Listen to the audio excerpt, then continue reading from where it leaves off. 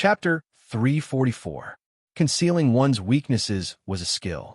While concealing one's weaknesses, one had to be able to conceal one's skills and not reveal one's true strength. This was what Zheng Tan had been pondering. When Zheng Tan had joined Xiaoguo's studio, he had heard a lot from the people in the working group. At that time, the people in the studio had said a lot of things in front of Zheng Tan. They even criticized him and pointed at him. They thought that Zheng Tan couldn't understand them, so they didn't care. Of course, they didn't dare to do that now. At that time, Zheng Tan had learned the difference between a field cat and the more attractive and expensive cat breeds. Sometimes, the more eye-catching cat breeds didn't even need to do anything in front of the camera to attract people's attention, while the more ordinary ones needed to do more.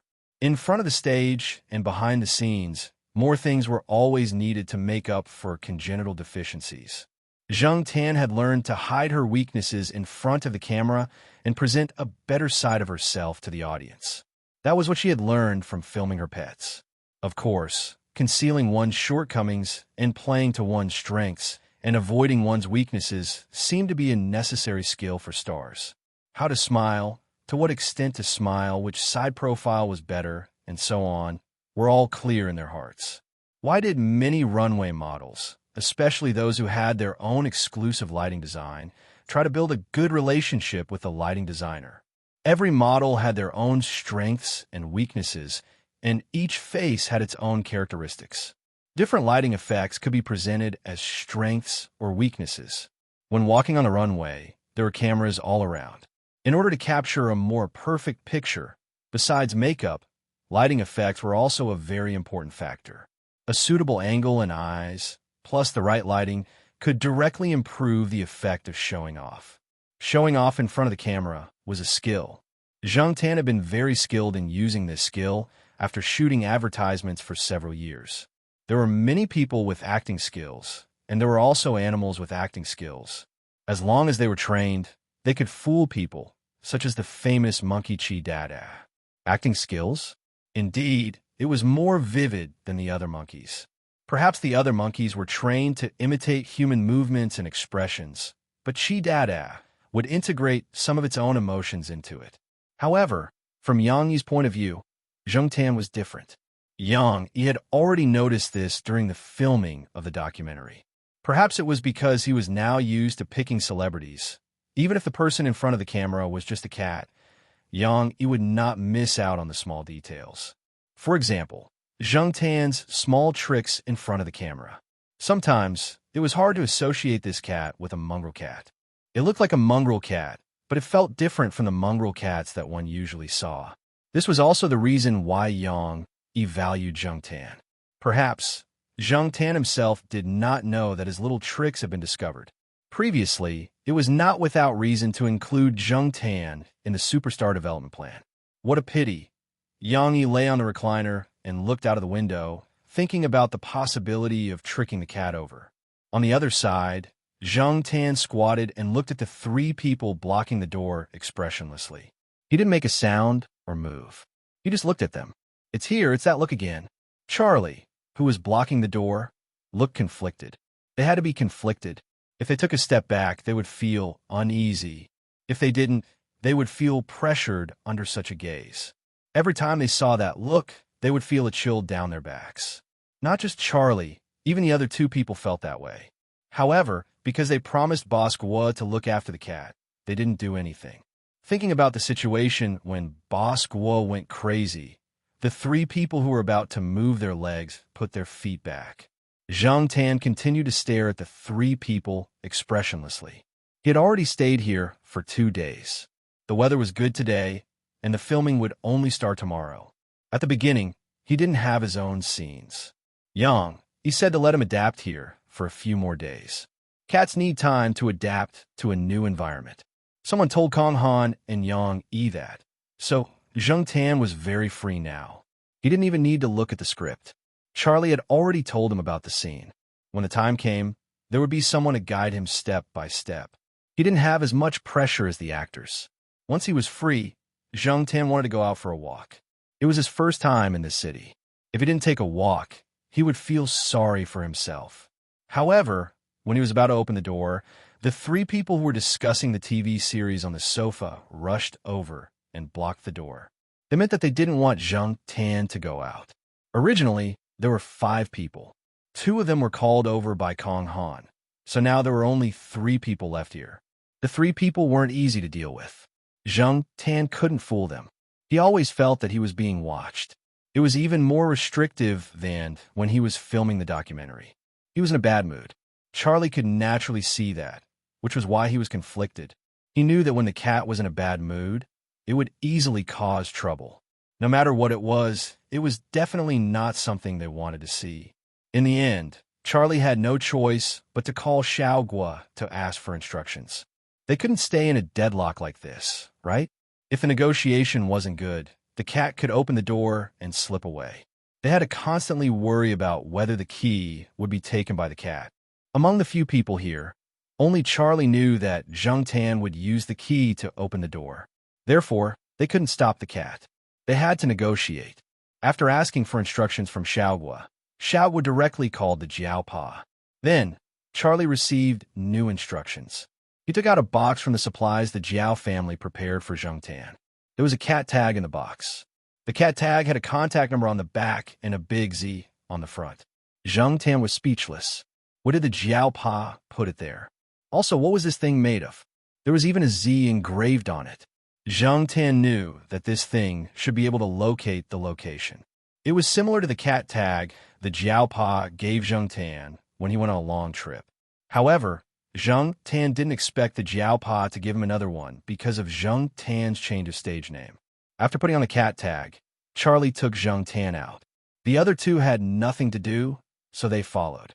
It was their first time in this coastal city, so they might as well take the opportunity to look around. This time, they didn't wear the uniform Z suit. They were more casual. This made Zhang Tan sigh in relief. The Z looked very silly. Who knew what other people would think of it? They took the elevator down and stopped when it reached the 18th floor. A man and a woman came in. They frowned when they saw the 3 people and the cat in the elevator. When the man saw Zhang Tan, his eyes were filled with disdain. He was about to say something when the woman next to him pulled him aside. Then, they started chatting happily with each other. They were talking about some interesting things. Charlie and the other 2 quietly moved their feet and blocked Zhang Tan behind them. There weren't many people taking the elevator at this time. The elevator wasn't too crowded, and it went down quickly. When they reached the 1st floor, Zhang Tan walked out of the elevator. The strange man next to him slowed down. When Zhang Tan walked out of the elevator, he raised his foot and stepped on Zhang Tan's back paw. Zhang Tan instinctively felt that something was wrong. He quickened his pace. The man's leather shoes brushed past Zhang Tan's tail and stepped on the ground. After a few quick steps, Zhang Tan looked back at the man. The man had already put on his sunglasses, but from his expression, he seemed to be regretful that he didn't step on him.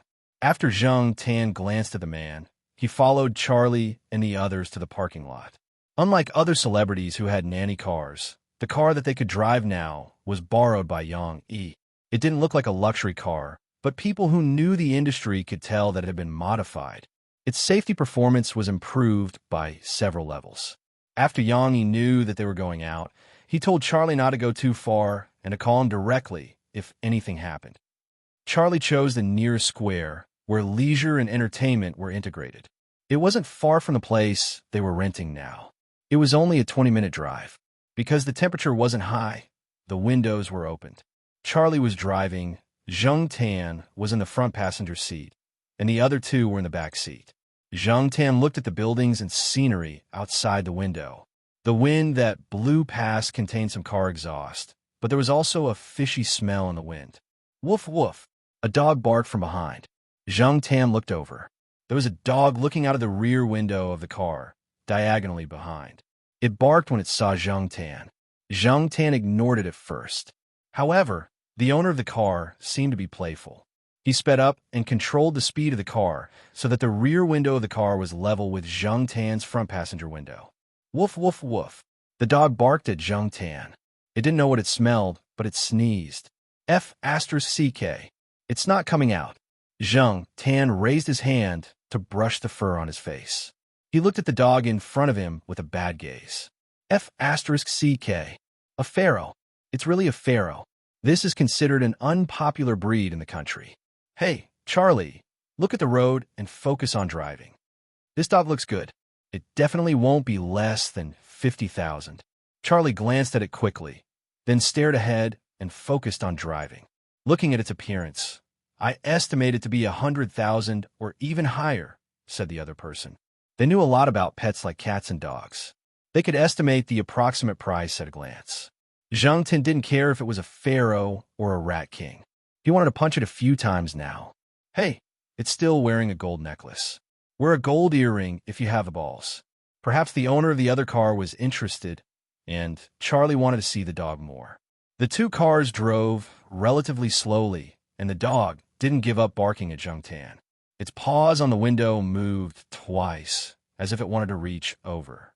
Zhang Tan stared at the dog with a gold necklace. His gaze became more and more dangerous. Not only did it snot my face, it also wanted to use its paws. Therefore, when the two cars were the closest to each other, Zhang Tan stretched out half of her body and slapped the dog's face. The dog probably didn't expect Zhang Tan to suddenly do that, and it was quite painful. It was stunned, but it was soon annoyed. It wanted to rush out of the window, but it was pulled back by the people in the other car. What a joke. He was driving, and he wanted to rush out? Was he looking for trouble? The two people in the back seat saw Zhang Tan's actions and were so scared that their hearts were in their throats. They quickly asked Zhang Tan to sit back down and not stick his head out. It was easy to get into trouble. Charlie also slowed down and distanced himself from the car. F***CK. I was scared to death just now. One of them patted his chest. He thought that Zhang Tan would jump out directly. There were so many cars behind them. Jumping out was definitely asking for trouble. The car in front seems to be rich too. Do you think they will hold a grudge? The other person in the back seat was a little worried. He saw someone in the car take a picture of their car with his phone. Chapter 345. Looking at the distance between the two cars, the car in front had no intention of slowing down. Charlie and the others felt that the other party should not be so stingy. Otherwise, even if he did not immediately cause trouble, he would at least say some harsh words, right? Okay, don't think too much. We will reach the square soon, Charlie said. The two in the back seat made an end sound, but they felt that the other party's intention of taking a photo with his phone before leaving was a bit like the words, "Don't leave after school if you have the guts after a conflict in elementary school." They shook their heads. They must be thinking too much. Zhang Tan did not think too much. Although he was sneered at just now, he slapped the other party, and they were even. They came out to get some fresh air, not to be bullied. Adjusting their mentality and playing freely was the right thing to do. After circling around the square to get a general impression of the place, Charlie found a place to park the car, and then the three people and the cat walked to the square together. This commercial square was a combination of leisure and entertainment. There were fun places and shopping centers, and there were many young people coming and going. Shopping was a bit difficult. After all, they had a cat with them. They could only find a place to sit first, and then take turns to buy things. They came here to buy some specialties to bring back. Because Zhang Tan was there, it was inconvenient to bring cats into many shops. Some food stores also had signs that restricted pet access. So, after looking around, Charlie chose a beverage store on the side.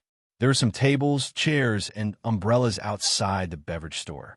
Some rest tables and chairs were also set up in the square.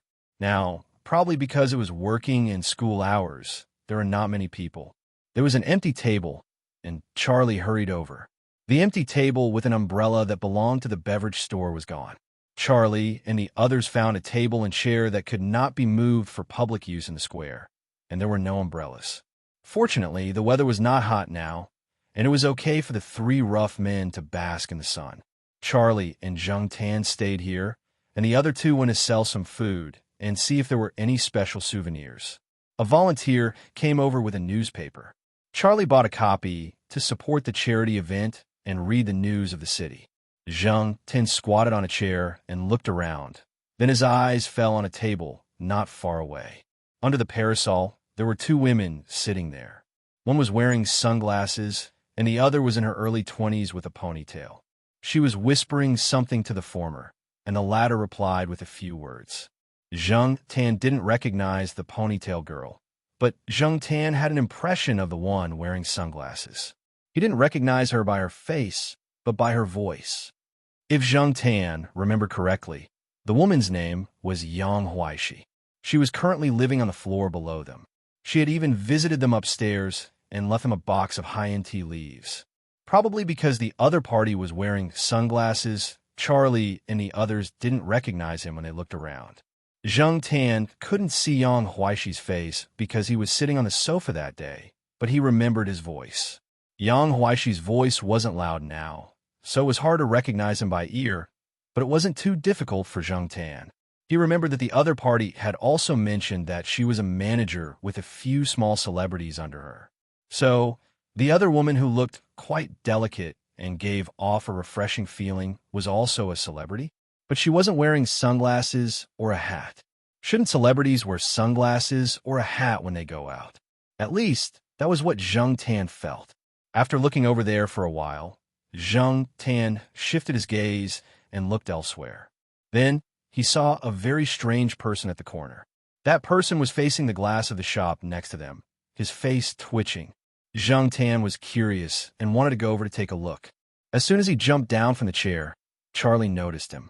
Even when he was reading the newspaper, he would occasionally divert some of his attention to stare at Zheng Tan. "Black, Z, don't go too far," Charlie said nervously, afraid that Zheng Tan would run away. Although the cat had gone for a walk in Chuhua City when they were filming outdoor pet commercials and videos, this was an unfamiliar city after all, and it was difficult to deal with any trouble. Zheng Tan glanced at Charlie, indicating that he understood, and continued to walk in that direction. The shop at the corner was connected to the shopping center. It used one-way transparent glass, so people standing outside looked at the glass as if they were looking at a mirror. The person standing in front of the glass looked like he was in his early 20s, and his clothes were not conspicuous. At this moment, the person stood in front of the glass, his facial expression changing. Sometimes he was angry, sometimes he was worried, and sometimes he was embarrassed. One moment, it was as if he had swallowed a mouthful of delicacies, and the next moment, it was as if he had smelled dog poop, and he wanted to vomit all over the ground. People who didn't know what was going on would probably suspect that this person was crazy, or that his face was twitching. But Zheng Tan felt that this person seemed to be practicing his acting skills, because sometimes this person would stop and think, and then slowly change his facial expression in front of the glass. Zheng Tan walked over and squatted there to watch this person change his face in front of the glass at a close distance. Probably because Zheng Tan's attention was too strong, the person's line of sight moved slightly to look at the cat's reflection in the mirror, and then turned sideways to look at Zheng Tan, who was 1 meter behind him, and then scratched his head awkwardly. It was always a little embarrassing to be looked at like this, even if the other party was a cat. "Boots, come here for a moment." Yang Huaishi waved over. At the same time, Zheng Tan also noticed that Yang Huaishi was sitting at the table where he was sitting, talking to Charlie. Another young woman also sat over. "Mr. Charlie, this is Xueding. We all call him Little Boots." "Boots, this is Mr. Charlie." Yang Huaishi introduced them to each other. There were only 4 chairs here, and now that 3 people came over, Zheng Tan didn't sit and just squatted at the side. He didn't need to argue with the 3 people over a seat. Charlie glanced at Zheng Tan, and seeing that Zheng Tan didn't seem to be impatient, he let out a sigh of relief, and then continued to talk to the 3 people cautiously. After listening to them, Zheng Tan found out that the girl with the framed glasses was called Tao Chi, and the young man who was practicing his facial expression in front of the glass was called Xueding, and they were both playing supporting roles in the film. Tao Chi graduated this year, and she was a professional. Not long ago, she was signed by Yixing Culture. As for Xueding, he didn't have any formal acting training, but he was an extra for a few years, and was later recruited by Yang Yi. They were the new batch of people who were signed. We didn't start filming today, and I saw that they were too nervous, so I brought them out to relax. Because they're newbies, they're not popular, so no one will disturb them if they sit outside. Yang Huaishi smiled as he spoke to Charlie, and his words were all about the 2 people, which made Charlie confused. What was the use of praising newbies in front of him? He wasn't even from Xing culture, so he had no right to speak. Yang Huaishi was Yang Yi's distant relative, a distant relative in modern society. Compared to ancient times, their relationship was even more distant. Yang Yi only let Yang Huaishi guide the newbies because of the recommendation of an elder in his hometown, and because he saw that Yang Huaishi had a few years of experience and was a good person. Other than that, Yang Yi wouldn't specially open the door for her, and Yang Huaishi had to do it herself. The reason why Yang Huaishi was so polite to Charlie, and even introduced the two newbies through Charlie, was because she happened to see the car Yang Yi gave to Charlie. It was a car specially modified by Yang Yi. According to the information from the elders in her family, Yang Yi wouldn't personally arrange things if he didn't value them. This was also the reason why she went upstairs to ask about it that day. She didn't expect Charlie to be very capable, as long as he mentioned Tao Chi and Xueding's good points when talking to Yang Yi. Her current career depended on these two people, and this movie was the most important. It would be even better if Big Boss Yang saw her in a different light. If Charlie knew what Yang Huaishi was thinking, he would definitely tell her that the guy who really had the right to speak was squatting on the ground and yawning in boredom. As they were talking, Tao Chi's phone rang. "Sorry, I have to take this." Tao Chi got up and walked a few steps away. Not long after, she came back and said to Yang Huaishi, "Sister Yang, Irene said that she and Ronald will be here later." A trace of displeasure flashed in Yang Huaishi's eyes, but she recovered immediately and briefly introduced the two to Charlie. Irene was signed by Xing culture at the same time as Tao Chi. Irene had participated in a TV series before, and her pay was 20,000 per episode. She heard that someone was looking for her now, and her pay was raised to 50,000 per episode. In Yang Huaishi's opinion, Tao Chi's biggest competitor was Irene. As for Ronald, he was a mixed blood of the Three Kingdoms, which actually referred to the Three Kingdoms of East Asia. Zheng Tan didn't understand. If you want to be mixed blood, you should have mixed further. What kind of mixed blood was this? Irene was also a supporting character in this movie, and her scenes were similar to Tao Chi's. As for Ronald, he wasn't from Xing culture. He had just acted in an idol drama and was quite popular among high school students. At the same time, he was also the second male lead in this movie, and his scenes were more than the other supporting characters. Yang Huaishi's hidden meaning was that Ronald had some family background, and he got this movie through connections. Zheng Tan could tell that Yang Huaishi didn't like the two of them, especially Ronald. Zheng Tan didn't like Ronald either. This was a kind of intuition. Soon, Zheng Tan's intuition came true. The person who was walking over, wearing sunglasses and acting like an idol, was Ronald. He was also the guy who almost stepped on Zheng Tan's foot today. When Ronald walked over, Zheng Tan noticed that several girls were glancing in his direction. They hadn't been there before. At the same time, Zheng Tan felt Ronald glancing in his direction and immediately became alert. "I'll go get 2 stools," Xueding stood up and said. After all, there are only 4 seats here, and there was no place for Ronald. Moreover, Ronald was more powerful than him, so Xueding didn't want to make things difficult for Yang Huaishi. "Don't stand on ceremony. Sit down, sit down. I can get it myself." Ronald patted Xueding's shoulder and walked around. When he passed by where Zheng Tan was squatting, Ronald raised his foot and stepped on Zheng Tan's cattail. It looked like an unintentional move. When he stepped on it, Zheng Tan quickly retracted his tail and coiled it around his feet, looking up at Ronald. Ronald tilted his head slightly in Zheng Tan's direction and raised an eyebrow. Then, he walked straight to another table, where there was an empty chair. Zheng Tan looked at Ronald's back and narrowed his eyes. It was the second time. Although things shouldn't happen more than 3 times, and before leaving Chu Hua City, Jiao Ma had told Zheng Tan not to cause trouble. Zheng Tan wasn't someone with a good temper. He didn't want to give others a third chance to step on him. The first step was on his foot, the second step was on his tail, and the third time might be on his entire body. By then, there would be several scenes with Ronald. Chapter 346. Although Zheng Tan really wanted to make this Three Kingdoms hybrid suffer some physical pain, he considered that if he was injured now, it would directly delay the progress of the entire film crew. Every day was money, and he would be looking for trouble. Zhang Tan temporarily gave up on this idea. He still wanted to finish filming early so that he could celebrate New Year's Day. Changing the actor? Since he was able to get this second male lead in this movie that was basically made up of Asian culture actors, and he had pulled some strings, it meant that there was an exchange of interests. If something went wrong with Yang Yi's IQ, he would definitely have some ideas. Zhang Tan still planned to get Yang Yi to give him a red packet, so he could only suppress the physical pain for now. Since he couldn't directly be ruthless now, he could at least make the other party feel uncomfortable. Just as Zhang Tan was thinking about how to make Ronald feel uncomfortable, the film crew officially started filming. Zhang Tan didn't have any scenes in the first few days, but he was still called to the filming site by Yang Yi. All the teams in the film crew were ready. The camera team, recording team, lighting team, art team, and so on were all in place. Unlike the more relaxed atmosphere when Zhang Tan was filming the documentary, there was a tense atmosphere on the set. He didn't know if it was because of the big boss, Yang Yi.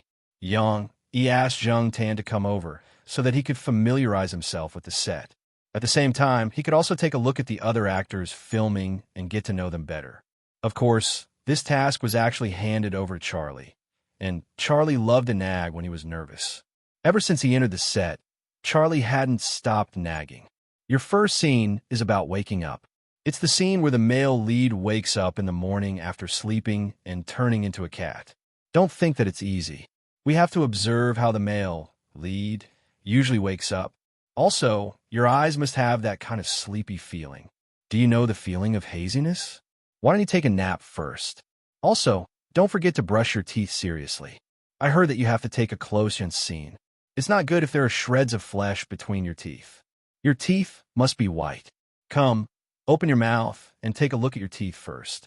Yang Yi was busy at the moment and had no time to attend to Zhang Tan's side. Kong Han's side was also busy. A few of the main and supporting characters who had scenes were all busy with their own things. Generally speaking, after studying the script and deciding on the actors, the filming of the movie would enter the pre-production stage.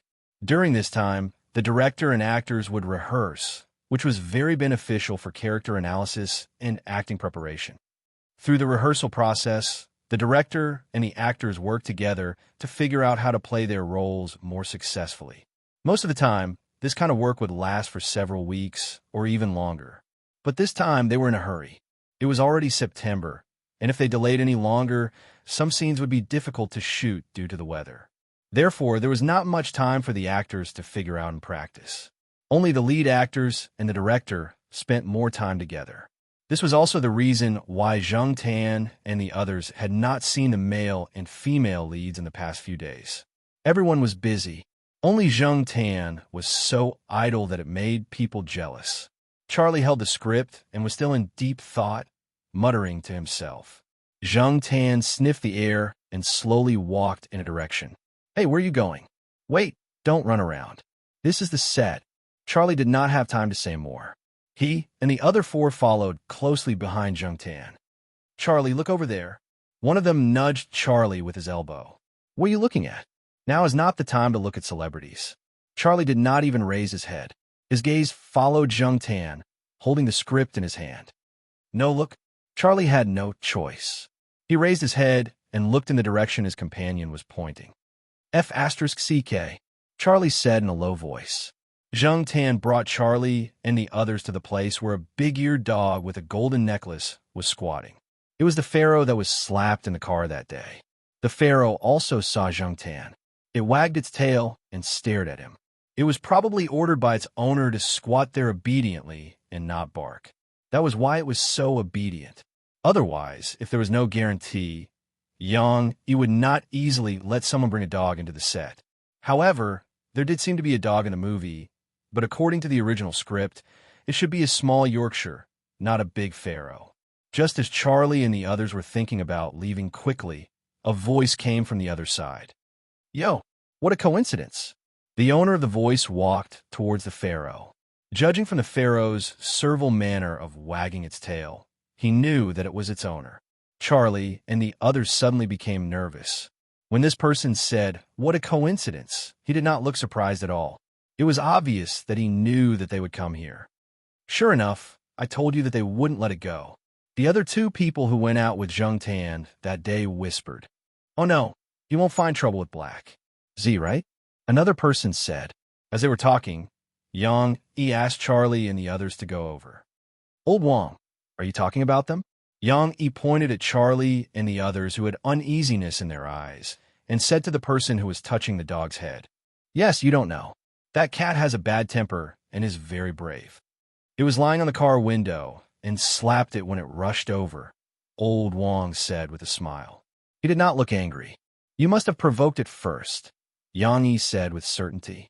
Old Wang just smiled and did not refute, but his eyes were staring in Zheng Tan's direction. Zheng Tan was not afraid. When he saw the dog, he had thought about it. Regardless of whether the other party came here intentionally or not, if they met now, if the other party insisted on pursuing the matter, he could still ask Yang Yi for help. If he backed off now, what would he do if he could not find anyone to help him when trouble came? He was not familiar with the place. The Pharaoh Hound's owner was surnamed Wang. Although Yang Yi called him Old Wang, he was actually 36 or 37 years old, not even 40 years old. He looked like a nouveau riche, but he knew both Yang Yi and Kong Han. From the way Yang Yi spoke to him, it could be seen that he had a good relationship with Yang Yi. After Charlie came over, Old Wang chatted with Charlie, which made Charlie and the others feel much better. So, the original Yorkshire's role has been changed to this Pharaoh Hound.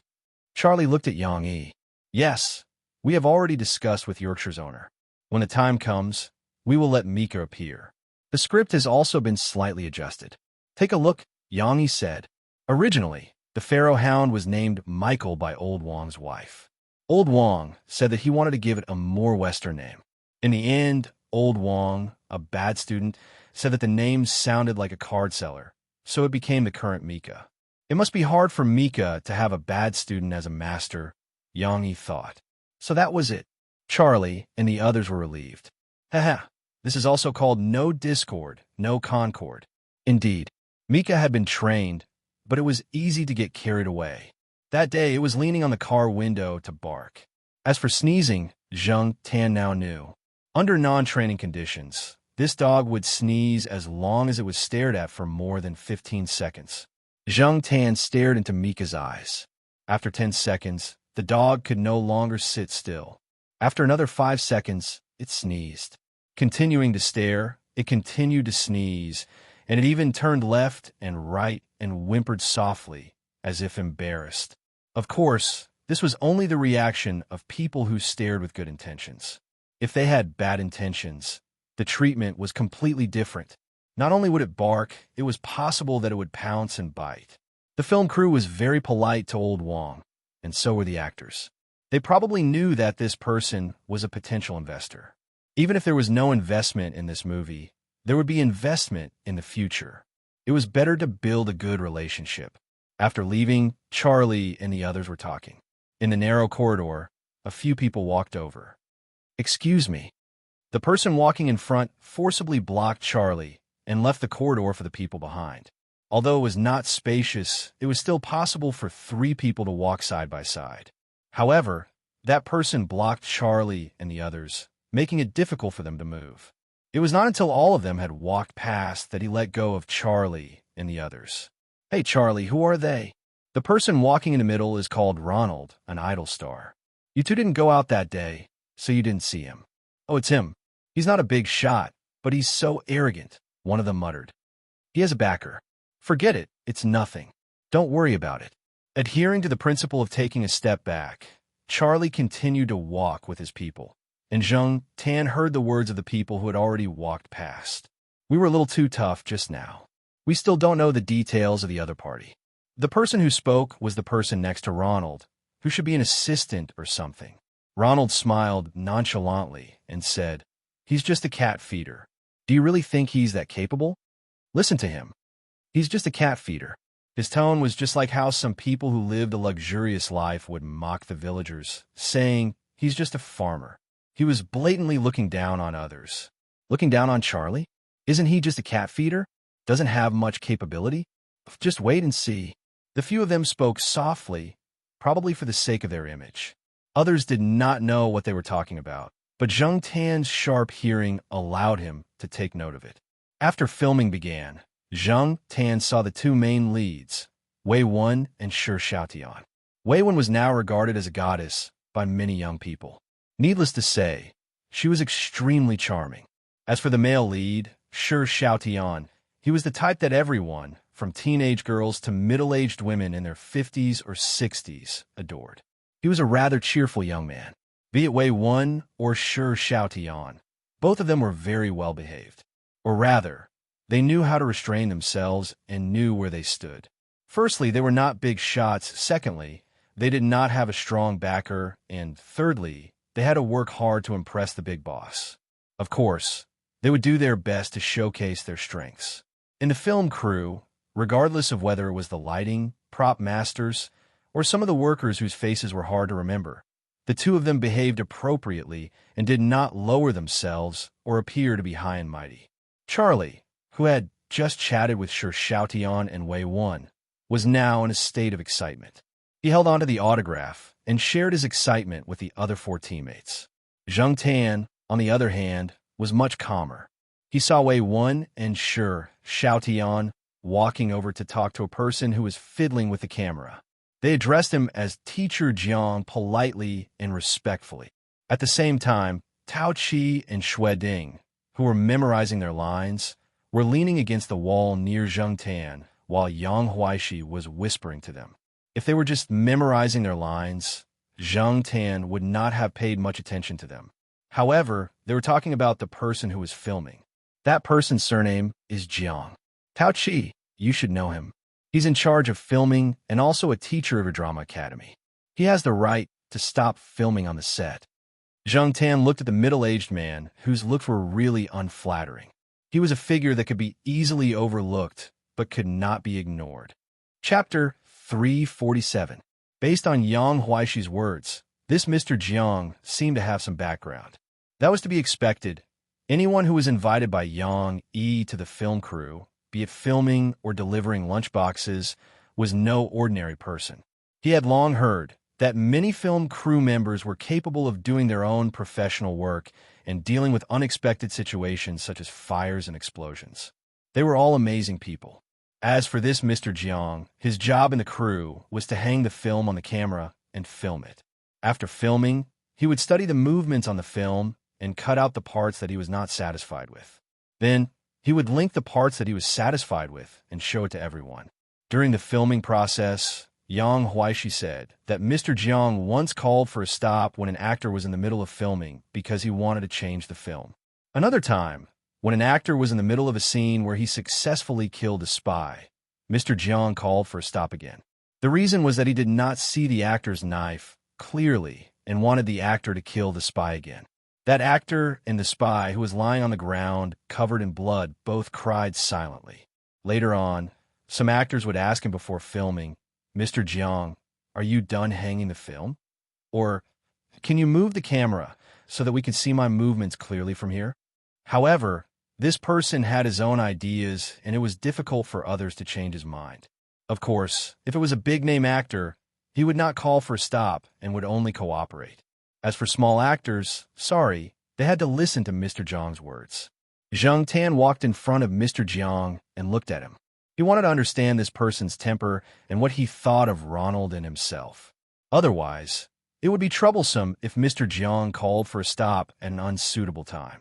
The person who was fiddling with the camera noticed Zheng Tan's gaze and turned to look. When he saw that it was the cat that Mr. Yang mentioned, he was puzzled. What was this cat trying to do? Could it be that it wanted to build a good relationship with him before filming like the other actors? Thinking of this, Teacher Jiang shook his head and laughed at his own thoughts. Then, he turned back and continued to fiddle with the camera. After a while, he found that the cat was still next to him, seemingly interested in watching him fiddle with the camera. "Can you understand?" Mr. Jiang turned around and looked at the cat. He looked at the Z cat tag on the black cat's neck. "Z, right? It's not your turn yet. Go to sleep." Pausing for a moment, Mr. Jiang took out a bag of unfinished biscuits from his pocket. He crouched down and handed it to the black cat, only to find that the cat gave it a critical look before turning away. Hey, is that disdain? Teacher Jiang said to the person next to her. That look in its eyes just now was one of disdain, right? I think so. Seeing Yang Yi walking over, Teacher Jiang told him what had happened earlier. Yang Yi looked at the black cat's retreating figure and smiled at Teacher Jiang. What do you think of that cat? Not bad. It's suitable for this show. Although Zheng Tan walked away, he kept his ears perked up, paying attention to the movements over there. After hearing the conversation between Mr. Jiang and Yang Yi, Zheng Tan was relieved. Mr. Jiang didn't hate cats, and his evaluation of him was good. Plus, because of Yang Yi, he probably wouldn't stop him from acting. As for Ronald, Mr. Jiang didn't mention him, so he didn't know what he thought. The movie was 1.5 hours long, with more than 100 scenes and thousands of shots. The number of scenes wasn't arranged according to order. Yang Yi and Kong Han had their own arrangements. Since the start of filming, Zheng Tan had watched the scenes of the two main leads, Ronald, Tao Chi, Xue Ding, and the others. Except for a few NGs at the beginning due to nervousness and unfamiliarity, everyone was fine in the next few days. Kong Han didn't show a sour face either. Although Zheng Tan didn't like Ronald, his acting was really good. He didn't know if it was because he was playing the role of an arrogant, rich second generation, but his acting wasn't bad. The scene they were filming now was the scene of the male lead, female lead, and Xue Ding. As the neighbor of the male lead, Xue Ding's side character appeared quite often. Zheng Tan squatted next to Yang Yi, listening to Yang Yi and Old Wang talking in a low voice. There was no one else here, so their whispering wouldn't be heard by others. That side character isn't bad. He wasn't overshadowed by the two main leads, nor did he steal the show. His acting is okay too, Old Wang said. He didn't use too many professional words to comment, and instead just gave a simple summary.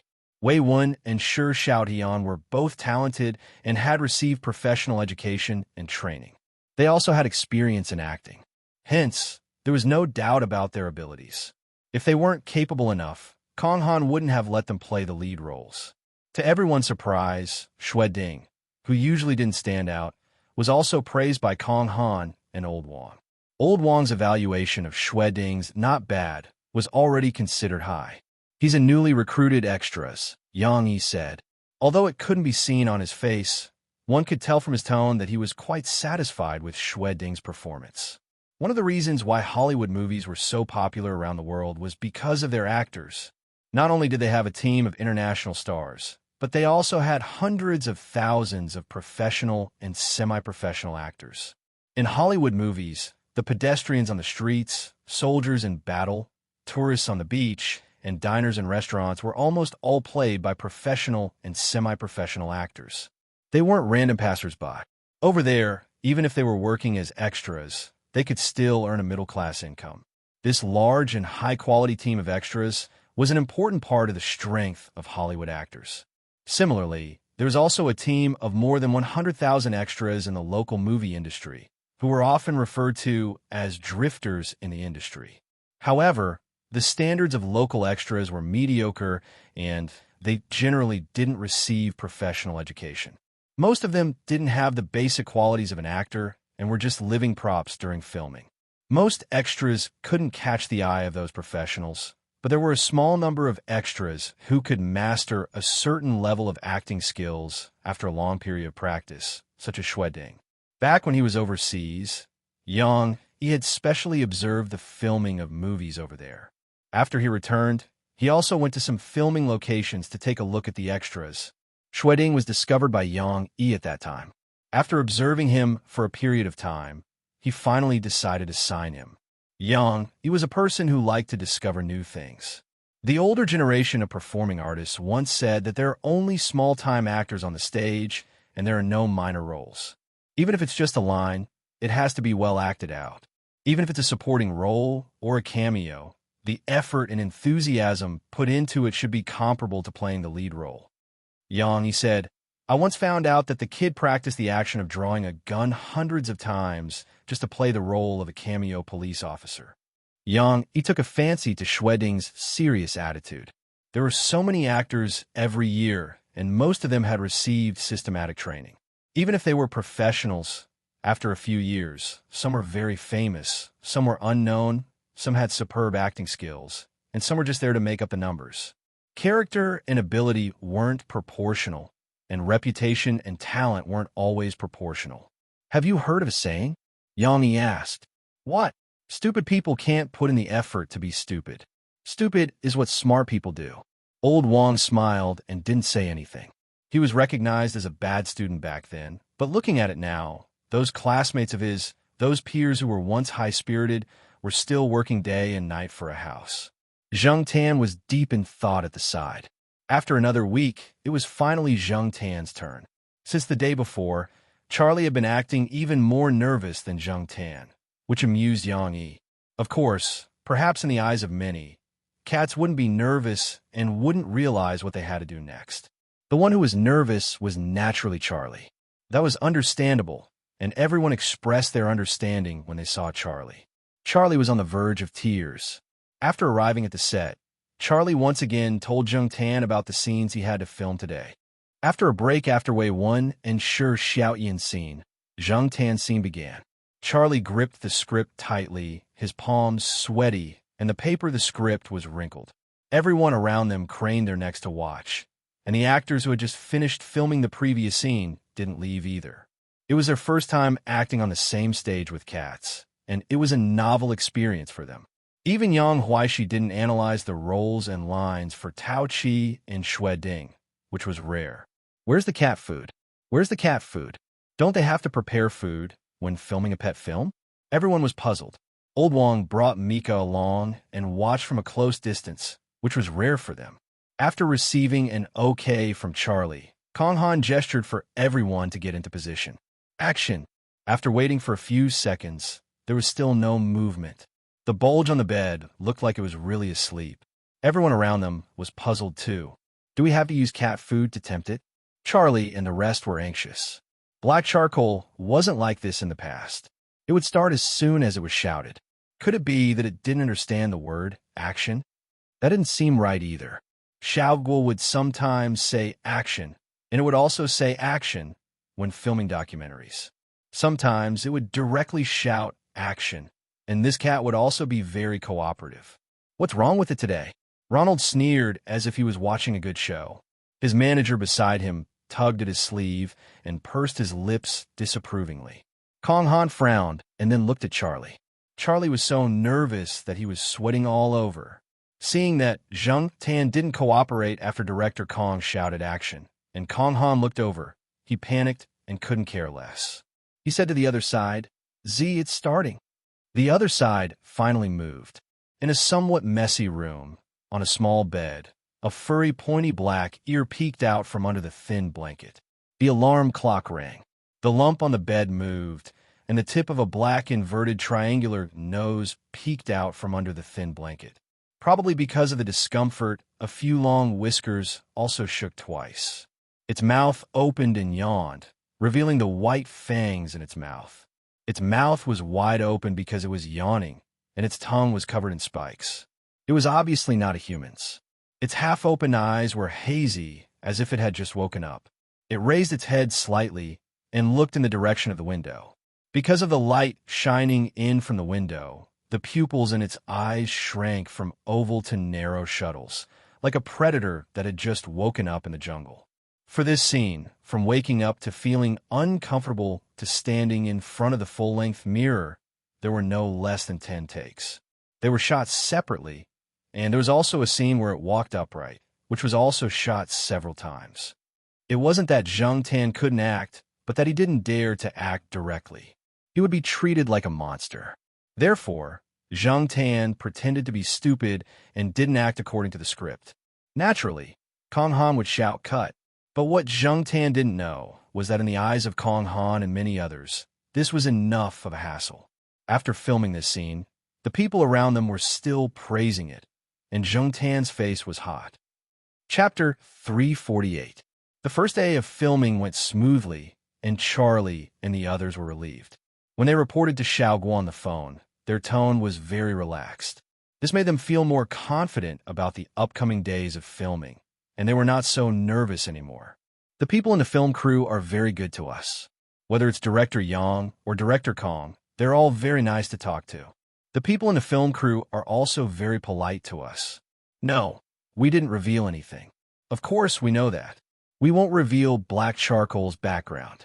Well, okay. Charlie was talking on the phone. Zheng Tan was lying on the sofa watching TV, and the others were playing poker. The TV was playing an idol drama, and it was the one that Ronald was in. Ronald's role in the drama was very similar to that in the movie. Zheng Tan looked at Ronald in the movie. If this person was really acting as himself, it would be easier to speculate this person's personality and preferences. Zheng Tan had once thought of causing trouble and refusing to cooperate with Ronald when she was acting in the same scene as him. However, after thinking about it, she realized that it would only lower her reputation in other people's hearts and would not have much effect on Ronald. The only reason there was a cut was because of Zheng Tan, not Ronald. The film crew would definitely sympathize with Ronald. Not only would it be counterproductive, but it would also interfere with the progress of filming. This method could not be used. While watching the melodramatic drama on TV, Zheng Tan recalled the script. Black Charcoal, watch less of this kind of drama. You'll become an idiot if you watch too much of it. The person who lost a pack of cigarettes over there came over and said to Zheng Tan. At the same time, he planned to take the remote control at Zheng Tan's feet and change the channel. This person naturally did not think that Zheng Tan could really understand these dramas. He only thought that Zheng Tan was watching the annoying Ronald, and he wanted to watch a war of resistance against the Japanese. Zheng Tan raised his paw and pressed down on the remote control when he reached out, not allowing him to take it. Meeting Zheng Tan's gaze, the person shook his head helplessly. Okay, continue watching. After that, the person returned to the game and continued to play. After the drama ended, Zheng Tan looked at the clock on the wall. It was almost 11 o'clock. It was better to wash up and go to bed. He still had to continue filming tomorrow. There were only 3 rooms here. Zheng Tan had 1 room to himself, and the other 2 were divided among the 5 of them. In the following days, Zheng Tan was still very idle. In the beginning, he wasn't used to it. After all, there were so many people around him. There were celebrities, and perhaps even future best actors and actresses. It was impossible to say that he was completely calm. However, Zheng Tan quickly got used to it. He even had the time to think about when he should behave more clumsily. On this day, there was Zheng Tan's scene again. The male lead went to the supermarket to buy an electric toothbrush. He thought that brushing his teeth after he turned into a cat would save him a lot of trouble. However, as soon as he paid for the toothbrush, he realized that black fur had started to appear on the back of his hand. He knew that he was about to turn into a cat, so he quickly drove home. There was a period of time for him to change from human to a cat. He had to return home during this period of time. There was also a process of racing. Of course, during the filming, it wasn't really racing. He ran upstairs like a gust of wind. After he ran home, he slammed the door shut. The scene changed. In the room, the shopping bag rolled all over the floor. The person who had just entered the door was gone. There were only clothes and pants on the floor. A black cat crawled out of the sweatshirt. The filming went very smoothly. When Zheng Tan crawled out, he even performed exceptionally. He looked like he was panting, and then he lay down as if he had lost all his strength. This scene is over. Kong Han was very satisfied with the results and progress of this morning's filming. He thought that would be great if it continued like this. Unfortunately, Kong Han's good mood didn't last long. During the afternoon's filming, Kong Han flipped out. NG again, NG again, NG again, NG again, NG again. Kong Han slammed the rolled-up book in his hand onto the floor. His face was gloomy. Unlike his usual friendly attitude, Kong Han changed when he was filming. Sometimes he was irritable, and sometimes he looked like he was unapproachable. Zheng Tan looked at Ronald, who also looked unhappy, and the lead actress, Wei Wen. Although Wei Wen's expression was not obvious, it was obvious that she was also very dissatisfied. As for the reason for the NG, it was naturally because of Ronald. Before the filming started, Kong Han had told the lead actors and supporting actors about the scene. Although he didn't explain it in detail or in depth, this movie didn't have much depth to it. It sold novelty and comedy. But even if it didn't have much depth, it still depended on acting skills. When he talked about the scene, the other actors were very cooperative.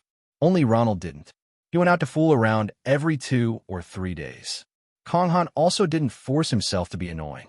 Originally, Kong Han thought that the role of the second male lead in the movie wouldn't be too difficult for Ronald. He was basically acting as himself, but there were always problems. Now, everyone was playing along with him, but he only had a straight face. He didn't even humbly ask about what he did well. There was a saying in the industry, when standing in front of the camera, you are the actor's only support. Therefore, even if all kinds of advanced modern equipment were fighting to go on stage, and directors could stare at the monitor from other places and give instructions, Kong Han was like most directors every time. He stood next to or near the camera so that it was more convenient for the actors to communicate with the director directly. He didn't want them to feel uneasy after filming a scene and think about how it was shot and what the director thought. But now, young Master Ronald didn't give him face. Although Kong Han was angry, he couldn't let Ronald be like this. "Ronald, come here," Kong Han said in a very bad tone. Ronald still looked unhappy. He only gave face to Yang Yi here. He didn't even give face to Kong Han. The assistant whispered a few words of persuasion before Ronald reluctantly walked over. Kong Han was so angry that he almost suffered internal injuries. At the same time, Kong Han decided in his heart that in the future, Ronald would be eliminated from all the movies he directed. This time, he let him join as the second male lead because of Ronald's father. Did this person really think that he was a super movie king that everyone wanted? In the future, this person should just act in idol dramas. This scene was about the female lead and the second male lead in the movie. The two of them had different opinions about the male lead's recent, inexplicable disappearance. They also had a dispute. However, it was this scene that couldn't be passed. The reason was Ronald. "You should be acting like, 'I'm so good.' Why didn't you choose me, not 'I'm so good'? You're nothing. Also, you're acting, not imitating." Even vulgarities came out. It was obvious that Kong Han was quite dissatisfied now. The others didn't understand Kong Han's words, but Ronald himself knew. He was indeed imitating it. There was a very popular movie before. There was a rich young master in the movie, and the actor was an A-list movie star. He was very capable. The scene was where the rich young master was very angry with a disloyal woman. Kong Han had seen it before, and Ronald's facial expression was very similar to that scene. Or rather, it was almost a copy of that actor's expression. Ronald did a good job in imitating, but this wasn't the result that Kong Han wanted. He wasn't even used to this scene. Kong Han and Ronald talked alone for about 20 minutes. Then, Ronald probably got into the mood and continued to shoot. However, they changed the original plan. They would shoot a series of scenes from the quarrel to the second male lead, sitting in front of the table pouring wine, and then angrily leaving. Different directors' works had their own artistic characteristics. For example, some directors had their own unique way of using long shots. Moreover, each scene was a single shot. In other words, the scene that took place in one place had to be shot in one go, without stopping. Of course, there might be rough and not enough details in this way, which was more difficult to shoot. Kong Han didn't belong to this category. Like many other directors, each scene in his works was composed of several shots. Influenced by some European and American movies, the shooting method of dividing the shots into smaller and smaller pieces was very popular. However, Kong Han wasn't a stubborn person. Since there were some small problems with Ronald, he just needed to find a suitable way to solve it. As for facial expressions, since Ronald couldn't act well, then forget it. He just needed to find another way. It wasn't that Kong Han didn't want to strive for perfection, but this was how actors were. When they really got into character, they would perform exceptionally well. Action! The female lead put the black cat in her arms on the chair as she spoke to the second male lead. Zhang Tan jumped from the chair to the table. There were a few bottles of wine on the table. They were all high-end wine. At least, the bottles looked like high-end wine bottles. Today, after getting close to Wei One, Zhang Tan realized that her figure was really good. Those breasts, those long legs, the others didn't even know what the black cat was thinking. They even thought that the cat was really obedient and cooperative. as expected of a cat that the director and boss found to shoot a movie. It was much less worrisome than Ronald. This time, Ronald did improve, but they couldn't look at it carefully. If they shot a close-up, it wouldn't work. However, it was up to Kong Han to decide how to deal with it. Zhang Tian saw the two men arguing 2 steps away. She was so engrossed in her acting that the tip of her tail wagged twice. Curiously, she walked to the 2 unfinished cups of wine and dipped her claws into one of the half-filled cups to rinse it. This glass was slightly to the right. It was the glass that Ronald had just taken. The 2 people were so engrossed in their acting that they didn't notice Zhang Tian at all. Zhang Tian quickly retracted his hand and took a few steps away from the glass, as if this toy was boring. Kong Han, who had a gloomy face, couldn't help but smile. However, Ronald wasn't going to drink the wine in the glass, but the half-filled bottle next to it. Of course, he wasn't going to drink it all. He was just putting on an act. Since that was the case, he didn't call for a cut. It was a pleasant surprise to be able to film this scene. When the time came, it would add a joke to the movie. Perhaps the audience would think that this was the original arrangement. After the protagonist turned into a cat, she didn't like the second male lead, so she reached out her paw to stir the wine in the glass. She thought that she could trick the other party, but she didn't expect that the other party didn't take the wine glass. Instead, he took the half-filled bottle next to it. Besides, it wasn't easy for Ronald to make such progress. It would be a pity to stop. No one wanted to accompany him in NGs. The others around them had the same thought as Kong Han. Only Ronald's assistant was a little worried. He looked in Kong Han's direction and opened his mouth. However, Ronald had finally found his groove. If he stopped this time, it would be hard to say what would happen next time. Obviously, Kong Han didn't have the patience to continue talking to Ronald. Even Yang Yi showed obvious impatience. He didn't dare to be unlucky. So forget it. Hopefully, Ronald can follow the script. Teacher Jiang looked at Kong Han. Seeing that Kong Han didn't call for a cut, she didn't say anything. On the other side, after the second male lead and the female lead quarreled, the second male lead walked to the table angrily and sat down. Then he took the half-filled glass of wine on the table and poured it directly into his mouth without leaving a single drop. He didn't even touch the half-filled bottle of wine that he had arranged beforehand. The people around them were speechless. Chapter 349. Next to them, Tao Chi, Xue Ding, and the others were holding back their laughter until their faces turned red. Yang Huaishi even covered his mouth, afraid that he would really laugh out loud. Even Kong Han, who had been gloomy for a long time, was so angry that he covered his face with a rolled-up book. Wasn't this Ronald looking for trouble? He didn't play by the rules, so who could he blame now that things had turned out this way? Ronald didn't pay attention to the glass just now. Although he felt that the taste of the wine was a little strange, he didn't care. He just wanted to act out the scene as soon as possible. After this scene was over and Kong Han decided to pass, Ronald noticed that everyone was looking at him strangely. He thought that everyone was looking down on his performance just now and laughing at his NGs this afternoon. He snorted, took the sunglasses, and left. He didn't have any more scenes in the afternoon, so he planned to leave. He felt particularly unhappy here, so he went out to vent his anger. Kong Han didn't care about him and let the film crew take a 10-minute break before continuing. Although this scene was over, everyone was holding back their laughter, especially those who didn't like Ronald. They were very happy. In fact, everyone thought that Zhang Tian's behavior just now was just the result of a cat's whim. After all, cats were always a little naughty. People who raised cats knew and understood. They didn't think that Zhang Tian did it deliberately. It was just a cat. How could it be so complicated? However, it was this cat that had tricked Ronald in front of everyone. Everyone felt that Ronald had asked for it. This was what Zhang Tian learned from Zhuo Kitten. Zhuo Kitten's method of teasing teachers and students made Zhang Tian know that once you understood a person's habits, tricking them was a matter of minutes. Long before this scene, Zhang Tian heard Ronald complain to his assistant about why he had to drink from a bottle. It was too indecent, like a homeless person on the street. Zhang Tian saw that in the idol drama that Ronald acted in, there was no one who held a bottle of wine.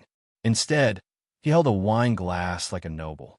Moreover, Ronald was a bit of a person who did things his own way. No matter what others said, he only did things according to his own preferences. To put it nicely, It was a love of inappropriate self-expression. To put it bluntly, it was called messing around. Zhang Tan was just giving it a try today. It didn't matter if he couldn't trick Ronald. He wouldn't stop the show midway. He didn't expect Ronald to really drink it. In fact, the wine in the glass wasn't real wine. It was just some concocted drinks that looked very similar to those high-end wines.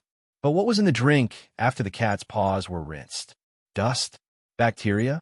Oh, there were probably a few strands of hair from the cat's front paws, which were used to sweep the floor and step on the toilet every day. He drank all of it just like that. He drank so boldly. In many people's eyes, Ronald had drunk the cat's foot-washing water.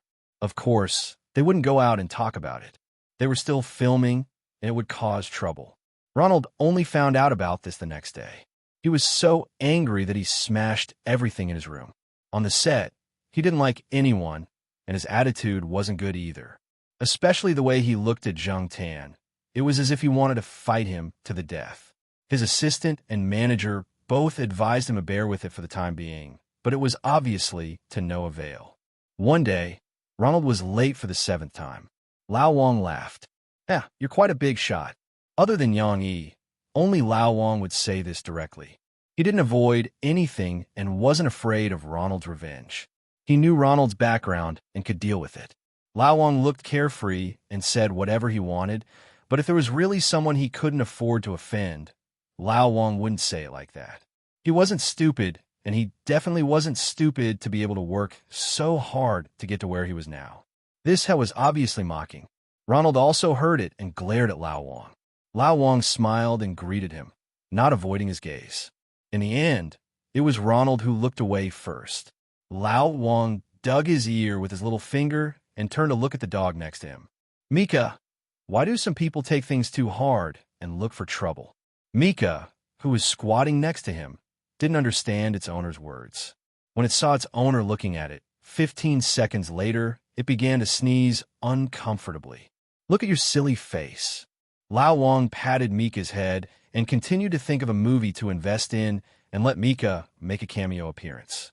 He heard from Yang Yi that in the previous documentary, the Shaoguang Group's chairman's cat made a cameo appearance. Lao Wang liked to follow the trend. After he became rich and had a status, he liked to follow the trend even more. It was the same for raising a dog, but it was different from raising a Tibetan Mastiff. He felt that the Pharaoh's breed sounded very appetizing. It sounded like it belonged to Lao Wang's family, so he raised it. Of course, those who could make him follow the trend were those who had a much higher social status than him. As for Ronald and Ronald's father, the father was good, but the son was a burden. "Fortunately, my son taught him well," Lao Wang thought proudly. In fact, if it was in the past, Ronald wouldn't have directly thrown his temper at Teacher Jiang and the others. He wouldn't have casually offended those who had some seniority in the circle. However, Ronald's mood had taken a turn for the worse these few days, not only because of Zhang Tan's actions that day, but also because of Kong Han's high expectations. When the pressure was great, his temper would become irritable. He would only restrain himself when Yang Yi reprimanded him. Kong Han almost asked him to leave directly. He would rather reshoot. If Ronald's father didn't call him personally, Ronald might not even be on the set. After being reprimanded by his father, Ronald was well-behaved for a few days. However, he was only well-behaved for a few days. Very soon, he started to cause trouble again. He would get injured every 2 to 3 days. Although it was a small injury, it was enough to make people worried. What was even funnier was that these injuries were all self-inflicted. For example, he insisted on taking a detour from the originally planned route. In the end, he almost scratched his leg. Although the frame built for the cat looked similar to the ladders that people commonly used, it wasn't specially made for people to use. During the shoot, Ronald didn't follow the original script to climb the stairs. Instead, he ran to climb the ladder. If Kong Han hadn't shouted cut, he would have really stepped on the cat and used the ladder to climb up. It would be lucky if he didn't fall and get injured. Zhang Tan didn't take the initiative to provoke him. He just made preparations. Every time, it was Ronald who came to him himself. After that, Zhang Tan would put on a very innocent face. Besides, it wasn't his fault. It was Ronald who took the initiative. He just helped a little. Every time it was Ronald's turn to act, Kong Han frowned. He knew that this young Master Luo was starting to play himself again. If it were any other actor, Kong Han would have already shouted cut. However, it was Ronald. He just wanted this young Master Luo to quickly finish the shoot and get out. Let him play himself. As long as the effect of the shoot wasn't bad, it was fine. Fortunately, he didn't let him be the main lead. He also didn't let him take on the other challenging roles. The other actors and staff also had the same opinion in their hearts. Why do you keep staring at that cat? The plank over there isn't strong enough. We told you to go from the other side. Did you go? The place where the cat is squatting is weaker. It's more dangerous for people to be there. Didn't they tell you? Didn't they tell you all these? Kong Han was speechless. This dissatisfaction was directed at Ronald, not Zhang Tan. He had always adhered to the principle of putting people first. Before shooting, he had to ask the relevant staff to be very careful. However, this person didn't follow the rules. If Kong Han's status in the circle was higher, he would definitely let Ronald leave directly. However, Kong Han was still young and hadn't worked hard to reach that height. Some things had to be endured. However, he complained a lot to Yang Yi in private. Yang Yi also promised that he wouldn't let Ronald act in other shows in the future unless this person made substantial improvements that everyone was willing to accept. Until then, it was better to not see it. Amid such fear, the shooting came to an end. Ronald's last scene was a bit of a struggle. He didn't chase after the gangster, but ran behind the cat's butt. In the end, he didn't know why he slipped and fell. His face was also injured. There was a circle of blood at the bottom right of his right eyelid. Kong Han asked Ronald's agent to quickly take Ronald to the hospital for treatment. As for the scenes, they could just reshoot it when the time came. What did people say about Ronald when they talked about him? He couldn't even compare to a cat. Fortunately, Ronald wasn't in the scenes involving the explosion. Otherwise, who knew what kind of trouble he would cause? When they finally finished shooting, everyone breathed a sigh of relief. Everyone thought that they finally didn't have to worry about young Master Luo anymore. He was really hard to please. Even Charlie felt that compared to young Master Luo, Zhang Tan was simply too easy to worry about. This time, Zhang Tan didn't use a stunt double until the movie was finished shooting. Yes, in order to prevent some unexpected situations or uncooperative situations, Kong Han also found someone to borrow a black cat that looked quite similar to Zhang Tan. It was to be Zhang Tan's stunt double in this film. However, during this period of time, the cat had never been used. However, it didn't become anxious because of this. It was served with good food and drinks every day. It was quite quiet. After eating, it slept and became fatter. Compared to Zhang Tan, it was really too obedient. It was so obedient that it didn't have much vitality. However, for many people living in the city, it was easy to take care of such a cat. If it was really like Zhang Tan, they would probably be in a constant state of fear and worry all day long. If they didn't pay attention, they would realize that it was missing. It was already the end of December. Although the temperature here was slightly higher than in Chuhua City, it was obvious that winter was coming. At the banquet, everyone was smiling. Kong Han was smiling, and so was Yang Yi. No one dared to make Yang Yi drink, and hence targeted Kong Han. Yang Huaishi and the rest also took the initiative to strike up a conversation with Charlie. During this period of time, they had all seen Yang Yi and Kong Han interacting with Charlie a lot. Although it was because of the cat, Charlie also spoke up for Tao Chi, Xueding, and the rest. Not only did Tao Chi and Xueding come over to toast with Charlie, Wei Wen and Shi Xiaotian also came over. During this period of time, Charlie was no longer as agitated as before.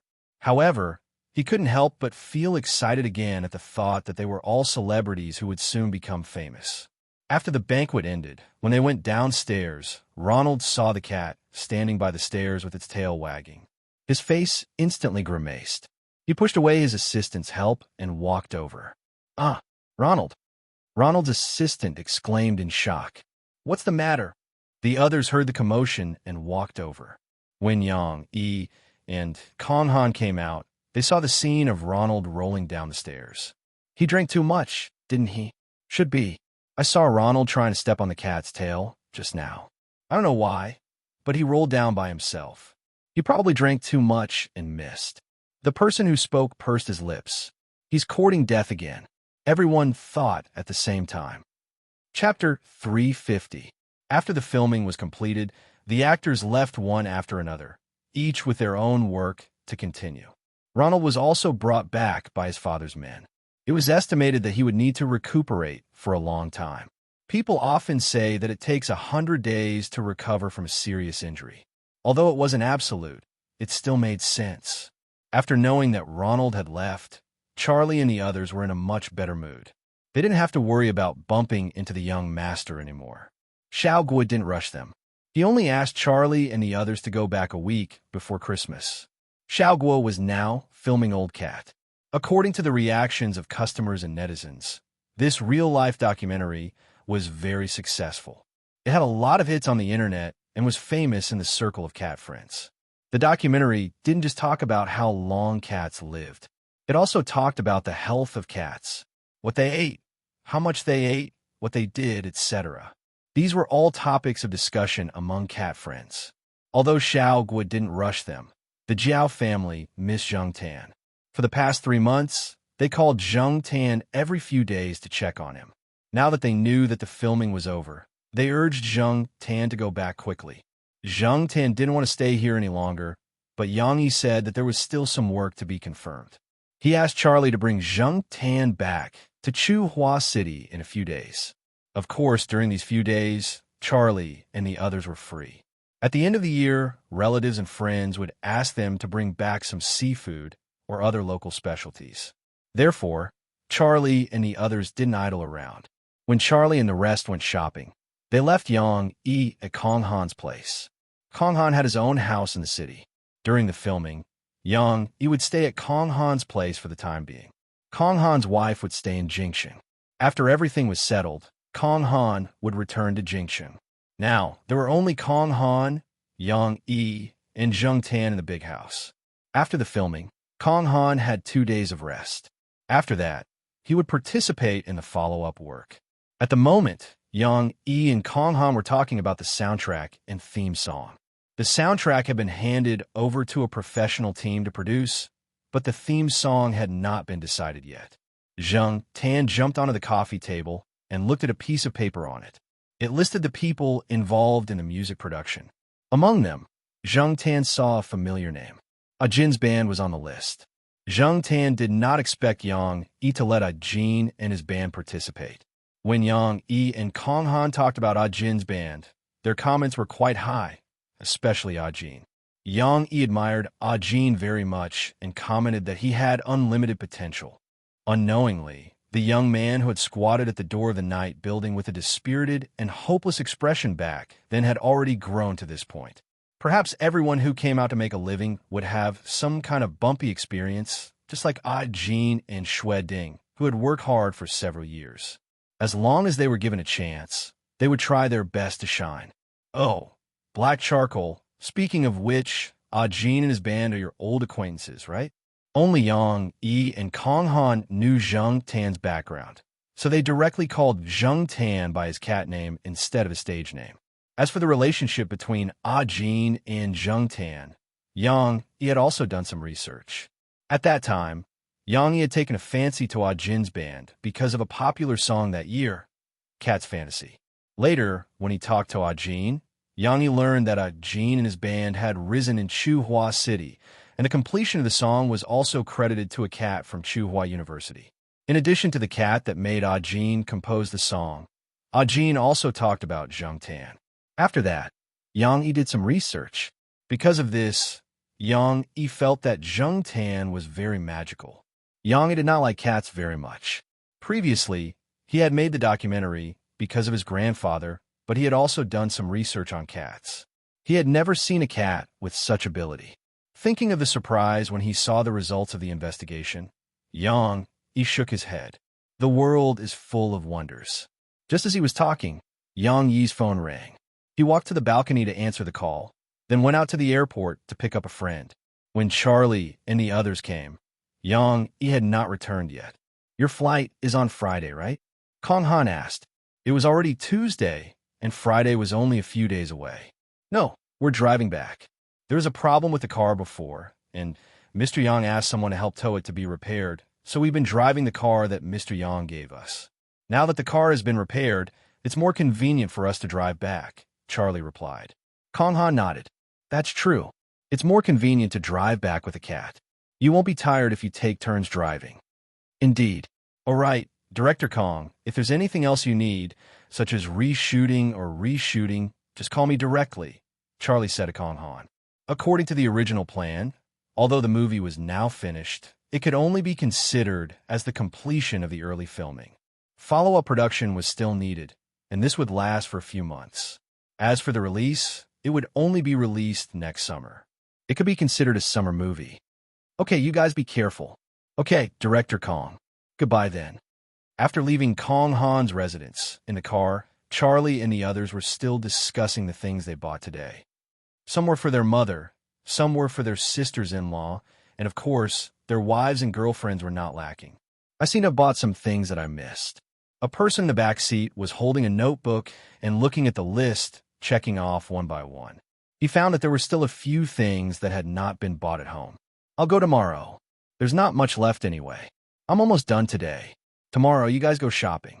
I'll go out for a walk and take a few more photos. Tomorrow, bring black charcoal out with us. We won't have to send it to Director Kong again, Charlie said. They were all worried about leaving Zheng Tan alone in the house. The other cats were fine, but Zheng Tan was a special case. Otherwise, Charlie would not have bothered Kong Han. The others had no objections. Thus, the next day, Zheng Tan followed the few of them around the city. Finally, they came to the beach. Charlie and the others wanted to take a few more photos here. Although there were not many beauties in gauze skirts and bikinis in this season, and there were not many people nearby, Charlie and the others' enthusiasm did not diminish. Looking at the sea also depended on the season. Some people compared the sea in May to a gentle young girl. It was a good time to bring your lover or wife. Choose a sunset when the sun was not so hot, and go to the beach for romance. However, it was winter now, and there were 5 men and 1 male cat. There was no romantic factor. They came here purely to take photos as a souvenir. After all, Chuhua City was inland. They could see lakes and rivers, but they couldn't see the sea. Many people felt that the sea in this season was a bit fierce and did not like to look at the sea at this time. But there were also people who liked the shocking view of the sea with the cold wind and turbulent waves. Feeling the sea breeze, Charlie brushed his hair that was messed up by the wind. I heard that it will be colder here after a while. I can still bear it now. Zheng Tan had short hair, but he also felt the feeling of his hair being blown back by the wind. His whiskers were also moving. The few of them posed for photos, and Zheng Tan also joined in. However, after taking so many photos, there was not a single group photo. Let's find someone to help take a picture. The person with the camera looked around, and his gaze fell on a figure walking towards them.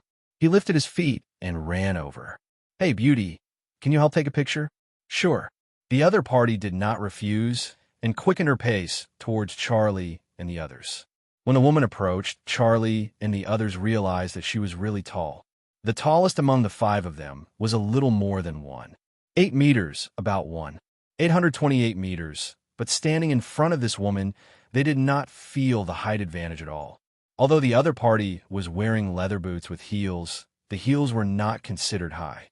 From this point of view, this woman was definitely more than 75 meters. When they were with the film crew, Charlie and the others had seen a few female celebrities with beautiful faces and good figures.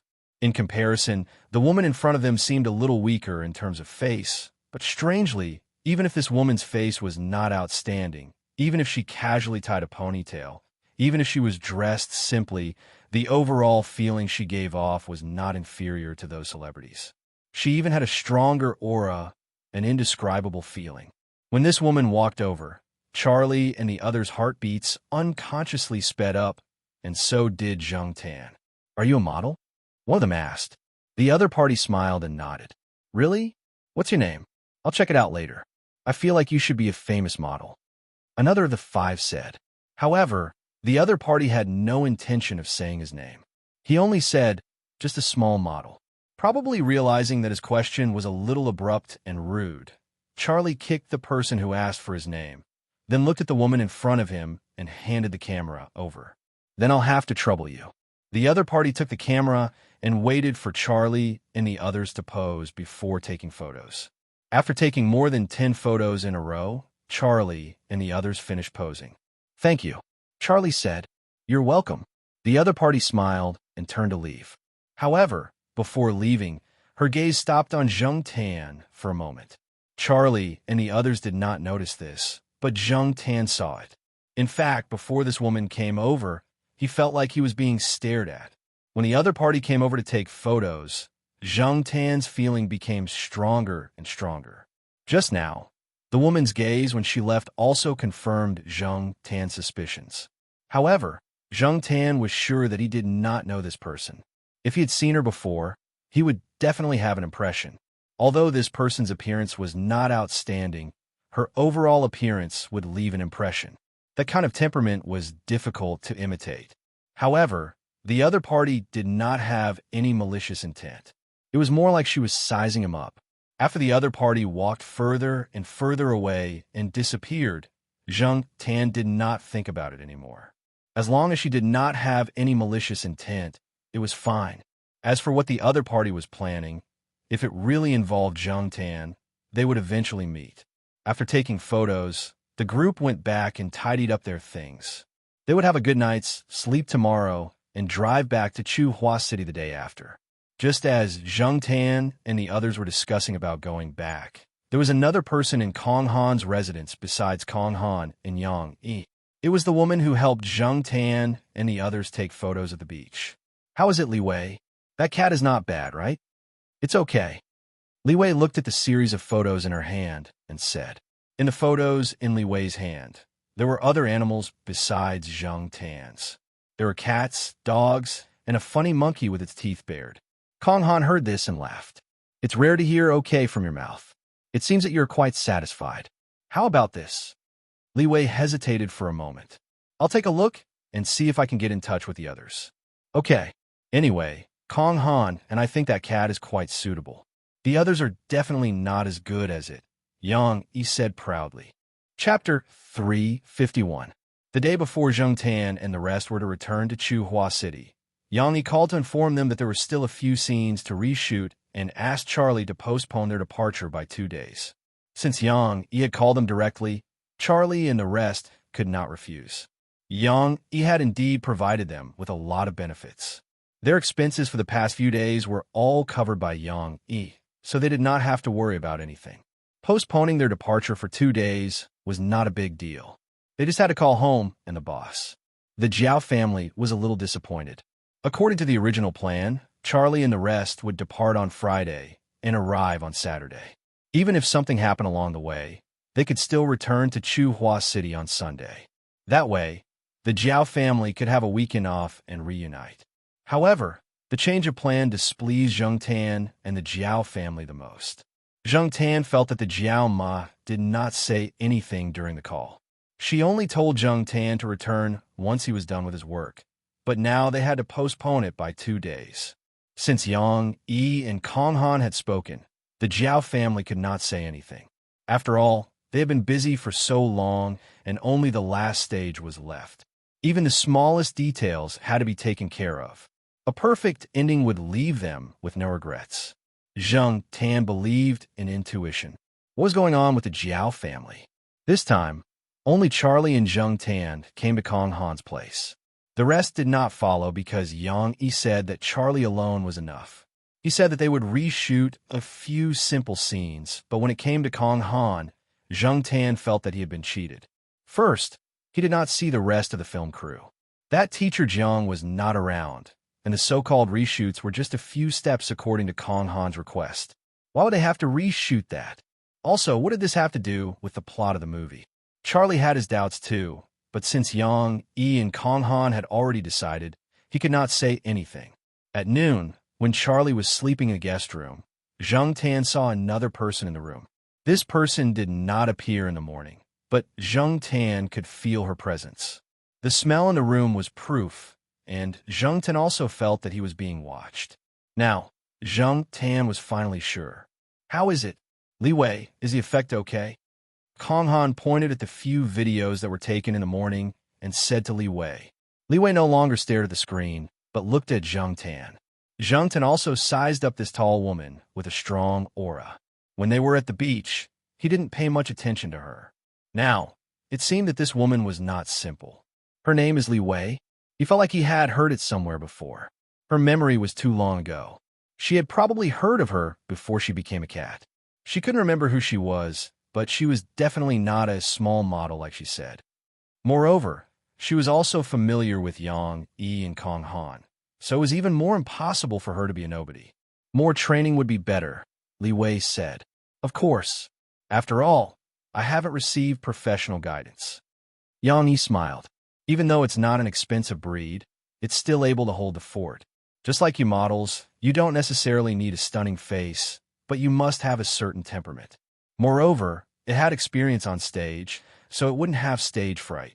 It's much better than the other candidates you collected. Zhang Tan was baffled. What are the two of them talking about? Did they ask for his opinion on the decision? Yang Yi saw that Li Wei was quite satisfied with Zhang Tan, so he said to Zhang Tan, "Black charcoal, do you want to participate in the show?" He didn't expect Zhang Tan to understand much. Yang Yi just said it casually. He felt that whether this cat could participate in the show was up to the Jiao family. Show? Forget about being a human. He was just a cat now. Why would he walk in a show? The style of Beauty and the Beast? In Zhang Tan's confusion, the work in the afternoon continued. However, Li Wei had something to do and left. Kong Han didn't let Zhang Tan continue to walk back and forth. Instead, he took some photos seriously. Although he was a director, Kong Han was also involved in photography. Just like Yang, he was also interested in photography. On Sunday, Yang Yi invited Charlie and the others to have a meal together. Then, on Monday, everyone went their separate ways. After leaving the coastal city, Zhang Tan still had doubts in his heart. It was already Tuesday afternoon when he returned to Chuhua City. At this time, there was no one in the Jiao family. Jiao Pa was busy in the courtyard. It was said that there was a selection and he was one of the candidates. Little Pomelo was in school. Now that she was in the second year of junior high school, she was busier than when she was in the first year of junior high school. Jiao Yuan was still the same, coming back once a week. Jiao Ma, on the other hand, came back every day. There was a shuttle from Chuhua University to Chuhua Affiliated High School. Originally, Cha Lixiang took Zhang Tan to the pet center and waited for the Jiao family to pick him up when they were free. However, Zhang Tan couldn't wait. He didn't feel it when he was outside, but when he returned to Chuhua City, he had a strong urge to go back. Therefore, when the car drove near Chuhua University, Zhang Tan couldn't wait to run out. When the car stopped at a crossroad, he knocked on the window. Charlie had no choice. He knew that this was the area that Zhang Tan was familiar with, so he sent a message to the Jiao Pa. The Jiao Pa replied quickly.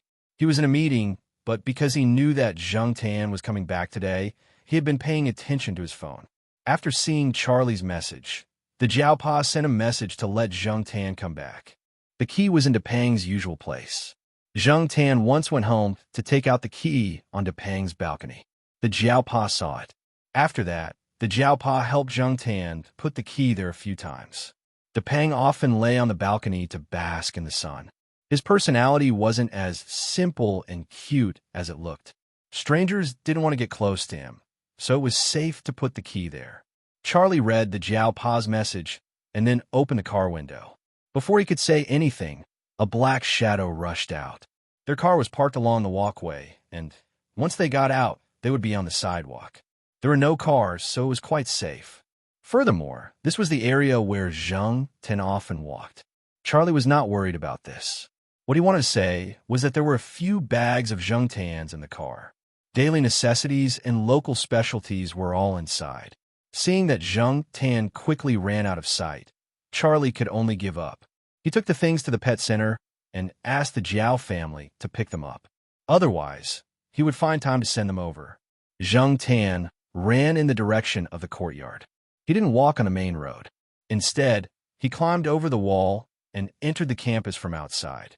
It was almost a straight line. He was too familiar with this area. Even though he had been away for 3 months, Once he set foot on this place, his brain could completely picture the route of this place. The sky was not as clear as the city where he filmed the movie, and the air was not good. However, Zhang Tan didn't care about this. He felt comfortable all over and was in the mood to scare a Dai Xingyao that was pecking on the grass. On the campus, the number of Dai Xingyao was much smaller than the gray magpies and sparrows. However, it wasn't too rare to see them. In the winter, when sunbathing on the withered grass outside, one could occasionally see a Dai Xingyao pecking on the grass. The sparrows were still so noisy. So small, so many. A gray magpie stood high on a fir tree.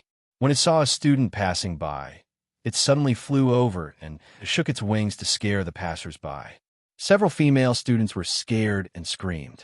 The birds on the campus were still so smart and cheap. Everything was still the same, but there were some differences. When he left, it was still early autumn. The residual heat of summer had not dissipated, and the surroundings were green. Now that he was back, it was already winter. The sycamore trees were yellow and the leaves were sparse. As long as there was a cool wind and rain, the ground would be covered with leaves at night. It was a very frightening scene. Early the next morning, many students would take their mobile phones and cameras to take pictures.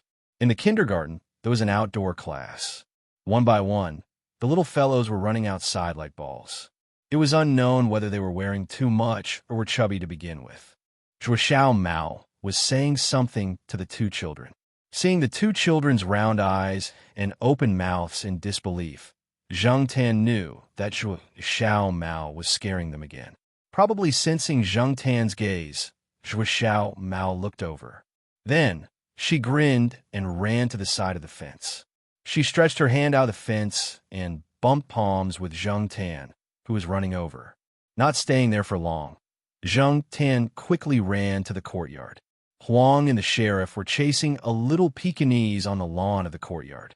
Zhang Tan had never seen the puppy before. It was probably someone's new pet while he was away. The two of them were too engrossed in chasing the puppy and did not notice Zhang Tan. Coming downstairs on the balcony on the first floor, Depang was lying on the furry cushion that the old lady had prepared for him. He squinted his eyes and kicked his paws, dozing off. Sensing Zhang Tan's arrival, Depang moved his ears, opened his eyes, and meowed. Then, he continued to squint his eyes and prepare for sleep. Zhang Tan took out the cat tag and key from a half-open box to open the door and go home. There was no one at home. Zhang Tan ran into each room to take a look. Then he jumped onto the sofa in the living room and rolled from one end to the other. There was a saying that went, "Gold or silver nest is not as good as your own cat nest." During the filming period, he had arranged a good house for him. He did not have to worry about anything. However, he did not have the feeling of being tired but at ease. After rolling, Zhang Tan lay on the sofa and scanned the living room. Finally, his gaze landed on a magazine on the foot of the cabinet. It was a fashion magazine. Jiao Ma was not too interested in this type of magazine. After all, teachers like her could not dress too fashionably. As a teacher, she had to be more mature. Now, that little Pomelo was in her second year junior high school. She was used to it in junior high school. Jiao Ma was finally transferred to Chuhua Affiliated High School to teach senior high school. Teachers' attire in the affiliated high school were required. Plus, at her age, Jiao Ma did not care about fashion. Although Jiao Ma did not buy this type of magazine, a few of her friends liked it. Sometimes, they would bring the magazine when they came over. After reading it, they would leave it here. This magazine was probably the same. What interested Zhang Tan was the person on the cover of the magazine. It was Li Wei. Zhang Tan pulled out the magazine and looked at it. There was an introduction of Li Wei. He did not expect her to be a world-class supermodel.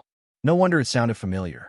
When Zhang Tan was talking to some of his friends about models, someone mentioned it. However, when he looked at Li Wei's face, he did not think that this person was very good-looking, so he did not pay much attention to it. However, Zhang Tan remembered that at that time, this model status in the circle was very high. Her ranking was even higher than the current one listed in the magazine. She was a small model? Who was she kidding? Zhang Tan flipped through the magazine and put it back under the cabinet. It did not matter whether she was a world-class supermodel or not. It had nothing to do with him for now. In the afternoon, Jiao Pa went home early. He sent a text message to Jiao Ma and little Pomelo to inform them. Then, he drove Zheng Tan to the pet center to get the luggage. He did not want to ask them to send it back. Just as he entered Xiao Guo's door, Zheng Tan heard Xiao Guo's roar. "Sesame, open the F***king door for me. If you don't open the door, there will be no food tonight. Not only tonight, there will be no food tomorrow, the day after, and the day after that. Do you hear me? Open the door for me." Chapter 352. If you remember correctly, Sesame was the spotted cat that Li Yuanba gave birth to this summer. Xiao Guo was locked outside by a cat. Zheng Tan walked in and went straight to Xiao Guo's resting room. Xiao Guo was standing at the door of the resting room, pounding on the door and twisting the lock twice. Obviously, he was really locked outside. Xiao Guo's resting room was equipped with a hand lock. For cats, this kind of lock was easier to operate than a ball lock. The door was locked, but where was the key? Zheng Tan saw that Xiao Guo was shouting, and the surrounding staff were laughing and talking in low voices. He was used to this kind of situation. Boss was locked outside by Sesame again. Ever since Sesame locked the boss outside for the first time when it was 3 months old, there would always be a few times every month. I'm used to it. Sesame was born in the middle of June, and now it was the middle of December. Counting, Sesame was already half a year old.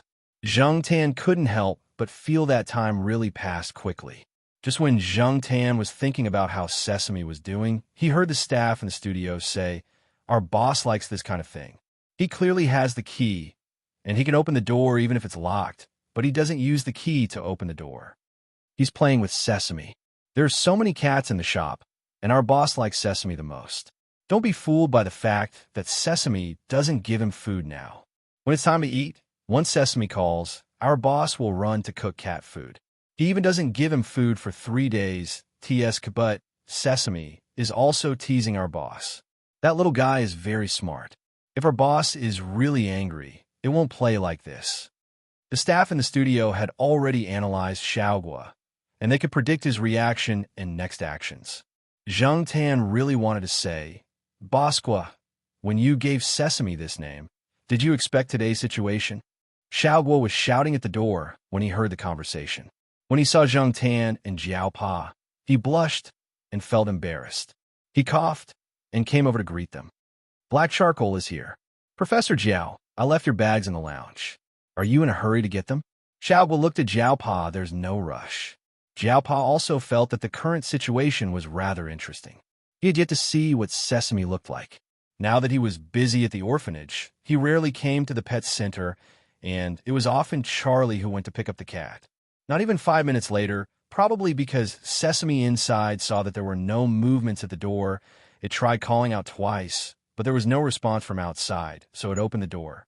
The half-year-old Sesame was already about the same age as Zheng Tan. According to the size of Sweet Peanut and Big Little Rice, this fellow was still growing, and might even grow bigger than Sweet Peanut. Long hair with spots, it looked very strange. Jiao Pa looked at Sesame with interest. Towards a stranger like Jiao Pa, Sesame was a little more vigilant. However, because this was its own territory, and Xiao Guo was beside it, it didn't show any signs of aggression. Everyone in the studio knew that although this fellow usually seemed to play well with humans and animals, its combat strength was definitely not weak. This fellow had once been brought out to fight by Peanut Candy. When it fought with an adult cat, Sesame even won, and it did not suffer any injuries. However, Xiao Guo was glad that it was at night, and no one saw Sesame, or else it would cause trouble again. Ever since then, Xiao Guo kept a close eye on it. If Sesame wanted to play, open Sesame, Xiao Guo would play with it. However, unlike Sweet Peanut who loved to go out and cause trouble, Sesame didn't seem to like going out. Sometimes, even when the back door was open, it wouldn't go out. The studio was usually filled with familiar people, and Sesame would only cause trouble in this area. Sometimes, Xiao Guo wondered if Sesame knew that its fur color would cause trouble, so it didn't go out. As for Sesame, who always stayed indoors and mingled with the people in the studio, it seemed to be more intelligent than Sweet Peanut. It learned things very quickly, especially when it came to unlocking doors. It could play with it for half a day. Although it was vigilant towards Jiaopa, Sesame still had some memories of Zhengtan. Furthermore, there were some things that belonged to Zhengtan here, and the smell told it that this place wasn't unfamiliar to it. After leaving for a while, when he came back, he realized that some things had changed a lot. During the summer, it was still a small kitten, and now it had grown so big. When he returned to the courtyard from the pet center, Jiao Ma had already prepared dinner. Little Pomelo was very happy to see Zhengtan. And when little Pomelo was doing her homework, Zhengtan accompanied little Pomelo on the sofa to watch television with little Pomelo and listen to Jiao Ma's chatter. Jiao Ma always loved to do this. As it turned out, little Pomelo's mother came once again because of some business in the country. He didn't know if she had changed her mind, but she wanted to bring little Pomelo back to her home on the other side of the ocean to spend Christmas. However, she was rejected by little Pomelo. Pomelo's mother bought an iPhone for Pomelo, but Pomelo had never used it and just left it there. Then, one weekend, when Jiao Ma brought Jiao Yuan and little Pomelo out shopping, she bought a phone for each of them. Now, many students had their own phones, and little Pomelo was alone in school, so Jiao Ma couldn't take care of her. Even if she asked other teachers to take care of her, she was still worried. Thus, having a phone would make it convenient for them to contact each other. However, the iPhone that Pomelo's mother bought was too eye-catching. She couldn't underestimate the pettiness of middle school students. Jiao Ma had been a teacher for many years, and she had seen many things. She didn't approve of students getting such expensive phones. When buying the phones, Jiao Ma naturally asked for little Pomelo's opinion. Little Pomelo chose a phone that was less than 1,000 yuan, which was about the same price as some of the other students in the class. Jiao Yuan also chose a similar price. If they really wanted to buy a better phone, they could have bought one with their pocket money. However, they didn't choose one. With the new phone, little Pomelo called her mother to inform her. At that time, her mother said very well that they would contact each other often. However, she hadn't called since then. Little Pomelo didn't take the initiative to call, but her mood was more or less affected. When Jiao Ma called Charlie, she wanted Zhengtan to come back early so that he could spend more time with little Pomelo. She heard that children wouldn't appear gloomy when they were with animals. Now that they were in their adolescence, children tended to think too much. Therefore, Jiao Ma was worried. This was the reason why Zhengtan felt that something was wrong when he heard Jiao Ma's voice. Since he now knew the reason, Zhengtan would naturally spend more time with little Pomelo. He even went to the junior high school to check on the situation. Little Pomelo was the same as when she was at home. She would also smile. There were familiar friends around her, and with little Pomelo's protection, there wouldn't be any trouble. However, sometimes little Pomelo would also be in a daze, especially when she heard the word Christmas. Students always had a sense of novelty when it came to foreign festivals. They felt that it was all kinds of high and mighty. Christmas was also a big festival overseas, so the frequency of it being mentioned was naturally high. This made little Pomelo be in a daze even more often. When she was at home, after finishing her homework, little Pomelo would also be in a daze. When she was in a daze, she would unconsciously turn her phone in her hand. One day, Zhengtan charged his phone's battery and finally turned on the phone that he hadn't turned on for a long time. After turning on the phone, there were still messages and all kinds of notifications. Zhengtan roughly glanced through them, then typed a message and sent it to a number that he was familiar with. After class, little Pomelo looked at the phone that had a message notification and saw that it was from an unknown number. She originally wanted to delete it, but after thinking about it, she opened it. The first message, "Don't be in a daze. If you don't do well in your final exams, your New Year's money will be halved." The second message, "I don't believe in religion, and I don't care about foreign festivals like Christmas." Little Pomelo was very puzzled. From these two messages, she could tell that the person who sent the messages knew her very well and might even know the reason why she was in a daze. She didn't even tell Xie Xin and the others that she was having a good time. So how did this person know? Thus, little Pomelo typed a reply, "Who are you?" Soon, a message came from the other side. "My name is Zhengtan." Little Pomelo wanted to ask more, but the bell rang, so she could only put her phone in her bag. After class, she sent another message, but there was no reply. This kind of question persisted until she got home. She even asked Xia Xian and a few other classmates who went home with her if they knew this number, but in the end, no one knew. Black charcoal. Who do you think this person is? Little Pomelo finished a set of test papers and laid on her desk. She placed her phone on the table and turned it with the movements of her fingers. Zheng Tan, who was squatting next to her, stroked his beard. I know, but I just won't say. Since then, Zheng Tan had texted Little Pomelo a few times, but thinking that the finals were coming up, he didn't want to distract her. In the following days, Little Pomelo would sometimes be in a daze, but it wasn't necessarily because of her mother's matter. Her mood was also a lot better. When she talked to Zheng Tan could clearly feel that this child had figured out her mother's matter. One day, after dinner, Zheng Tan went out for a walk. He wondered if he should text Little Pomelo to play with her. He looked up and sighed.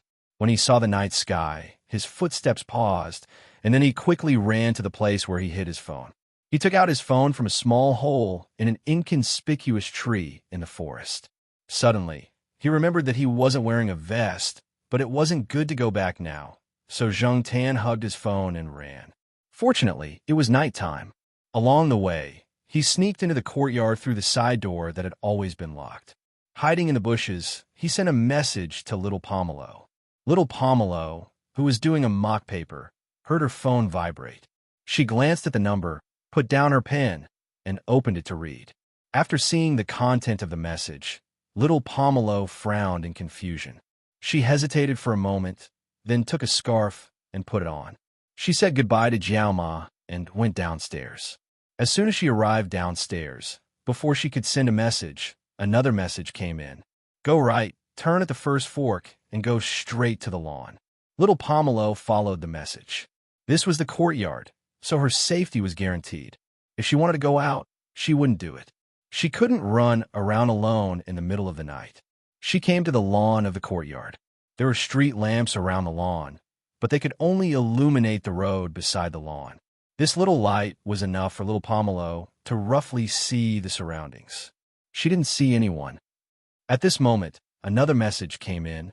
Turn 30 degrees to the left and look up at the sky. Little Pomelo turned to the left and then looked up.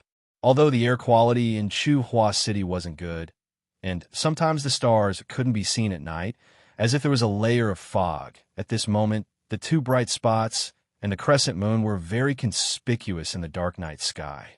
It was impossible to ignore. It was a smiling face, a celestial phenomenon, with two stars accompanying the moon.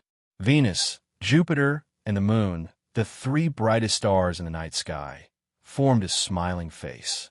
Little Pomelo stared blankly at the smiling face in the sky. After being stunned for half a minute, she couldn't help but smile. She let out a long breath, as if to exhale all the depression in her heart. Then, she revealed a big smile, looked down at her phone, and pressed the call button. The cheerful sound of the phone rang in the bushes. It was quite loud. Zheng Tan. F***CK. Why didn't the ringtone turn off? Wasn't it on silent mode? Without waiting for Little Pomelo's response, Zheng Tan pressed the reject button and ran away with the phone. When Zheng Tan came back to his senses, he had already run to the old tiled housing area.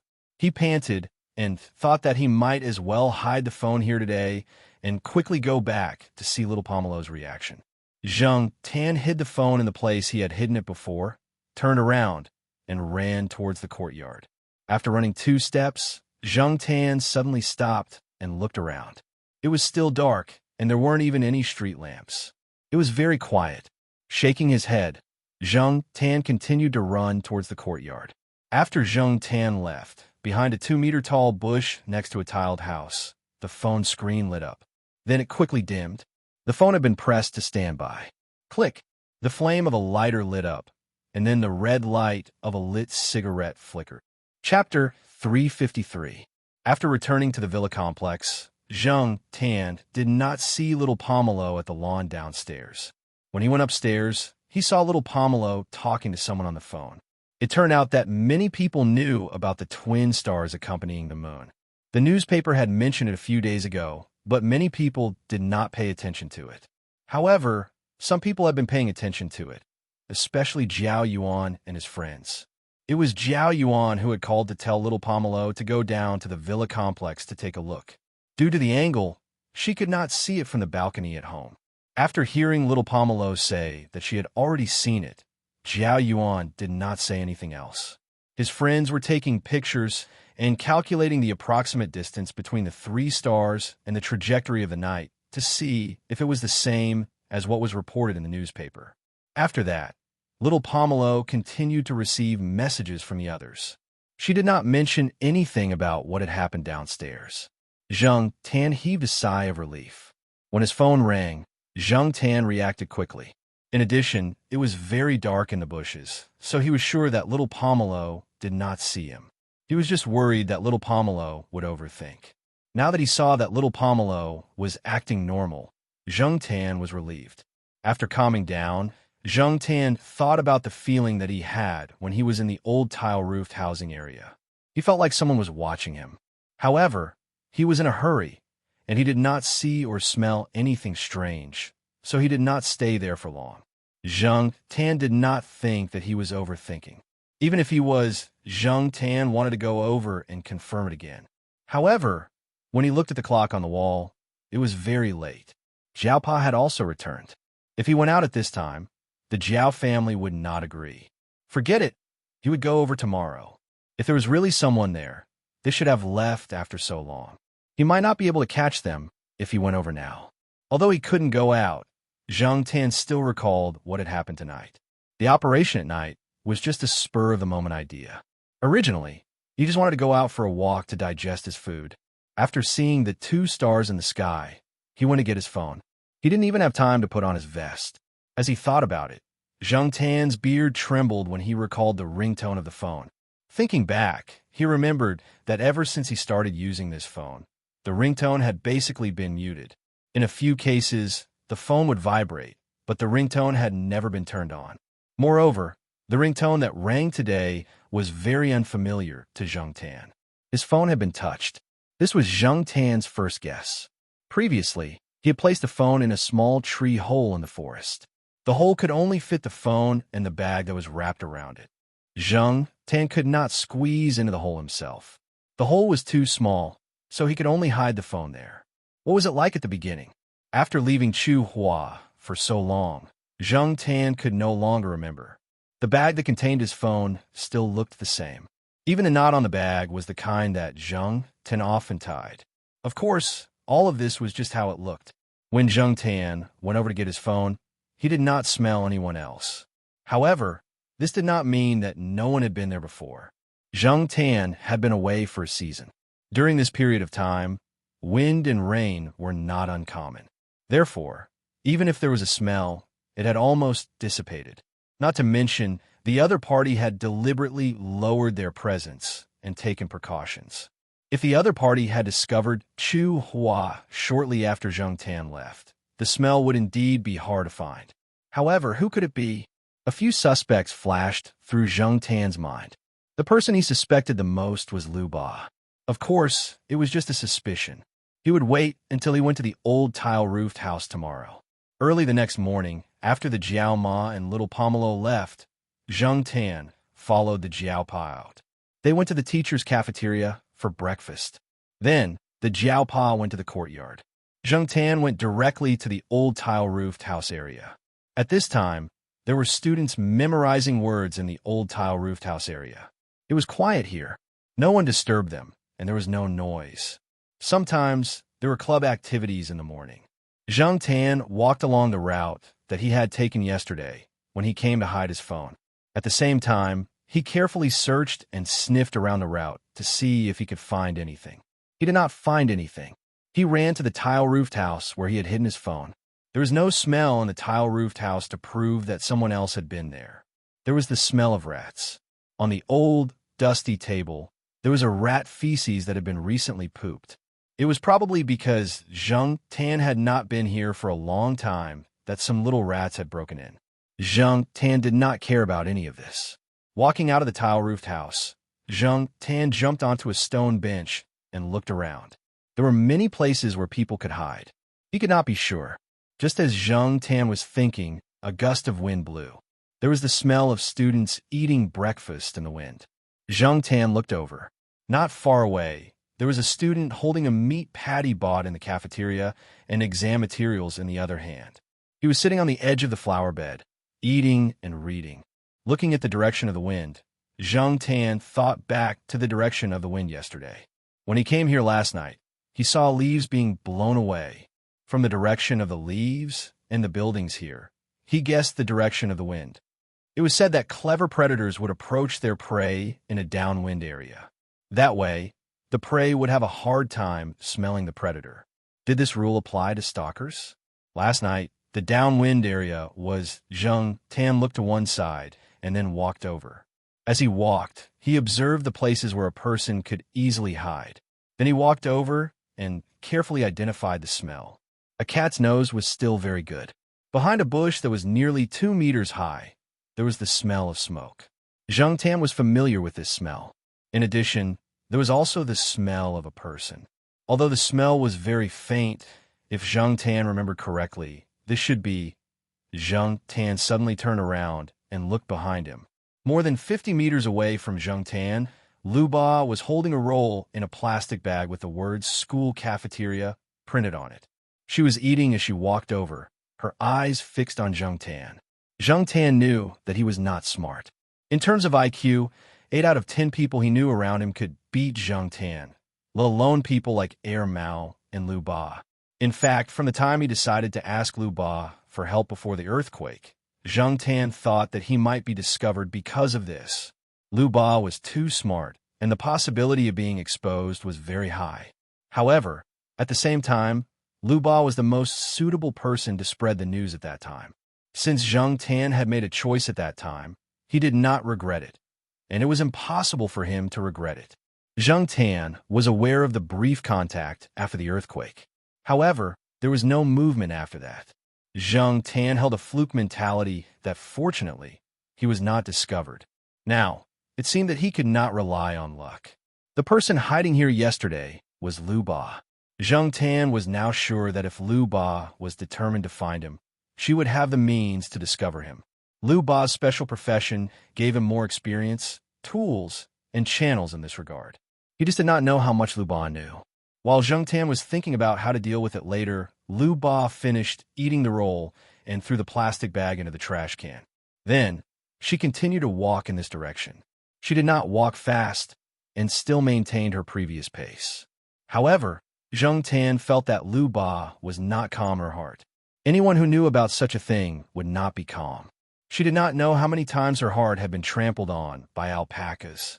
As Lu Ba walked closer, Zhang Tan found that Lu Ba's eyes were still bloodshot. She looked as if she had not slept for the whole night. She was hiding here last night. Could it be that she was so shocked that she did not sleep for the whole night? Zhang Tan thought to himself. Zhang Tan's guess was very close to the real situation. Lu Ba really did spend the whole night thinking in the cold wind. When she came back to her senses, the sky was already bright. She still did not feel sleepy. She went to the washroom in the student cafeteria to wash her face, bought breakfast, and continued to stay here. Sure enough, she met him. Lu Ba never thought that the owner of this mysterious phone number would be a cat.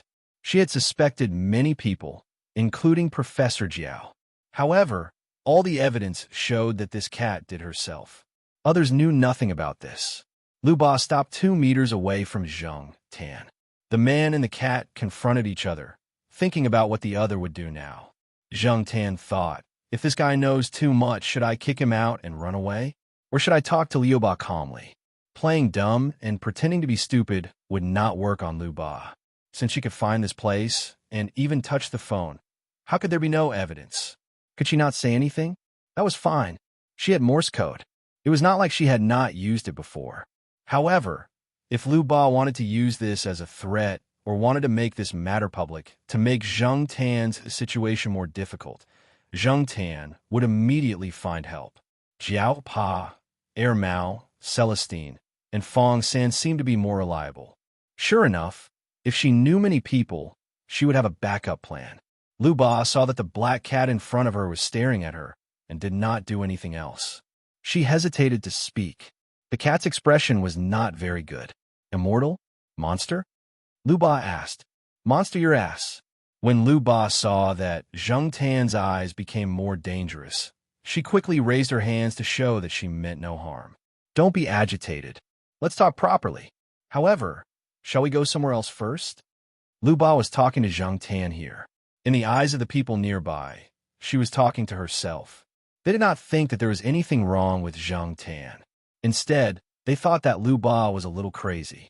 Zheng Tan could feel that Lu Ba meant no harm. However, it was necessary to be more cautious and prepared. Zheng Tan would not follow Lu Ba. If they wanted to find a place to talk, it was safer to find a place by himself. Zheng Tan had already memorized this area. He knew where it was quiet and where there was no one at this time. After Zheng Tan walked away, Lu Ba followed him. They kept a distance of 2 to 3 meters from each other. This seemed to be their alert distance. Both of them were on guard. He took Lu Ba to a small path not far from the old tile-roofed housing area. There were several wooden chairs here. Zheng Tan jumped onto one of the chairs and looked at Lu Ba. Lu Ba sat down on another chair opposite the path and looked around. There was no one else here. They did not need to worry about being eavesdropped. After making sure that there was no one around, Lu Ba rummaged through her pockets and said to Zheng Tan, I swear that I didn't bring any weapons or spying equipment. Only the two of us know about our conversation. Lu Ba originally wanted to say the two of us. However, she suddenly realized that she was talking to a cat. She changed her words in time and felt a little uncomfortable. However, Lu Ba had experienced a lot and had a strong ability to accept things. She quickly adjusted her attitude. Let's get to know each other again. I'm happy. My surname is Gao, and my name is Xing. Zheng Tan was speechless. So, the surname that she used to disguise herself was real? As Lu Ba spoke, she picked up a thin branch that fell next to the wooden chair. She used the branch to draw his name on the bare ground next to her. Chapter 354. Well, now Zheng Tan finally knew the origin of Lu Ba's name. After Lu Ba finished writing, he looked at Zheng Tan and asked, You really can't speak? In Lu Ba's opinion, monsters in the legends could all speak. Although he had never encountered such a thing before, he had encountered some other phenomena that were difficult to explain with science. Since he had accepted this reality, his thoughts ran in the direction of a cat demon. However, this cat had indeed never spoken, not usually, not even on the phone. Otherwise, it would not have used the more complicated Morse code to communicate and convey information. Sure enough, after Lu Ba finished asking, he received a look from Zheng Tan that said, You're talking nonsense. Not being able to speak was one of Zheng Tan's sore spots. Lu Ba had obviously stabbed Zheng Tan in the back. It had been more than 5 years since he turned into a cat. The experience of not being able to speak human language and not being able to meow for more than 5 years really made Zheng Tan uncomfortable. It's okay if you can't speak. After a pause, Lu Ba said again, Are you really not a monster?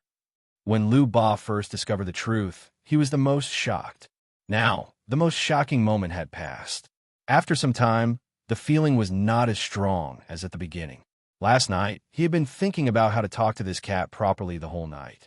He was confident in talking to humans, but he had no experience in talking to a cat.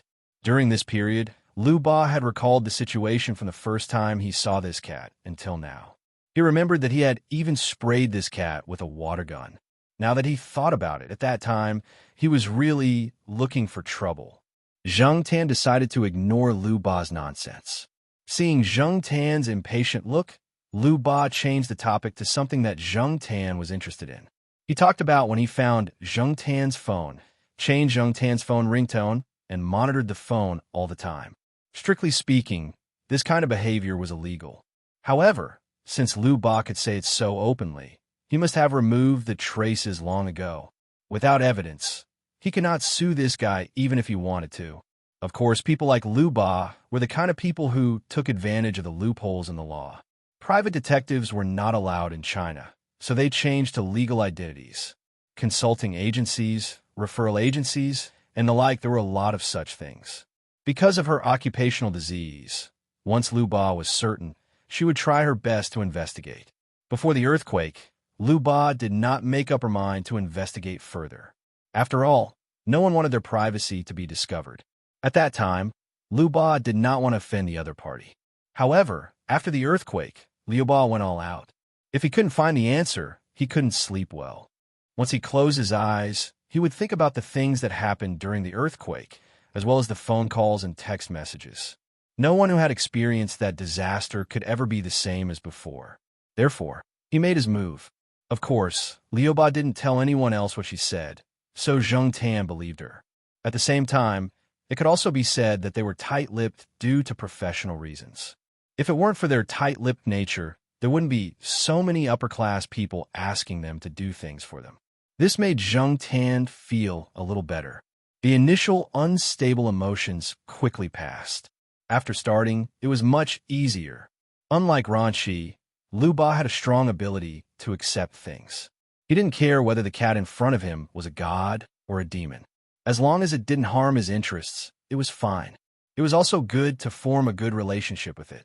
Unlike Ranshi, Liu Ba didn't have many taboos about this kind of thing. Now, when Ranshi saw Zheng Tan, he still had the principle of avoiding it. After Liu Ba talked for a long time, Zheng Tan still squatted there in the same way. He didn't say anything and didn't respond to Liu Ba's words until Liu Ba talked about the safety of mobile phones. After saying so much, Liu Ba had been observing Zheng Tan. Seeing that Zheng Tan seemed to be a little interested in this topic, she planned to talk about it in detail. Of course, she wouldn't really reveal the technical aspects. Mobile phones are actually not as safe as people think. If they really want to locate and monitor your mobile phone, you can't stop them even if you turn off your phone. As for the common means, it's nothing more than a virus.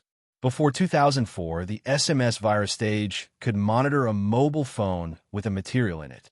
After that, it was the deceptive virus stage and the future loophole virus stage. These were the technologies that were commonly mastered in their industry. There were other more advanced technologies that depended more on one's own ability. No one would reveal the technologies that they had mastered, and the skills that they used to make money were all kept to themselves. Especially now that smartphones are on the rise, it's very easy to get hold of them. In fact, a lot of spying technologies have been developed long ago. It's just that they will only be known to the public a few years later. Some of them will even be kept secret forever. Signal interception, interface security, text messages, email cracking, jailbreaking, and so on could all be done from this. Now that the era of smartphones was coming, people like Liu Ba were excited because it would be easier for them to take on jobs, monitor mobile phones, and locate targets. Your mobile phone isn't a smartphone, but it's not good in terms of security. It's not difficult for me to monitor it. However, we can't monitor your cat, Dad's mobile phone. Even if we can, it's very risky, Liu Ba said. Zheng Tan glanced at Liu Ba. In order to investigate him, Liu Ba even investigated the Jiaopa. Thinking about it, the mobile phone that the Jiaopa was using now seemed to be issued by the institute or the school. At that time, Zheng Tan only thought that it was a bonus for the year-end bonus. Now that he heard Liu Ba's words, it seemed that the mobile phone was something that protected the privacy of scientific researchers. Moreover, we usually don't do anything to the people here. Liu Ba pointed to the surroundings, which meant the area around Tsinghua University. Even if we accept a job, we will think twice. First, there are many experts in this school, and there are several well-equipped laboratories. There are capable people there, and it's not good to be caught by them. Fortunately, they didn't notice you before. Otherwise, you wouldn't have been able to hide. Second, there are many people in this school that I don't want to provoke and can't afford to. When Liu Ba tracked to Tsinghua University, she hesitated. After thinking about it, she decided to continue the search. Do you know that there are at least 3 people in your building that I don't want to provoke? I don't even want to investigate them. Zheng Tan was shocked. At least 3 people? Seeing Zheng Tan looking at her, Liu Ba continued. There are 2 people on the 3rd floor and 1 on the 1st floor. These are only the people that I have seen. As for those that I haven't seen, I don't know. 2 people on the 3rd floor? Old Man Lon and his wife? No, there was another person on the 3rd floor. Although Air Mao's family had a house outside, they would come here to stay for a few days from time to time. It was said that when his daughter Air Yuan was older next year, they would come here to stay. Could the other person be Air Mao? As for the one on the 1st floor, it should be Depang's old lady. In our line of work, most of the time, we don't need to investigate too much. We can get preliminary information from many seemingly trivial things at a glance. Otherwise, if you provoke someone that you shouldn't provoke, you won't even know how you died. Without brains and eyesight, you won't be able to work in this line of work for long, Luba said. Luba always thought that she was the kind of person who had good eyesight, but unfortunately, she hit a wall when it came to this cat. However, if it was someone else, they might not be as good as Luba. Who would suspect an ordinary cat? The phone used by the old lady on the first floor is not something that ordinary people can use. I can tell at a glance that this person is not someone to be trifled with. Even if I receive a related order, I will consider it carefully. Luba didn't want to go against the state machine. Zhang Tan recalled the old lady's phone. He remembered that it didn't seem to have a brand. He always thought that Depang's old lady's phone was just an ordinary old man's phone. He didn't expect that the old lady's phone was even better than the Jiaopa. However, when he thought about the old lady's son's identity, it was understandable. Maybe her son was promoted again.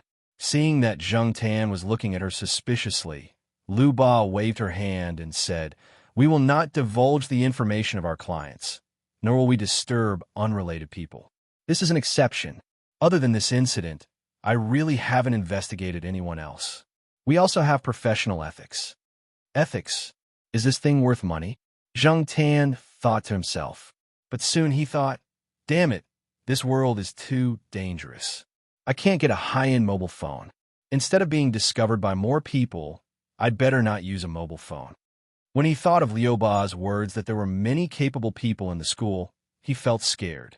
When Zhang Tan lowered his head and considered whether to throw the phone into the lake to destroy the evidence, Lu Ba poked Zhang Tan with a branch. "Hey, are you interested in joining us?" Lu Ba looked at Zhang Tan expectantly. Old people, children, and women were the kind of people that could easily make people let down their guard. Animals were even more so. Seeing that Zhang Tan was indifferent, Lu Ba continued, "This is a fast way to make money. If we cooperate, how about we split the profits 50-50? Don't worry, we won't take on dangerous jobs." Do this business? Detective? This kind of thing seemed to have been done a long time ago. He was tired of walking around the school, and it was inconvenient to walk further away. Zhang Tan didn't know if it was because he had become a cat, but he had inherited the cat's disease of pooping without curiosity and itching paws when he didn't move for a while. He always wanted to find some entertainment. However, Zhang Tan was still hesitant to cooperate with Lu Ba. Lu Ba said that it would help Zhang Tan keep the secret, and Zhang Tan believed it. However, Zhang Tan didn't want to cooperate with him for the time being. Firstly, he wasn't very familiar with Lu Ba. Secondly, he just came back and didn't want to run around until the Chinese New Year. Moreover, Zhang Tan got a lot of money from this movie, so he didn't lack money for the time being. During the Chinese New Year, he could work overtime at Xiao's place and get some cash so that he could give red packets during the Chinese New Year. Zhang Tan didn't want to care about other things. Lu Ba had something to do later, and Zhang Tan didn't want to listen to Lu Ba's nagging, so they left separately. Lu Ba asked Zhang Tan to think about it. If he made a decision, he could call it directly. Zhang Tan thought about it all night. He wasn't thinking about the cooperation, but whether to throw the phone into the lake. As for the exposure, it would be fine as long as Lu Ba kept it a secret. In fact, as the old woman in the lakeside villa area said, there were more than one people around Zhang Tan who pretended to be ignorant. Even if they knew that Zhang Tan was different, they didn't say anything. Instead, they provided a lot of help openly and secretly. If things were to take a turn for the worse, he would go and look for help. The next day, Zhang Tan wandered to the old tiled house area where the phone was hidden. As soon as Zhang Tan flipped into the house, he smelled the scent of someone who had been here. It was Lu Ba. On a table in the room, there was a flip phone that looked 70 to 80% new, but didn't have any special features, and a new SIM card. Zhang Tan hadn't seen the brand of the phone before. The buttons were a little bigger than the one Zhang Tan used before, so it was quite easy to press. Next to the phone and the SIM card, there was a note. "If you want to cooperate, call me." There was a smiley cat face drawn behind this sentence. Chapter 355. It was a winter afternoon, and the sun was shining brightly. For cats were lying side by side on a wooden bench beside the withered lawn of the eastern courtyard. The 4 cats were all in the same position. They were lying on the wooden bench, basking in the sun with their paws tucked in and their eyes squinted. At first, Zhengtan would not keep his paws tucked in like this because he looked like a cat. Zhengtan felt a little uncomfortable. But when he saw the cats around him kicking their paws, he unconsciously followed suit. It was quite warm and not tiring to keep his paws tucked in like this. The weather was just right for him to keep his paws tucked in like this. Habit was a very scary thing. Once he got used to it, things would become natural. Now, Zhengtan often learned from them by folding his front paws and tucking them in properly. From time to time, people walked by the courtyard. They were not surprised to see the 4 cats on the wooden bench. They just smiled. Anyone who had lived in the courtyard for a long time knew about the 4 cats. For the old people here, they were already very familiar with the scenery. Perhaps when this scenery disappeared one day, people would still remember it. Although the 4 cats were all in the same position and looked like they were dozing off, the ears of the 4 cats on the bench twitched at the same time when they heard a little noise. Zhengtan did not know what the other 3 cats were thinking. He just felt that the sun was too bright and squinted his eyes to think about things. Zhengtan had not turned on his mobile phone for a week. The mobile phone that Lu Ba gave him was locked in the drawer of the old wooden table in the tile-roofed house. He had not touched it since then. Moreover, he had decided not to touch these 2 mobile phones for a long time unless there was something special. Although he wanted to use his mobile phone to send messages to the Jiao family, it seemed that he should not do so now. The old tile roof house would not be demolished for a while. If it was going to be demolished, a notice would be posted in advance. Zhengtan was not worried about this place being demolished. Even if he did not go there every day, as long as he went out for a walk, he would know that his mobile phone was still there. As for other things, Zhengtan did not want to care about them. Cooperation? Let's talk about it when we want to work together. Zhengtan had already deleted all the text messages and call records of the original old mobile phone. Although Zhengtan knew that professionals could also get a lot of information from it, there was no other way. Fortunately, the probability of being discovered by professionals was very small. If it was discovered, he could only ask Liu Ba for help. As long as Liu Ba didn't say anything, who would know that the real owner of the mobile phone was actually a cat? The reason why Zhengtan didn't reject Liu Ba's suggestion immediately and still kept the mobile phone was that he had a backup plan in case something really happened. He could use the mobile phone to ask for help. Zhengtan believed in Liu Ba's capabilities. After a week, Liu Ba didn't appear again. It was unknown if she was busy with a new task. While he was thinking, Zhengtan heard the owner of Sahara shouting again from the family building. Opening his eyes, Zhengtan soon saw Sahara running out like a wild horse. The more the people behind him shouted, the faster he ran. Seeing that the dog had run out of the courtyard, Sahara's owner, Ruaning, panted and stopped running. Seeing the 4 cats lying on the wooden chair, he slowly walked over and complained as he walked. Damn it, isn't it just a bath? It's like he's treating an enemy. Sahara didn't dislike bathing in the summer, and sometimes liked to flush the pipes. However, in the winter, it had a different attitude. When it heard the word bath, it would run away. When it was locked up at home, Ruaning could still block it in a corner and drag it to the bathroom. However, today, he was unlucky and let it run away. Today, Ruaning happened to have nothing to do in the afternoon. When he came home, he saw that Sahara hadn't bathed in a long time, so he planned to give it a bath. At that time, Sahara was happily chewing on the dog food in its bowl and didn't notice Ruanying's actions of taking shower gel and bathing tools. Unfortunately, Ruanying's grandfather came back at that time.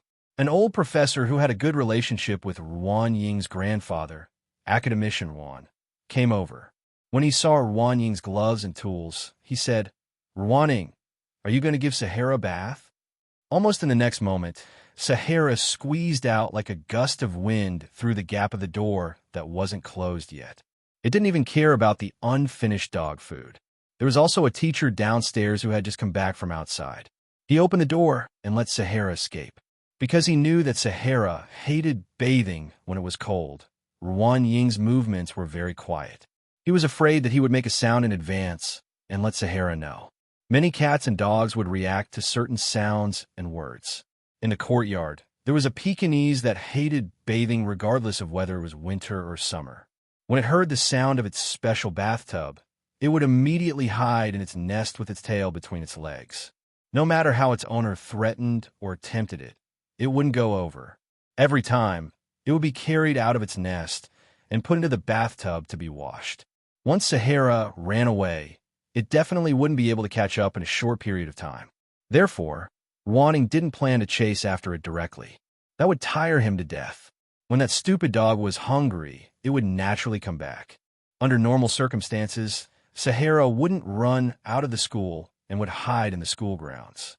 There was no need to worry. Wanting looked at the 4 cats on the wooden chair and thought that Sahara wasn't as obedient as other cats.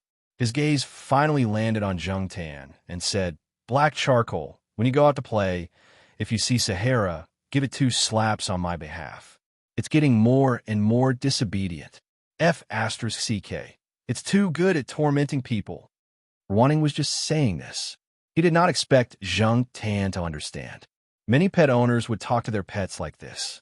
It was just a habit. He did not think that his pets would understand much. It was just like how many old people in the compound would tease Jung Tan and the other cats when they saw them, just like how they would tease a child. After Wanting left, Jung Tan lay down on the wooden chair for a while. When the sun wasn't very strong at 3 or 4 o'clock, it would be a bit cold to continue squatting. Huang and the sheriff also planned to go to the forest to look for something fun to do. Both of them had short fur, but Depang's fat body was more resistant to the cold. It could maintain the same posture until the sun set. No matter how the north wind blew, it was unwavering. This endurance was probably developed from squatting instant noodles. Just like that, Depang continued to nap on the wooden chair. Huang and the sheriff went to look for some fun, and Jung Tan went out to the courtyard to take a walk. While taking a walk, Jung Tan saw Sahara. The guy was sniffing around a row of parked bicycles. Then, it looked around and walked to the side of a bicycle. It raised one of its hind legs and started to pee at the bicycle. Jung Tan, after Sahara finished peeing, it even scratched its hind legs twice. It seemed to be very happy and proud. Unfortunately, its pride didn't last long. 2 male students walked over. After seeing it, one of them immediately showed anger. F***CK. That dog came to pee again. It's staring at me, isn't it? Again? Jung Tan was puzzled. Although Sahara had a bit of a bad taste and liked to play pranks, it usually wouldn't pee everywhere when it came out. Besides, it rarely ran out by itself. Most of the time, it was let out by someone. How could it pee in front of Wanting and the rest? Was it looking for a beating? No wonder Wanting said that this guy was becoming more and more disobedient. When she said that, Wanting looked like she was gnashing her teeth. The owner of the bicycle ran over. Sahara quickly ran away when it saw people. It was different from when it ran away immediately after doing something bad. This guy ran a few steps and turned around to roar at the 2 people. When it saw them chasing after it, it ran again. When it ran a little further, it roared at them again. Was this a feud? Otherwise, Sahara wouldn't attract hatred for no reason, right? Jung Tan lay on a tree and looked at the 2 people who were cursing but couldn't catch up to Sahara. He then looked at Sahara, who was standing 100 meters away and looking at them without running. Jung Tan wondered if he should go over and take Sahara away. Then he heard the 2 people talking in a low voice. "Hey, do you think it's because it saw us last time that it's been staring at us?" One of them said, "That can't be. Isn't it just a dog? How could it know about this? Besides, the bicycle we stole wasn't even its. Why would it care about other people's business?" The other person took out a pack of tissues and was about to wipe it, but when he saw the wet wheels and even the pedals, he frowned in disgust. He put the tissues back into his bag and kicked the bicycle. "I don't want this bicycle anymore. I'll just sell it when the time comes. It's not worth much anyway." Jung Tan listened to their conversation. When someone walked past them, they didn't say anything. When someone walked past them, they continued talking. Although their voices were very low, Jung Tan could still hear them with his hearing. So they were stealing a bicycle. Sahara probably saw them stealing a bicycle previously. He was wondering why Sahara's attitude was so bad. However, How did these two steal a bicycle and contact Sahara? Did they steal it to Sahara's house? Zheng Tan remembered that Sahara's owner, Ruan Ying, had a four-wheeled sedan. No one in Ruan Ying's family seemed to ride bicycles. Puzzled, Zheng Tan looked at Sahara. When he looked over, Zheng Tan realized that Sahara was staring at someone again. It was a female student who looked quite gentle. She was riding a bicycle, but Sahara ran over and pushed her and her bicycle, causing the girl to scream in fright. The two people who were discussing when to sell the bicycle heard the commotion. After cursing, they ran over. On the other side, there were also enthusiastic students who began to help comfort the female student who had fallen. They also had the intention of surrounding Sahara.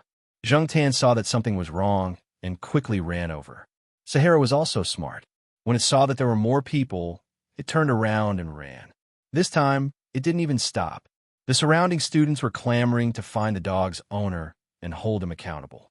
Many people agreed and even said that they would post this matter on the school forum, warning everyone to be careful of this dog in the future. Who knows, this dog might have contracted rabies or something. There were also people who seemed to recognize Sahara. After all, Sahara had been in school for more than 5 years. It was about the same time as Zheng Tan had been here. Some students who often walked here could also recognize it. They knew that it was raised by a teacher in school, but they couldn't tell whose family it was. However, there are also people who might know. When Zheng Tan left, those people were still discussing it. Zheng Tan chased after Sahara until he reached the corner of the courtyard. Sahara hid behind a few trees. When Zheng Tan chased over, that guy was still peeking his head out. When he saw that it was only Zheng Tan coming over, his courage immediately returned. He even wagged his tail happily. It was unknown whether he was happy to see Zheng Tan or proud of what he had just done. Zheng Tan wanted to slap that dog's face a few times when he saw it. What was the use of hiding there? This guy didn't even know that he had caused trouble for his owner. Chapter 356. Sahara held grudges. Usually, Sahara seemed to be easy to get along with and played with many children in the courtyard. However, once it remembered someone, it would probably remember that person for a long time. This was the experience that Zheng Tan had in the 5 years that he had known Sahara. Based on the current situation, those people had somehow provoked Sahara.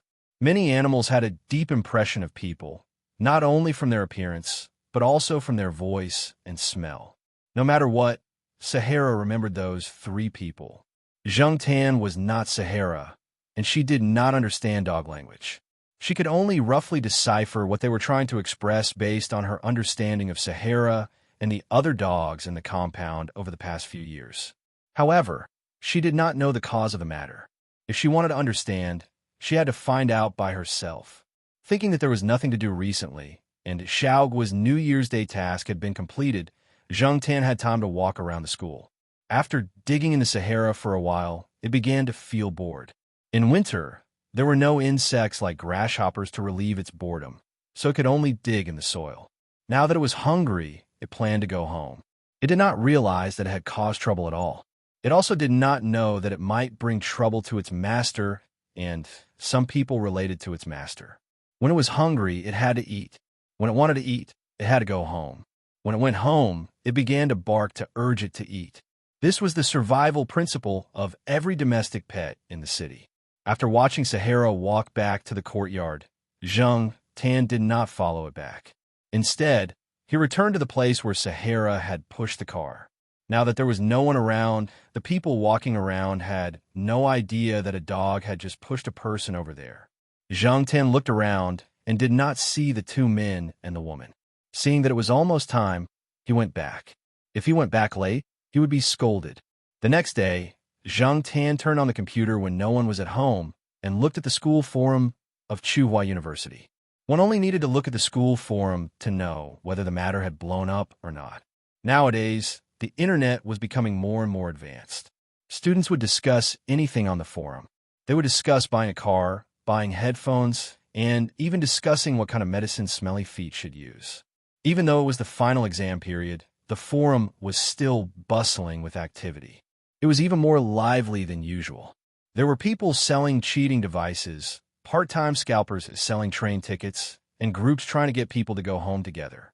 Zheng Tan went online and browsed the school forum when he didn't know what to do.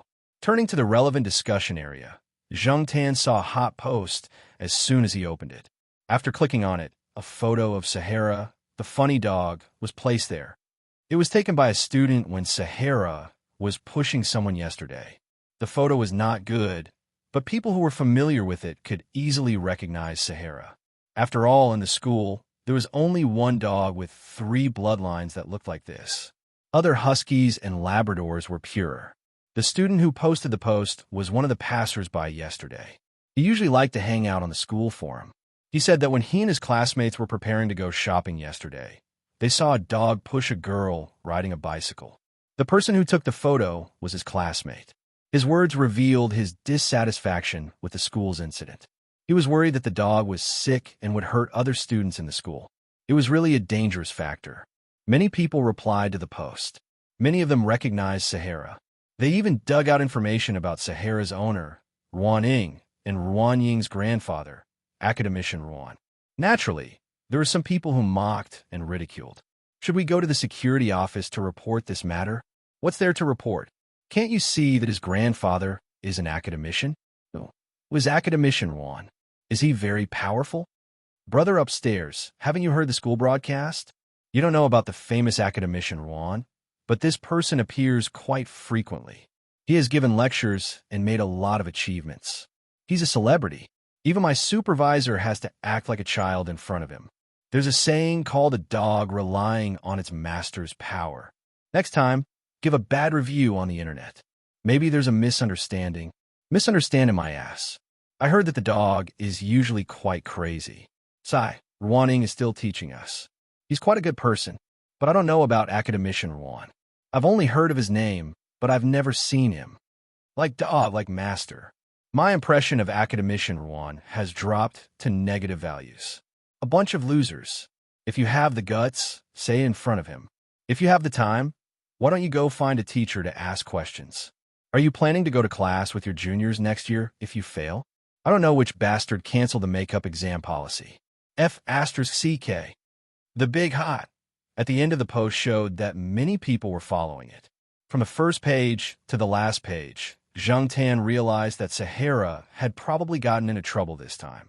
Many of the students did not even know the cause of the incident and were just making a ruckus. It was probably because it was during the final exams, so some people who were under pressure decided to find entertainment here. Although it was just a dog, sometimes a small fuse was all that was needed to explode. Unfortunately, dogs could not speak. Even if Sahara was really wronged, it could not say anything. Ruan Ying could only apologize to it. Now, academician Ruan was involved. The upper class had their own game. Although Professor Ruan was an academician, there was more than one academician in the school. There were also people who dared to go against academician Ruan. Many of the people in the post were from other factions. If they could not do research, they would use strategy. This was a common phenomenon that made people feel helpless. After turning off the computer, Zheng Tan went to Sahara's building. Downstairs, he could still hear Sahara whining from its nose. It sounded like it had been wronged. Unfortunately, there was nothing he could do. Letting it out would only make things more troublesome. At noon, Zheng Tan heard people in the courtyard talking about Sahara being locked up by Ruan Ying. It was estimated that it would not be released for a long time.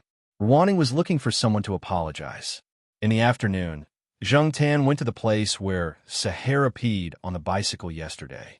There was no smell of urine on the bicycle. It was probably sold by the 2 people.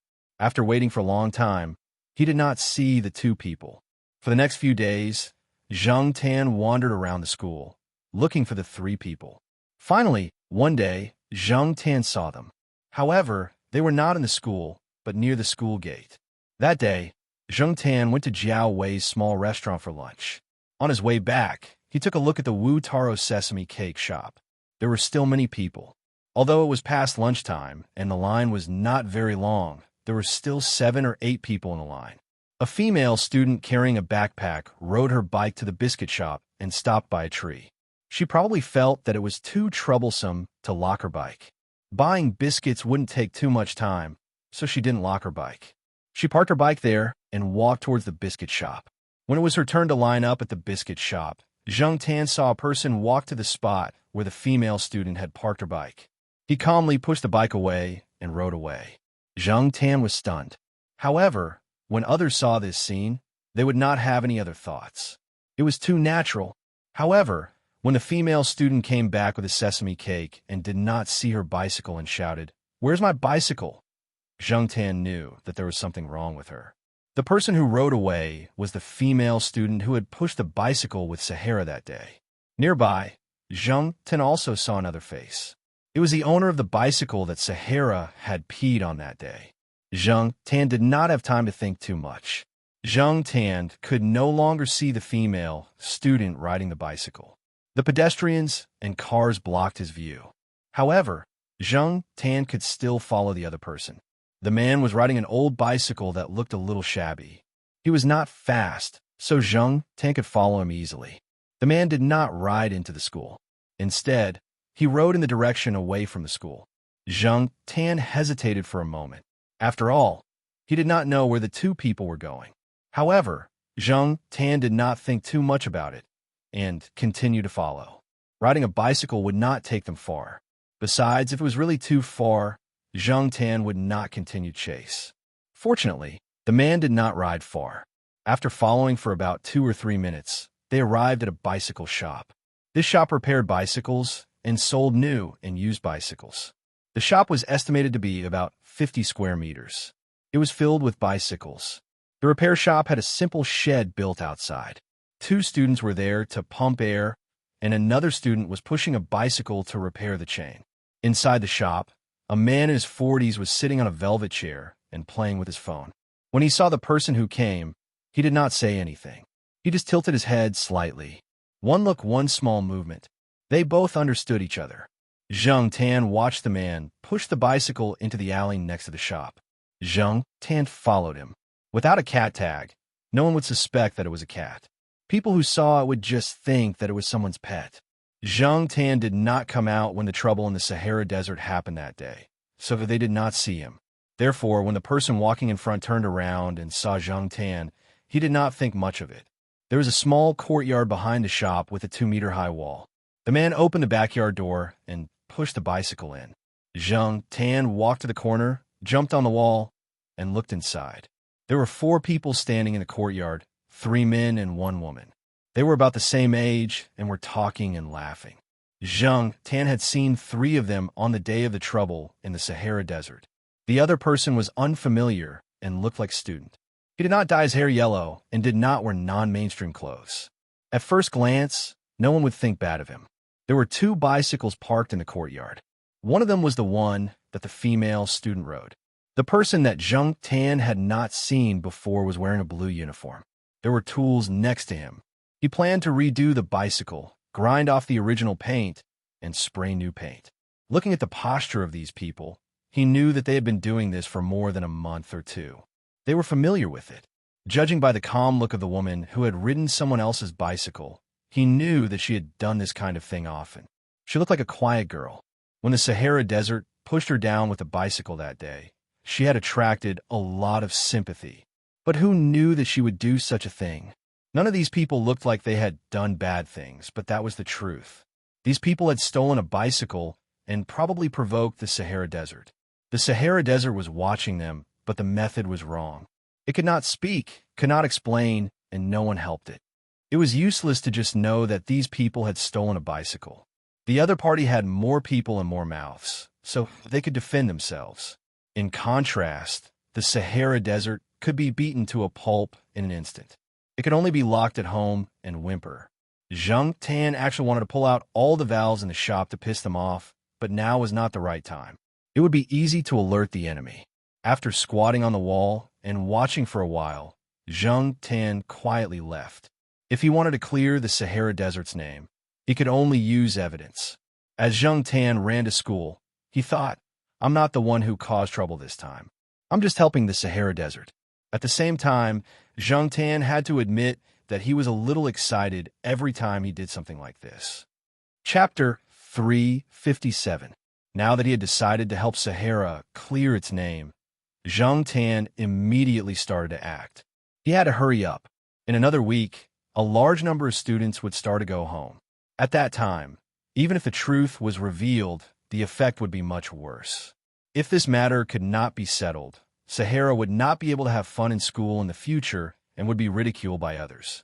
Although it could not understand the complicated human language, many animals, especially animals that had lived in human society for a long time, were very sensitive to the emotions of people. They could distinguish between good and bad feelings.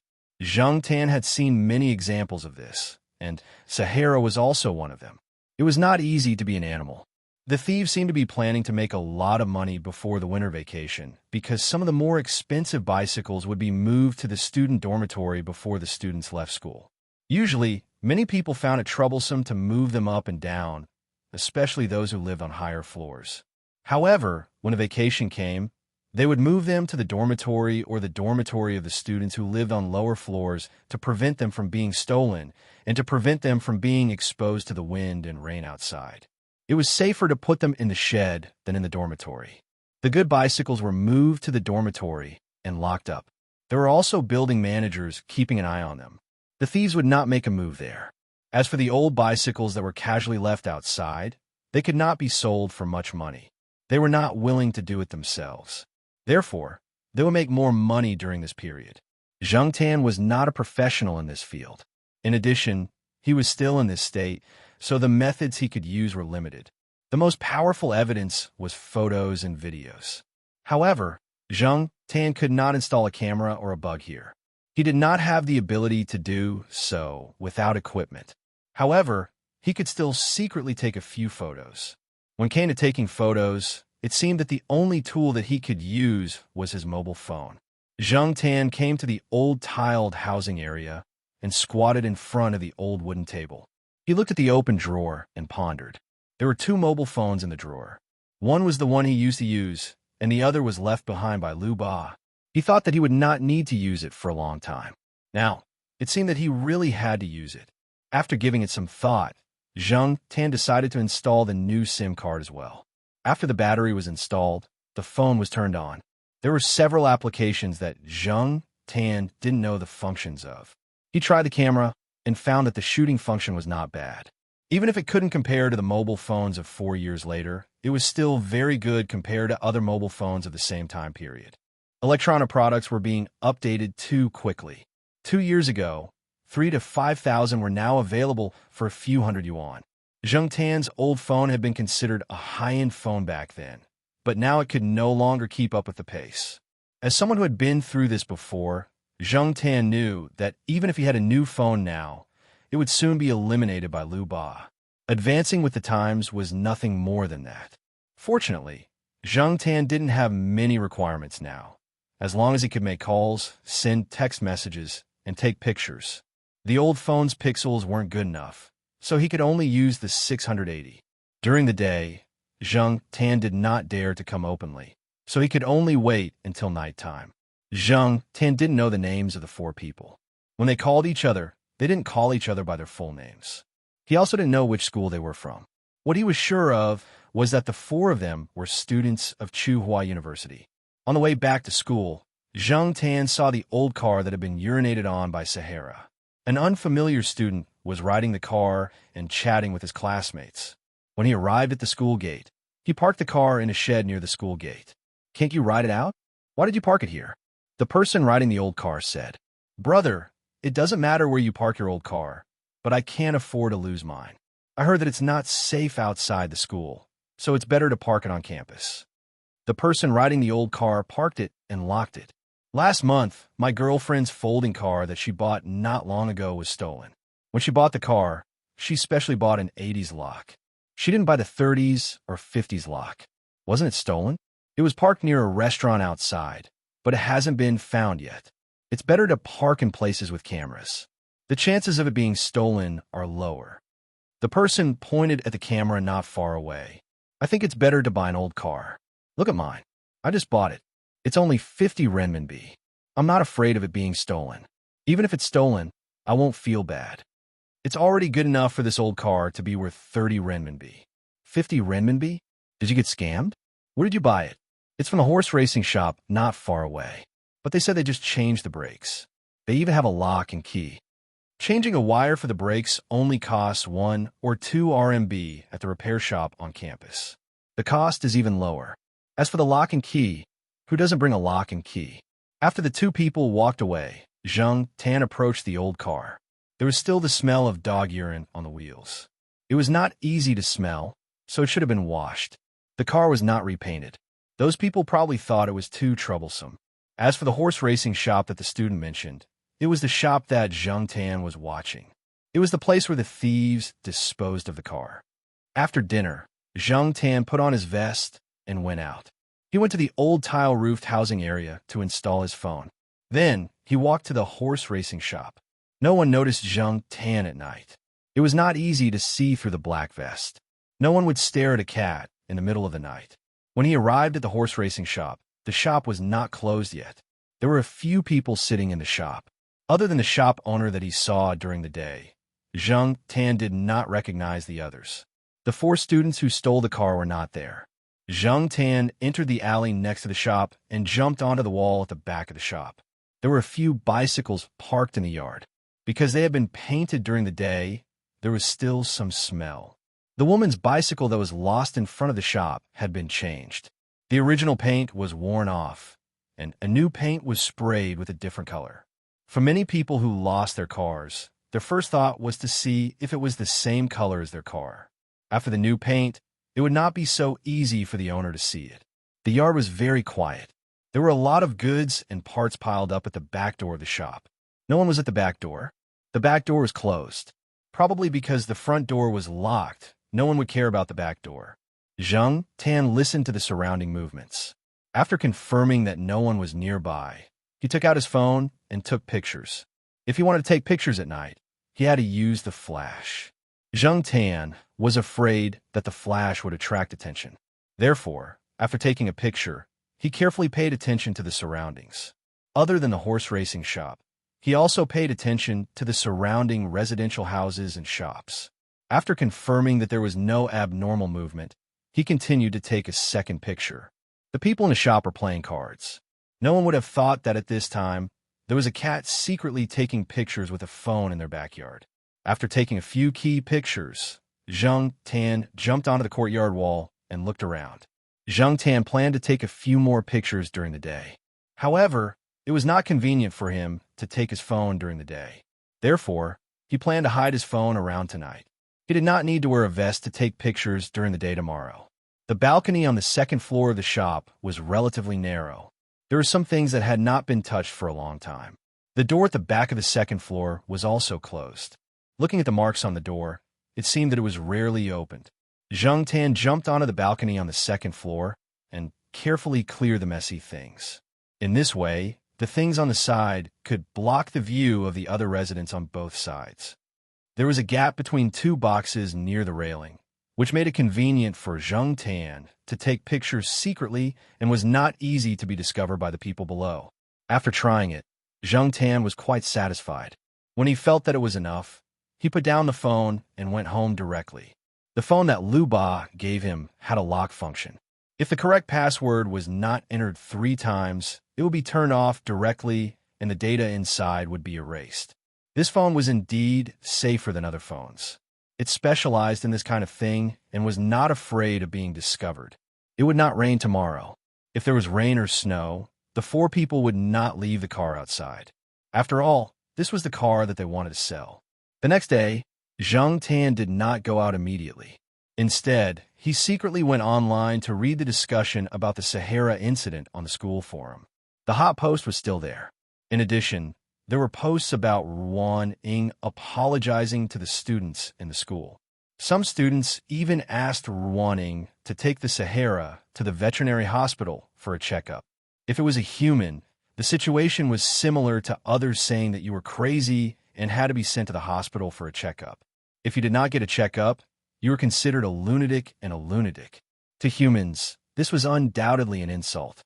However, when it came to animals, it was natural. Many people asked Ruan Ying to show the health records of the veterinary hospital and the recent checkup. It was as if they were unyielding. There is no way Zheng Tan would believe that no one was purposely trying to mess things up. Students would not casually force a teacher or an academician. They did not have the guts. Even if they did, they felt that it was unnecessary. However, not only did these few people say it, they even encouraged others to talk nonsense. They were just talking about the dog, but not long after, they mentioned the project funds. They were suspected of using fake bills to obtain funds for the research project. Some students had already realized that something was wrong and did not speak nonsense. There were scandals of some big shots in universities every year, and they were all famous universities. Tsinghua University had also had such scandals before. However, it was not heard of in recent years.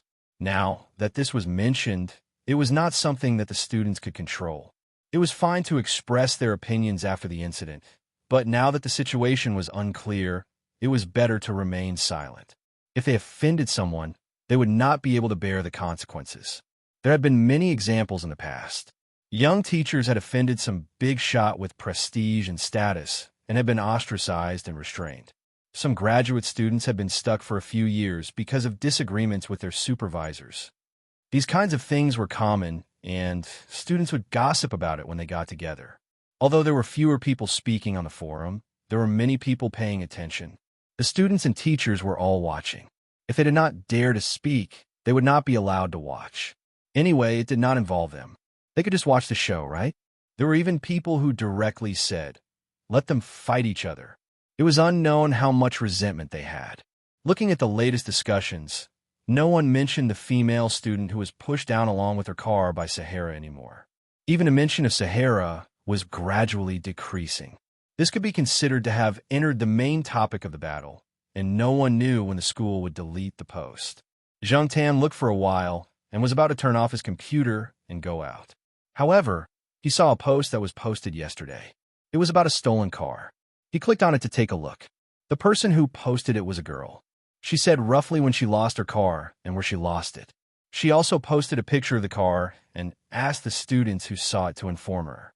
The picture proved that it was the car that Zhang Tan saw. Zhang Tan noticed that one of the pictures that the girl posted was of the car seat.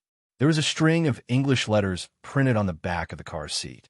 It was the pinyin of the girl's name. It was written in cursive. People who did not know would probably think that it was the car's brand. This was good evidence. Chapter 358.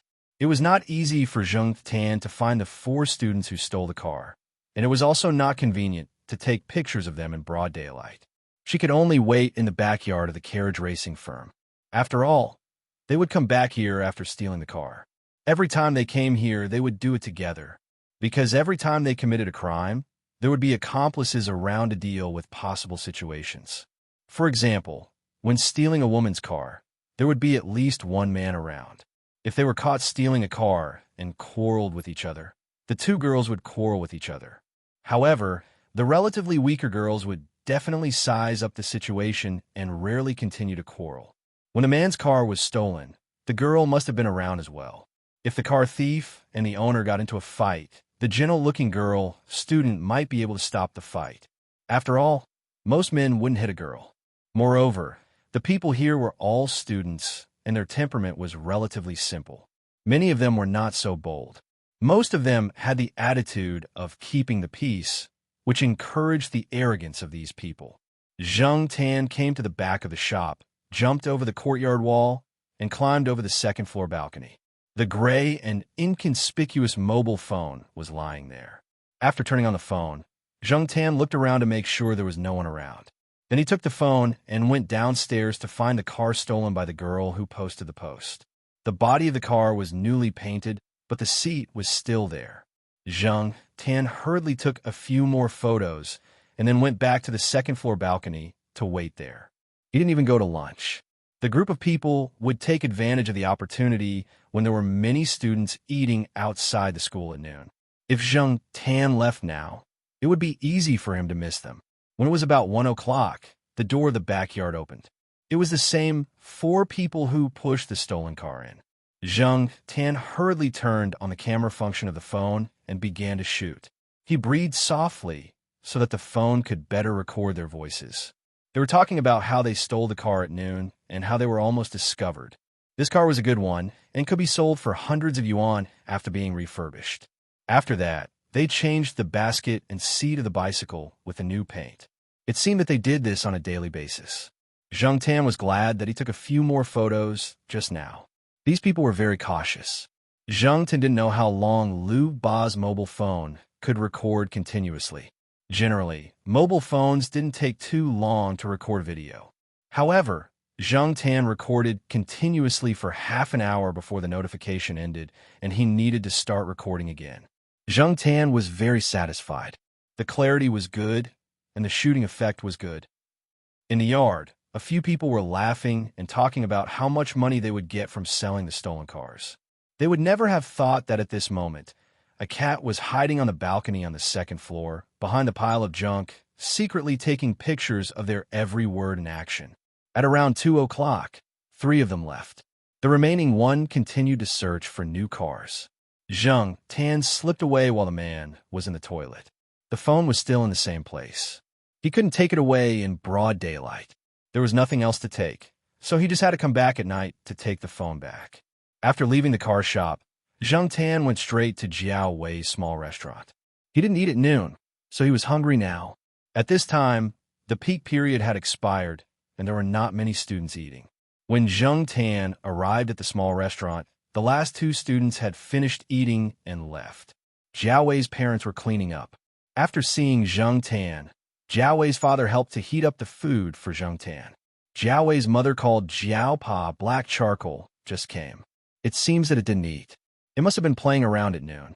I'm heating up the food for it. Zhang Tan was speechless. Annie, can you make up a better reason? If you say that, you'll be scolded when you go back. After eating, Zhang Tan went to the racetrack to see if there were any other evidence that could be taken. He went home at around 5 o'clock to wait for dinner. At 7:30 in the evening, he put on his vest and went to the racetrack to get his phone back. He put his phone in his vest and returned to the old tiled housing area on campus. Zhang Tan lowered the volume and looked at the videos and recordings on the phone. He felt a sense of accomplishment. With these videos and an analysis of Sahara's behavior that day, he should be able to tell the truth. But soon, Zhang Tan's happy mood slowly cooled down. Then his beard trembled.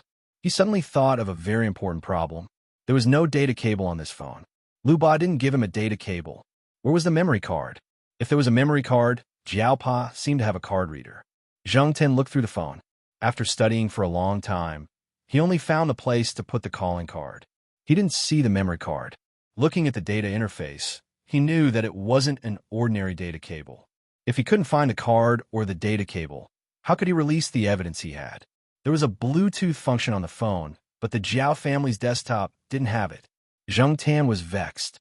However, after thinking about it carefully, using the Jiao family's desktop to release these things was a little too eye-catching.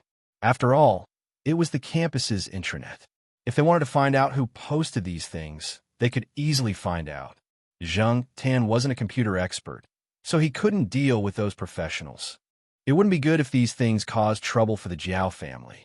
Although the Jiao Pa was doing well now, he was still a far cry from people like Academician Ruan. Now, the higher-ups were fighting silently. If the Jiao Pa was targeted, it wouldn't take much effort. During the selection or other small issues, the Jiao Pa would be very busy. It would be good if Academician Ruan was behind the scenes. Unfortunately, some trouble was inevitable. The Jiao Pa had his own plans and pace. Zhang Tan couldn't interfere with the Jiao Pa's plans. This matter was handled by Zhang Tan himself. It had nothing to do with the Jiao Pa. What should he do? Zhang Tan stared at the mobile phone that was playing the video in a low voice. He thought about it and decided to let Lu Ba handle this kind of thing. Did Lu Ba expect today's problem when she left the mobile phone to him? It was too tiring to deal with people with high IQ and flexible minds like them. Zhang Tan sighed in his heart. No matter what, since he had been busy for so long, there was no reason to give up now. Zhang Tan sent a text message to Lu Ba. Lu Ba replied very quickly. He was not in the city and was busy with an order. However, he asked Zhang Tan to send the video directly to him using a software installed on his mobile phone.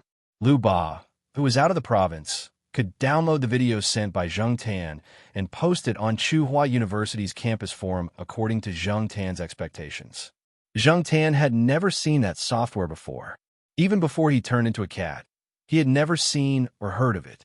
However, since Lu Ba said that it was okay and that it was safe, Zheng Tan had no other choice but to send it directly. While sending the video, Zheng Tan was thinking about how much it would cost based on the amount of data. However, he could continue to send messages after sending the video. He did not receive any notification that he owed money. Zheng Tan did not care much about it. If something happened, Lu Ba would take care of it. After uploading the video, Zheng Tan also edited some relevant information for Lu Ba. Lu Ba said that it would be done tonight. However, Zheng Tan could not go online tonight. He could only wait until tomorrow morning to see how things went. As for the data cable, Lu Ba could not do anything now. It only told Zheng Tan where the memory card was. This was not an all-in-one phone. It was installed with a memory card. However, it was hidden, so Zheng Tan did not find it. According to Lu Ba's instructions, Zheng Tan spent some effort to find it. His claws were not flexible, so it was not convenient for him to play with the phone. Fortunately, he found a place in the end. Lu Ba told Zheng Tan not to use it casually. If he needed help, he could ask for it directly. Zheng Tan thought about it and agreed. With his rubbish technology, he should not waste his time. After arranging everything, Zheng Tan turned off the phone and went back. He broke the battery of the new phone and brought it back. He would use Jiao Ma's all-purpose charger at home tomorrow. Fortunately, the battery could be used in this way. Otherwise, it would be useless if there was only a phone without a data cable or a charger. On the other side, after sending the message and downloading the video, Lu Ba suddenly realized that it did not seem to treat the other party as a cat. It felt like it was chatting with a familiar friend. For example, it felt like it was chatting with a gold tortoise. Lu Ba shook its head with a smile and continued to do its own thing. As long as it did not harm its own interests, it would have more friends and more helpers. From the messages Zheng Tan sent to it, Lu Ba sorted out an article. It inserted many pictures and embedded a few video links. Even if someone deleted the post, they could go to the video website to watch it. The videos posted on the video website could not be deleted easily. In addition, Lu Ba asked the gold tortoise to investigate the carriage racing company. Soon, there was relevant information, and Lu Ba put in the article. After clicking on the post, Lu Ba thought that Tsinghua University would be lively again. Unfortunately, no one would think of a cat. Lu Ba was excited. It looked through the recent posts on Tsinghua University's forum and grinned. It seemed to be fun. It was waiting to watch the show. The next day, the students of Tsinghua University went crazy.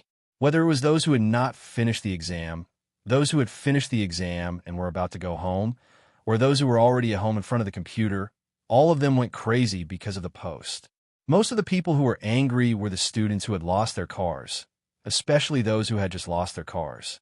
Whether it was the 4 people who did it or not, it was all on them.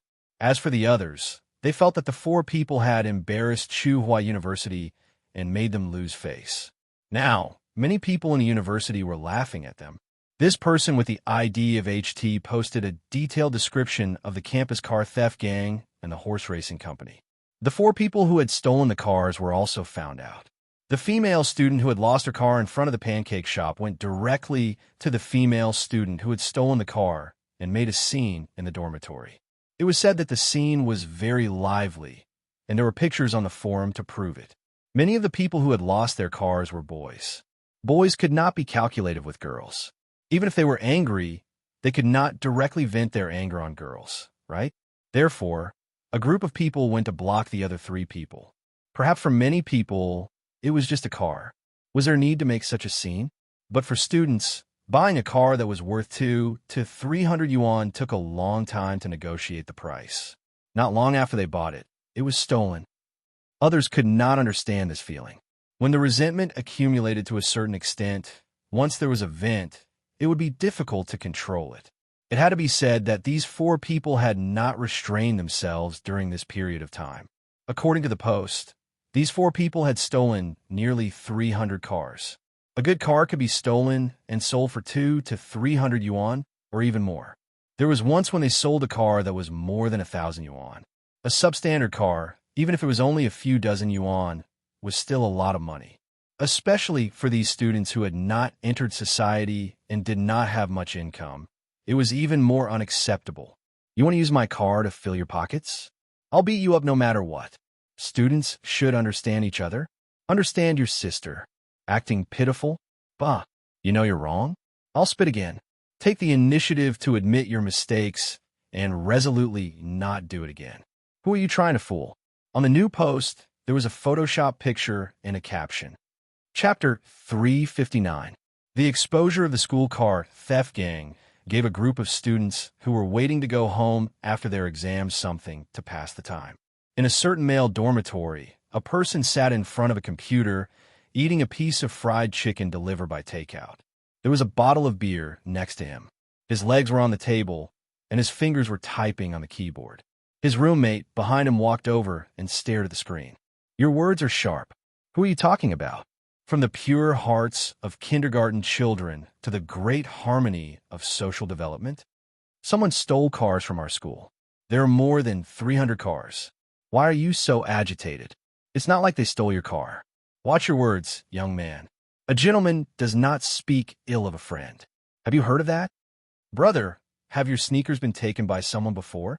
Have your clothes been taken by someone while you were drying them? Have your quilt been stolen or your water bottle taken?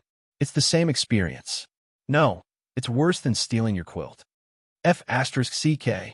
This experience is too deep. Reprimand. Reprimand. F*CK off. You're too slow. Let me do it. Gentlemen cut ties? F*CK. There were many similar situations. Many students were talking about it when they visited their classmates' dormitories. It was the end of the year, and there was nothing else to do except for this big incident. Maslow's theory divided the needs of life into 5 levels. From low to high, they were physiological needs, safety needs, belonging and love needs, respect needs, and self-actualization needs. College students were at the 2nd and 3rd levels of life needs, and were gradually moving towards the 4th and 5th levels. They were also a group of people who were easily affected by emotions. Many times, the first thing they thought of was not how to cover up the scandal, but how to look at the big picture. Their parents had let go, and they were semi-exposed to society. Their edges had not been smoothed out, and they boldly expressed their opinions based on their likes and dislikes to vent their emotions. Just like now, many people were thinking about how to reduce the bad influence of the school, but more people would directly express their thoughts. They would scold when they needed to and had no intention of hiding it at all. The racing car store was splashed with smelly water, thrown things, and written with paint many unsuitable words for children. Don't think that the students of famous schools were a bunch of obedient children. There were many who could cause trouble. Some people said that the people of the racing car store were from the underworld, but so what? Not everyone was afraid of them. After that, the police got involved in the investigation. The school took this matter very seriously. They had no choice but to take it seriously. 2 days later, when Zheng Tan went out again, he found out that the shop had been closed. He heard that the shop owner had been taken away by the police. The 4 students from Tsinghua University who stole the car were expelled from school. They were taken away along with the shop owner for investigation. Generally, the school would punish students by warning, recording demerits, probation, expulsion, and so on. Expulsion was a very serious punishment. After being expelled, the school would not recognize you as a student. All your previous grades and honors will be nullified and recorded in your files. It will be impossible for you to join the army. The political background check will be directly ignored.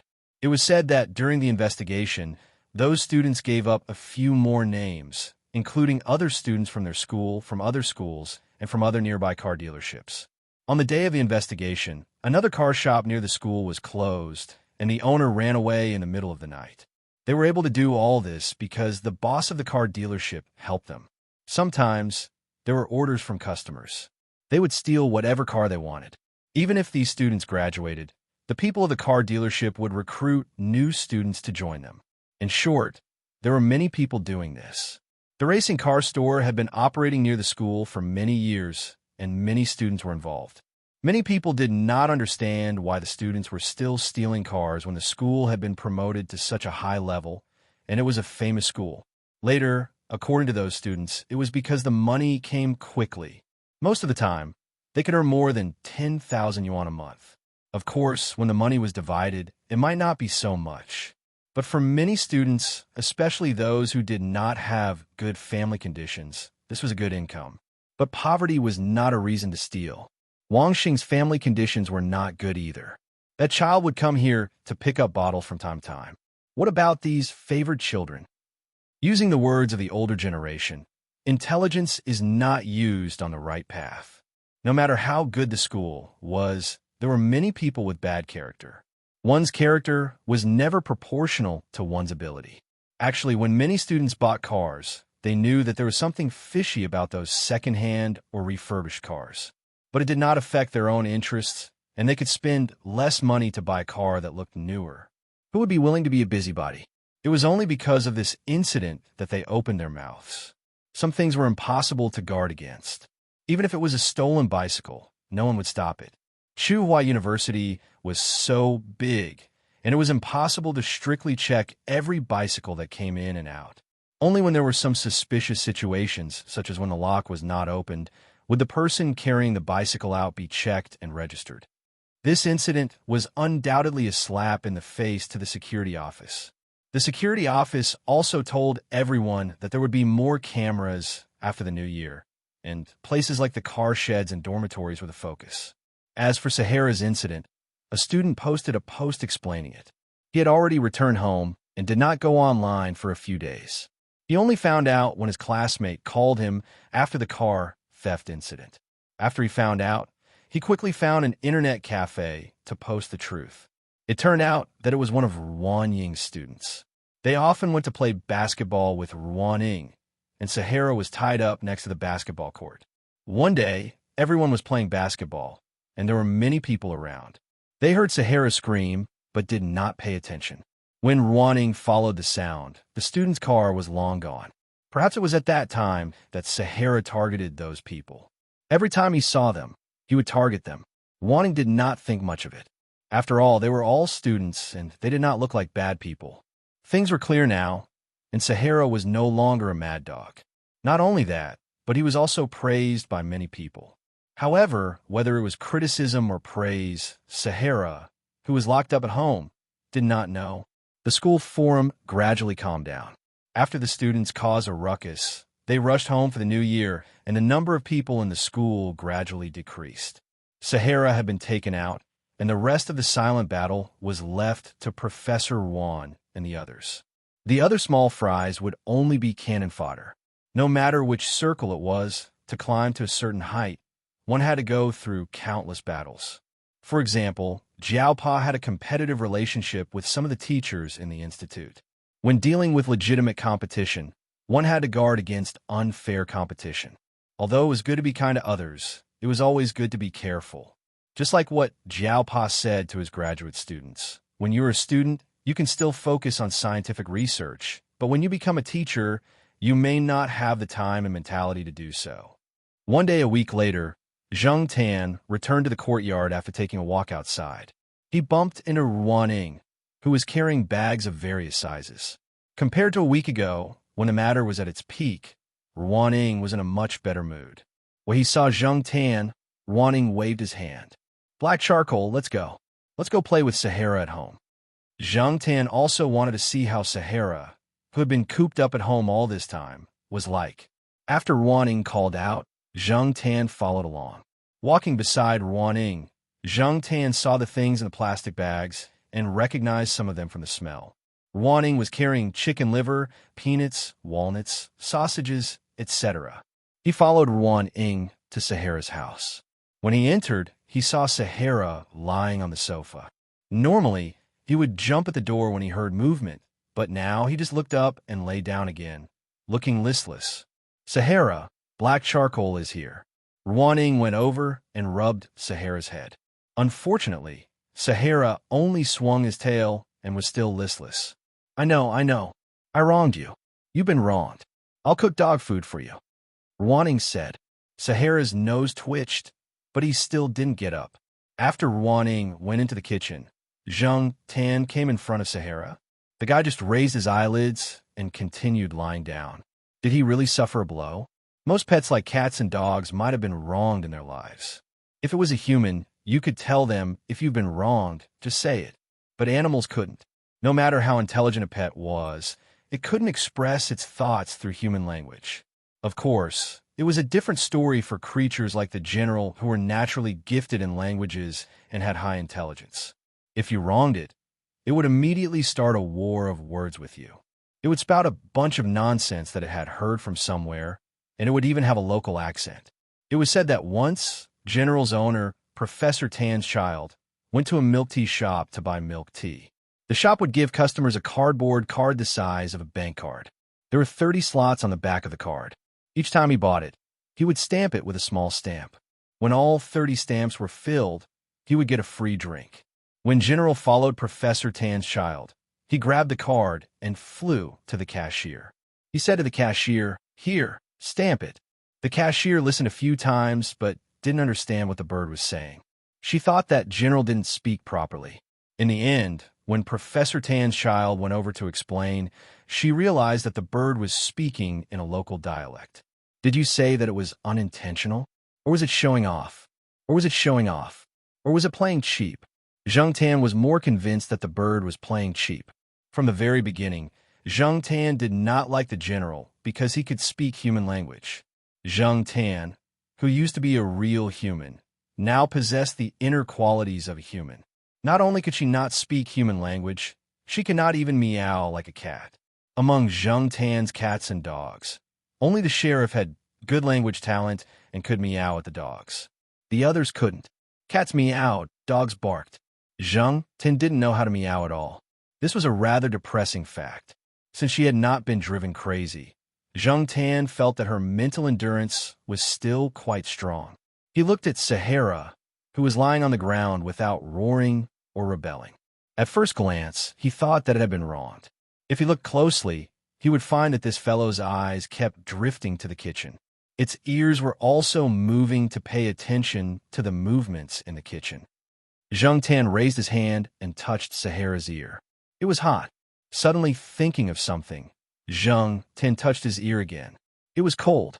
As he pondered the question of why a dog's ear was hot while a cat's ear was cold, Zheng Tan noticed that Ruaning had come out with a bowl of rice. Sahara, who had been listless just now, stood up and wagged its tail happily. Its mouth was moving, not feeling wronged anymore. Ruaning asked, "Woof!" Sahara jumped up and barked. Ruaning placed the bowl in front of Sahara. Sahara didn't care about anything else and started eating. From the way its tail wagged, it was obvious that this fellow was in a good mood. A bowl of food, 2 sentences, a few pats, and a few strokes of its fur. It was immediately revived. Perhaps this was why many people like dogs.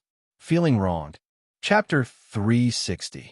Just like the past few years, they went back to Jiao Pa's hometown for Chinese New Year.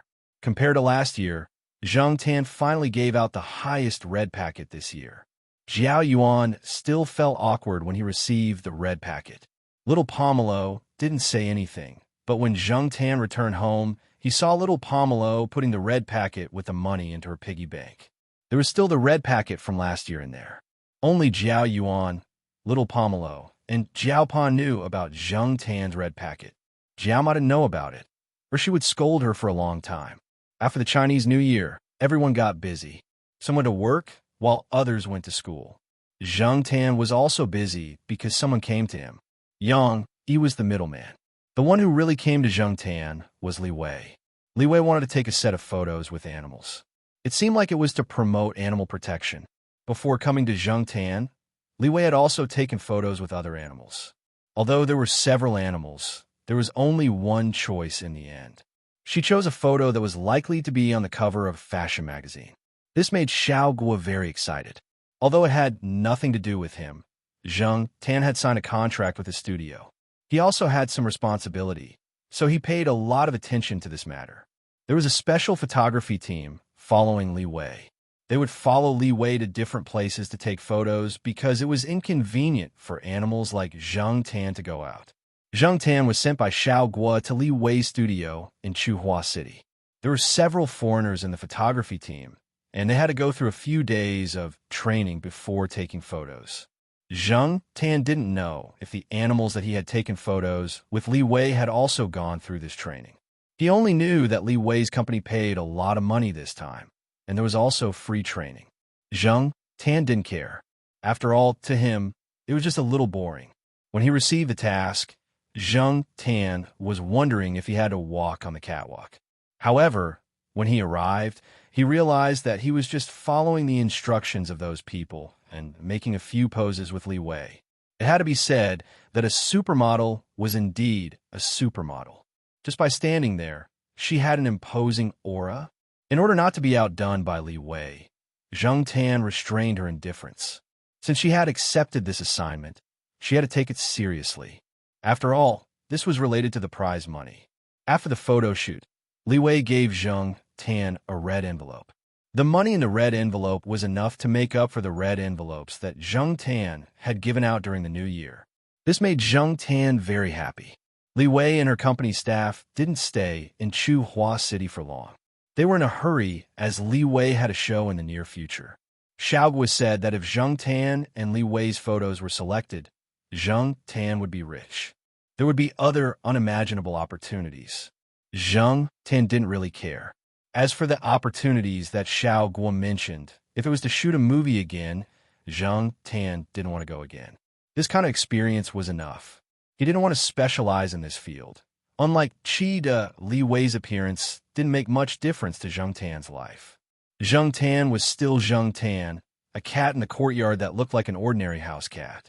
In the warm spring season, the campus was always more lively, whether it was people or animals. Zheng Tan went out for a walk and came back. He walked downstairs to the Peng's balcony and took out his access card and key. He was about to enter the building when he heard a voice from the fourth floor. "There's a monk picking water to drink. He picking water to drink." A bald head came out from the balcony on the third floor and shouted at the fourth floor, "If you sing this song again, I'll go up and pluck your feathers." The B**TCH bird on the fourth floor looked out from the cage and said, "Bald donkey." Zheng Tan and Air Mao were speechless.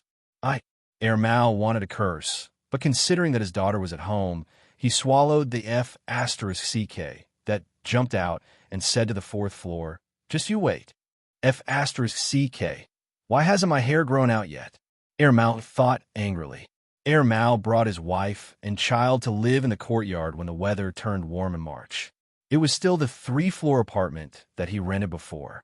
The original owner of the apartment had already taken away many things and cleared out a room. The study was changed into a baby's room. The nanny hired for the second bedroom, Black Rice, was also brought over. Because it had lived here before, it was familiar with the smell.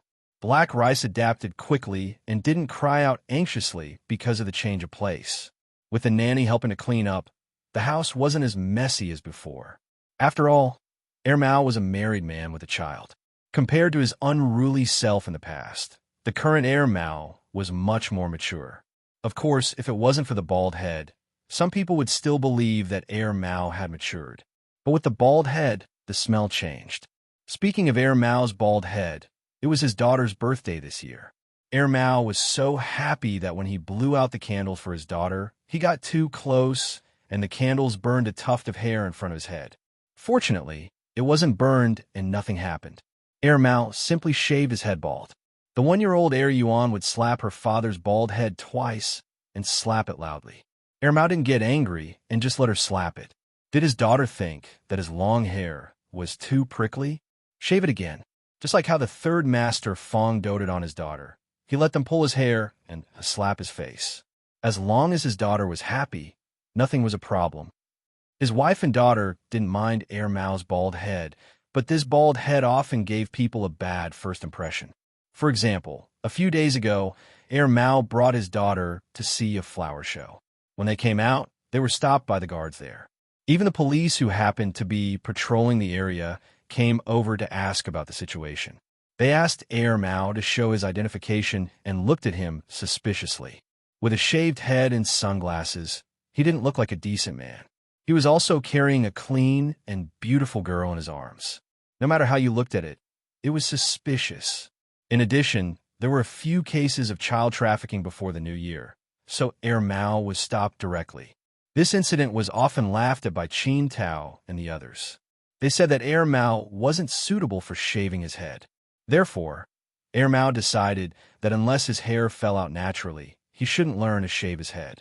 Because his wife and her friend went abroad to attend a cat show, Air Mao directly brought his daughter to live in the courtyard of Tsinghua University. Compared to the environment and atmosphere in his home, he preferred this place. There were more children here, and the people around were good. Air Mao didn't expect his daughter to be knowledgeable and versatile in the future. As long as she was healthy, it would be fine. This place was just a supporting role. Air Mao's parents were quite supportive of this. Nowadays, the relationships between neighbors in many communities were very indifferent, and people didn't know each other well. In addition, Air Mao's parents didn't believe in Air Mao's character. If they could grow up in a good environment, at least their granddaughter wouldn't be as ugly as her father, right? But Air Mao didn't expect that the bird on the 4th floor would mock him as soon as he moved in. Why did it have to sing monk of all things? Wasn't it obvious that it was being sarcastic? Now even Bald Donkey came out. This was too much. Except for the problem with this *TCH bird. Air Mao felt that life here was quite harmonious. With a nanny, he didn't have to worry about food and drink. He just needed to take care of his daughter every day. Although Air Mao didn't seem to be working every day, his wallet was always full of money. Once in a while, he checked the money in his bank card. Oh, there were hundreds of thousands more. Even Air Mao's parents didn't know how much investment Air Mao had made. In the past, the old couple urged Air Mao to do something serious to save money to marry a wife. Now, Air Mao's wife was married and had a child. Their wallet was full, so the old couple didn't care about Air Mao anymore. Instead of getting a headache every time they talked about Air Mao, it was better to talk about their granddaughter. Every afternoon, Air Mao would bring his daughter downstairs to exchange experiences with other people in the courtyard who brought their children out for walks. The old people in the courtyard were very enthusiastic about these children. Air Mao even put Air Yuan on the back of Little Blossom a few times. Many children in the courtyard liked Little Blossom very much. Compared to the bull-headed terrier Zhuang, who was small in size, deformed, and fierce in many people's eyes, Little Blossom was a gentle big fellow and was very popular among the children. Of course, not many parents would let their children interact with bull-headed terriers. Everyone knew that this kind of dog wasn't easy to get along with. Moreover, bull-headed terriers did bite people more than once. This morning, Zheng Tim planned to go out for a walk. When he went downstairs, he saw Air Mao moving a 4-wheeled children's princess car downstairs. After moving it, Air Mao went upstairs to pick up his daughter. Was he going to walk the child again? Zheng Tan had tried to lift the car before. It was about 30 kilograms. Because it didn't look conspicuous, he thought it would be the same as the plastic cars the children in the courtyard used. He didn't expect that it would be heavier. Air Mao didn't find it troublesome to move it up and down several times a day. If one looked closely, they would find that there was something special in the baby car. Many protective measures were well done. It was definitely sturdier and safer than it looked. After Air Mao carried Air Yuan downstairs, he let Air Yuan open the door and climb into the car. Air Yuan was a little over a year old, not even a year and a half. She could walk, but she couldn't run. It was a little strenuous for her to get into the car. However, probably because she had done this before, she was familiar with the series of movements. Air Mao helped her when she couldn't climb in. After Air Yuan got into the car and sat down, Air Mao asked her to fasten her seatbelt. Zheng Tan looked. There was indeed a seatbelt. The equipment was quite complete. Air Mao was wearing a set of sportswear today. After everything was ready, he took out a small remote control and started walking. At the same time, the princess car that Air Yuan was sitting in started moving. Using a car to walk children seemed to be more common now. It wasn't as rare as when little kitten Zhui used to be. This method was also liked by many young parents. When Air Mao ran faster than the car, he would slow down and change from running to walking. When the car came over, he would start jogging again. No matter what, Air Mao wouldn't let the children's car get away from him. Air Yuan seemed very excited. She wasn't afraid at all and kept smiling. Sometimes, she would even pat the steering wheel that didn't really work. Zheng Tan looked at the two of them. taking a child for a walk so early in the morning, they were really in the mood. Chapter 361. In April, all the smiling flowers in the school had bloomed. One could smell their fragrance on the streets. Mao steered his daughter's car and drove on a path with few people. On the main road of the school, cars and pedestrians came and went in a hurry. It was not safe, and there was also car exhaust. The path was different. It was safe and quiet. There were many flowers and trees, and the air was better. Mao taught his daughter how to recognize things as they walked. Trees, birds, flowers, clouds. Mao taught a word, and Mao would say it. If it was not right the first time, he would teach it a second time and a third time until it was right. Zhang Tin used to think that Mao was unreliable. He did not expect him to be so patient with his daughter. When he was raising black rice, he seemed to be quite patient too. He taught her as they walked, and even took a few photos with his camera. Mao had taken many photos of black rice's daily life when he was raising black rice. Now his pleasure was to take photos of Mao and black rice. To Mao, repeating the same thing every day was a pleasure. As they walked, Mao paused. He stopped Mao's car and looked ahead with a frown. Zhang Tan's ears twitched. He also heard something unusual in front of him. Ouch! A person rolled down the slope at the fork in front. His face was bruised, and his body was in a mess. It was obvious that he had just been beaten up. Zhang Tan could smell alcohol and some other unpleasant smells from the wind blowing over. After that person, another 3 people jumped down from the slope and kicked the person who was rolling on the ground a few more times. They were also cursing him. Before the people in front started to punch and kick, Mao put his hand into the children's car to cover Mao's eyes. He tried to talk to Mao to distract him. At the same time, he used his other hand to control the children's car and was about to leave. He did not care about this kind of thing. Unexpectedly, the person in front saw Mao and walked over. He looked angry. His long sleeves were rolled up, revealing the tattoo on his arm. Mao frowned even harder. He turned the children's car so that Mao could not see the person who was walking over. Hey you, the person pointed at Mao. To be exact, he pointed at the digital camera hanging around Mao's neck. You took a picture, didn't you? What the man meant was that Mao had taken a picture of what they had done and wanted to check it. However, from what Zhang Tan saw, he didn't just want to check if there were any photos taken of them. From the look in his eyes, it was obvious that he wanted to take the camera for himself. After all, this was an SLR camera, and it was a famous brand. It was worth a lot of money. Zhang Tan looked around. Although last year's car theft incident had caused the school to install surveillance cameras in some of the car sheds and dormitories, there were no cameras installed in remote and quiet places like the small paths. The students probably didn't think much of it. After all, there were many people doing things that were not suitable for children in these remote places. There were no cameras. Other than when the security guards were patrolling, no one would pay attention to this side. If they accidentally bumped into a young couple, they would be scolded by the students for being nosy and not doing their job properly.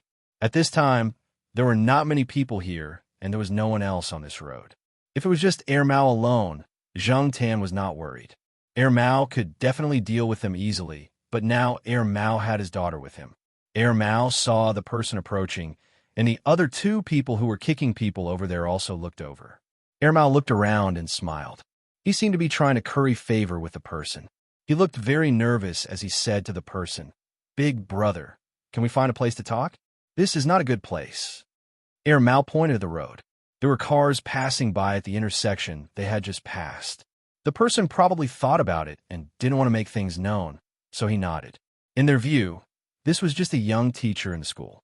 Generally speaking, students and young teachers were more timid and easy to bully. After Mao finished speaking, he took out his phone to check the time and put it back in his pocket. This made the person's eyes brighten. The phone was also a good phone. Maybe he even had money on him. It seemed that he had a lot of money. Because Mao was misunderstood because he shaved his head, he always wore a hat when he came out in school. Today, he didn't wear sunglasses. Since he was young, it was understandable that he was mistaken for a teacher in the school. The man pointed to a spot on the slope. There were also some stone tables and benches. Usually, there would be some students sitting there for their morning reading. But today, probably because of these few people, there was not a single student there. Black charcoal, help me look after Air Yuan. Mao pushed the children's stroller to the side near the lawn. This way, it would not be easy for the stroller to slip. Then, he walked up the slope with the leader. Air Yuan was still looking left and right for Air Mao. Zheng Tan poked a little doll tied to the stroller to attract Air Mao's attention, so that the little guy wouldn't cry. At the same time, Zheng Tan also pricked up his ears and listened carefully to the movements on the slope. If Air Mao was alone, the three people over there could be easily dealt with. The three guys looked fierce, but in reality, they were far inferior to those who really fought. They were only strong on the surface. It was okay to bluff those naive students, but to pretend in front of an expert, it could only be said that they had a death wish. The truth was just as Zheng Tan thought. Air Mao knew very well how strong the three of them were. He was confident that he could deal with them. In addition, he was worried that Air Yuan would cause trouble if he left for too long, so he quickly went up the slope. He wasn't afraid of being found out. He just didn't want Air Yuan to see such a violent scene. Looking at the three guys who were curled up like shrimps on the ground, Air Mao picked up a business card on the ground. It had fallen from the leader, and there were the words XX Guarantee Investment Company on it. But I thought it was a loan shark, Air Mao said disdainfully. No, we are just helping debt collectors, the man said with some difficulty. He wanted to defend himself, but Air Mao quickly interrupted him. It's none of my business if you're a loan shark or a debt collector. Air Mao raised his hand and patted the man's face. You don't even know what to do. You're blind. When I came out, you were still in some corner. You're not even older than me. The leader cursed in his heart, but he didn't dare to show it on his face. Otherwise, he would be greeted with more than just 2 punches. He thought that this person was a young teacher who was easy to deal with. Now that he took off his hat and revealed his short hair, which looked like he had just been released from prison, coupled with his bandit aura, the leader was about to vomit blood in his heart. F***CK. He shouldn't have come out today. Why did he come here so early in the morning to collect debts? Air Mao didn't want to bother with these 3 small fries anymore. He quickly put on his hat and punched again. If it was before he got married, he wouldn't have punched so lightly. At least there would be blood. Now, he didn't want his hands to be stained with blood. He still had to push his daughter's stroller. He flicked the leaves and invisible dust off his body and walked quickly to the children's stroller. As for the person lying in the middle of the path, Air Mao didn't even look at him. There were too many temptations in this society. Many people found it hard to resist and gradually became addicted to it, especially those students who had weak resistance to temptation but wanted to enter the world of sensual pleasures. It was acceptable for people who borrowed money because of their family's financial situation. However, Air Mao wouldn't even look at people who loitered around sensual places and borrowed money because of some bad habits. In order to avoid the sensitive words usury, many private usury companies would put up signboards such as investment company or guarantee company. However, private usury companies had developed to this point, and it was difficult to find loopholes in them. Whether it was the IOU or the mortgage procedures, they were very complete. Moreover, these companies avoided all risks when dealing with loan sharks. It was difficult to win a lawsuit. Private loan sharks were not under the supervision of the Banking Regulatory Bureau. Loan companies under the supervision of the Provincial Finance Office needed to obtain a business license, and the examination and approval were very strict. Private loan sharks were obviously illegal, but it was difficult to forcibly stop them. As for these people who helped to collect debts, guarantee companies worked with debt collection companies the most. If they helped to collect debts, if something happened, the loan shark company would be able to get rid of the trouble easily. It was a win-win situation. These 3 people were just small fries in the debt collection company. They couldn't cause any waves and didn't dare to take revenge. Air Mao could see this, so he didn't need to spend too much effort. With Yuan Air's hearing, it was difficult to hear what they were saying. However, Zheng Tan heard the conversation between Air Mao and that person clearly. However, he didn't think too much about it. After Air Mao came over, he left. In the next few days, Zheng Tan didn't see the 3 people when he walked around the school, so he threw this matter to the back of his mind. At the end of May, Zheng Tan heard from little Pomelo that little Pomelo was on leave recently. He was a little worried and planned to go there. If he couldn't find her at school, he would go to the blind old man to take a look. Unexpectedly, near little Pomelo's school, Zheng Tan saw the three people who helped to collect debts that Mao had taught a lesson to. In the middle of the three people, there was a bearded man in ragged clothes. Zheng Tan had never seen him before, so he didn't have a good impression of him. The four of them were nestled next to a shop near the school. They looked impatient as they looked at the school gate. The ragged man was trembling with fear. He was very afraid of the three people. The four of them seemed to be waiting for someone. Zheng Tan carefully approached them and eavesdropped on their conversation. "Who is it? Did you see her? Are you lying to us?" The leader said in a bad tone. "No, definitely not. Her sister said she saw her going to school here." The man in ragged clothes cowered. "Then why don't I see her? Go in and ask her to come out. I don't know which class she's in. I only know that she's called Huang Jio now." Zheng Tan was shocked. Huang Jio wasn't that little Jio? That person. After eavesdropping on their conversation, Zheng Tan found out that the bearded man was little Jio's biological father. He was also the one who sold little Jio. He drank too much, gambled too much, and now it seemed that he owed loan sharks. He sold his daughter, and now he wanted his daughter to help him pay off his debt. Little Jio's relationship with her family was very weak before she was sold. After she was sold, little Jio had probably given up on her family. Little Jio was clearly living well now. So why did this person still come looking for her? Was this the reason why little Jio took leave these few days? Hey, that. One of the three people who helped collect debts pointed at a girl standing not far away. Chapter 362. She was standing outside during school hours, not even carrying her school bag. She was only holding a file and looking over coldly. This was very different from the little Nine that Zheng Tan usually saw. Little Nine, this child, if she was good to others, she would be very considerate of others.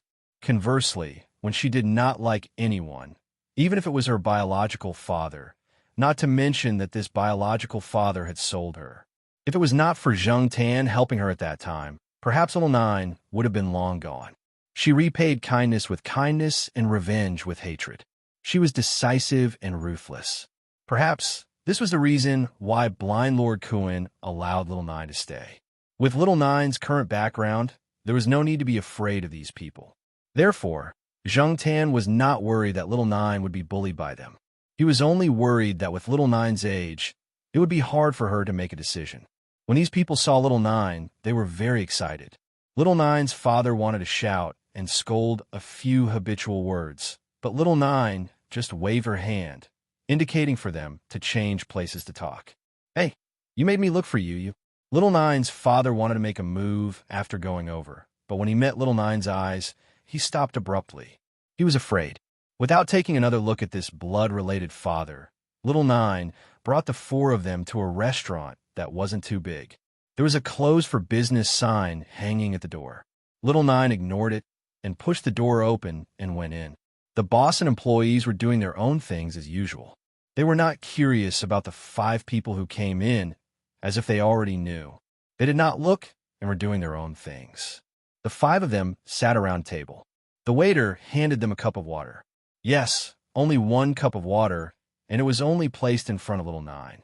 As for the other 4, they were treated as air. "Hey, what's going on here? Don't you know that the customer is God? If you don't even know this, how can you do business?" The leader shouted. As soon as he said that, the 3 waiters and the boss in the restaurant rolled up their sleeves and looked over, their eyes extremely unfriendly. "Why don't I send you to meet God?" the boss said with a faint smile. The leader choked and turned back resentfully, not wanting to argue anymore. He just wanted to collect his debt and go back. Little Nine drank some water, put down the cup, and was about to say something when he saw a black cat standing outside the window. A smile flashed across his originally complicated eyes, and he quickly got up to open the door. "Black charcoal." The leader's face twitched. Black cat again? Previously, when they were beaten up in Chuhua University, a black cat was also present. As expected, nothing good ever came out of running into a black cat. However, why did this cat's name sound like the black cat from that day? Could it be the same one? However, This place wasn't very close to Chuhua University. After Zheng Tan entered the room, he squatted down on a chair at the side, watching the development of the situation and helping Little Nine. One of the employees in the shop pointed at the boss with his mouth. "Boss, there's a cat." Another employee whispered to the boss, "That cat is very calm. Does it know Little Nine? You're quite brave, not afraid of strangers at all." The restaurant owner's mouth twitched. He had heard that this cat even dared to play with Lord Kuen's beard. What else would it not dare to do? Others might not know, but he had heard of the rumors about this cat. Because of Zheng Tan's participation in the shop, the atmosphere in the shop changed slightly. Little Nine took a deep breath and took out something from the document bag. It was a thin piece of paper that looked like it had just been printed. There were no wrinkles or stains on the paper, and it was pale white. Little Nine pushed the paper in front of her father and said, "After signing this agreement, we'll go our separate ways and have nothing to do with each other." Little Nine's father was illiterate, but he could still understand most of the words. On the paper, it was very clear that Little Nine would help him pay off his debt, and then they would not owe each other anything. Seeing that he could pay off the debt, Little Nine's father did not think much about it. He picked up a pen and signed his name on the paper and even pressed his thumbprint. Little Nine lowered her eyelids so that the people around them could not see what she was thinking. She looked very calm, but Zheng Tan could tell from Little Nine's clenched fist that this child was not as calm as she appeared. No matter what, they were blood relatives. When a man signed the agreement, he did not hesitate. Zheng Tan did not know what to say. Mao and the man in front of him were both fathers, but why was there such a big difference? Was it because of poverty, or was it because of other reasons? This agreement was just a test by Little Gio. When Elder Kuen decided to let Little Gio stay, the various procedures had already been completed. Little Gio no longer had anything to do with this family. Even if they were to meet in court, there was enough evidence to prove that they had an overwhelming victory. From the moment the man signed the agreement, Little Nine had really cut off all ties with the past. She crumpled the paper into a ball and threw it into the trash bin. Just as the man in front of her was about to shout, Little Nine took out a card and placed it in front of the debt collector. "The password is 6 nines. As Little Nine spoke, he took out $300 bills from his pocket and pointed at the blood-related people sitting across from him. However, he looked at the leader and said, "Send this person back to where he came from. I don't want to see him again. If he appears here again, he and all of you will not be able to leave." "Are you threatening me?" The leader stood up. However, before he could stand up straight, a kitchen knife chopped at the side of his arm. It almost cut into the table. His sleeve was already cut. If it had been just a little bit more, a piece of flesh would have been cut off from his arm. Good knife skills, Zheng Tan thought.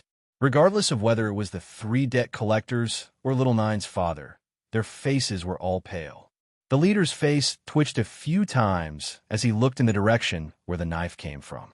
On the other side, the restaurant owner was sitting at the cashier counter. His fingers were rhythmically tapping on the table.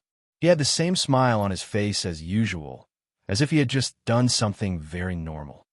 "Oh, sorry, my hand slipped. I was going to chop the fly." A waiter sitting at the door looked at the people on the table and laughed. On his finger, a table knife spun quickly. It was as natural as spinning a pen. His finger was unharmed. F***CK, I definitely can't come to this restaurant to eat in the future. I won't come even if I starve to death. This was the thought shared by the 3 debt collectors. If they still didn't understand the situation now, they would be retarded. Fortunately, the 3 debt collectors weren't that retarded. They knew how to judge the situation. Since they couldn't be strong here, and they had already gotten the money, it was right to leave as soon as possible. Forcing themselves to be calm, the leader put away the card and the 300 yuan. He grabbed the bearded man and hurried out.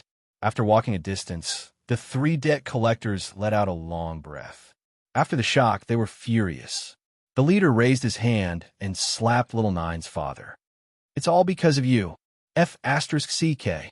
The bearded man didn't dare to defend himself. He continued to cower. "What do we do now?" Another person asked. "What else can we do?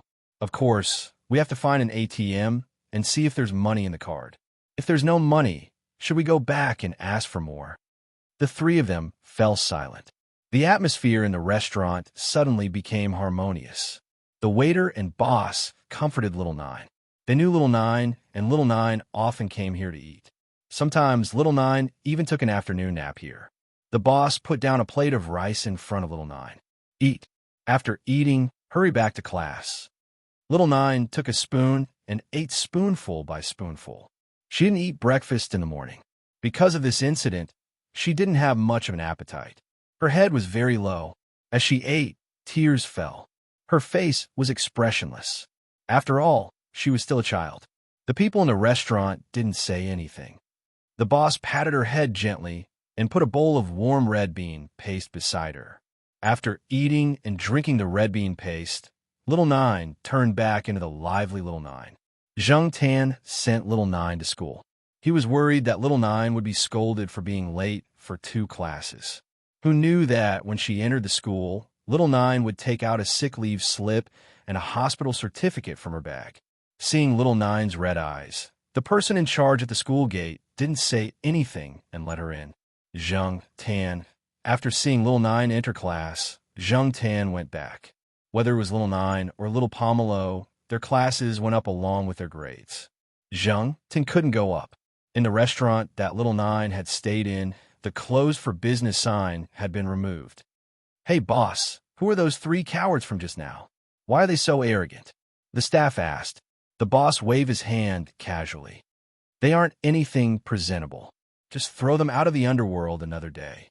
The 3 people who were labeled as not presentable looked at the numbers on the ATM and were immersed in the world of how much money they could get. They didn't know that they were being targeted. Just as someone once said, if you didn't have the foresight, you wouldn't last long in any industry. Zheng Tan went back to school with a heavy heart because of Little Nine. He thought about how Mao treated Yuan and how Little Nine's father treated Little Nine. The difference was huge. However, Zheng Tan thought about the time before he became a cat. That irresponsible father that he only saw a few times a year. Then he thought about the current Jiao Pa. TSK. Familial love was actually quite complicated. That wasn't right. Was it familial love or the human heart that was complicated? When he passed by the kindergarten, Zheng Tan stopped in his tracks. Zhua Kitten's last class in the morning seemed to be an outdoor activity class.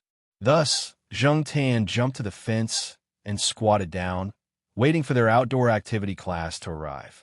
Recently, Zhua Kitten's mood wasn't good. Why? Zhua Kitten wanted to go to primary school, but the teacher objected. 6 years old was the legal age to enroll in school. In some places, it was still 7 years old. If one was too young, there might be all kinds of inconveniences. For many children, enrolling in school early wasn't a good thing. The school was also in a difficult position. Some time ago, when Zheng Tan came here, he heard Zhua Kitten complain that their teacher wanted him to go to preschool for a year. However, that little brat had told Zheng Tan in private that even if he went to Lord Buddha to roll around, he would still go to primary school this year. Because if Zhua Kitten went to primary school, according to little Zhua's promise, she should come back. When the outdoor class started, the children in Zhua Kitten's class all ran out, fighting for their favorite ladders and castles. Only Zhua Kitten looked at the fence first. Then, she smiled and ran over. As she ran, she shouted, brother, hey, let me tell you."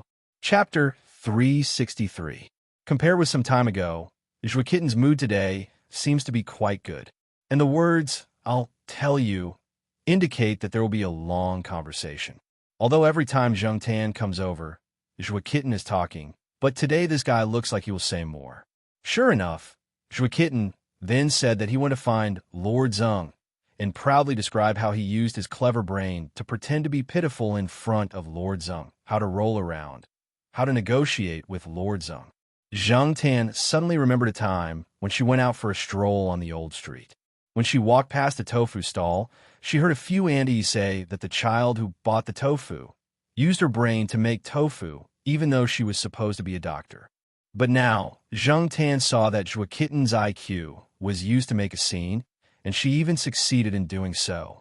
After a lot of preamble and foreshadowing, Zhua Kitten stared at Zheng Tan with bright eyes, and his mouth couldn't help but open.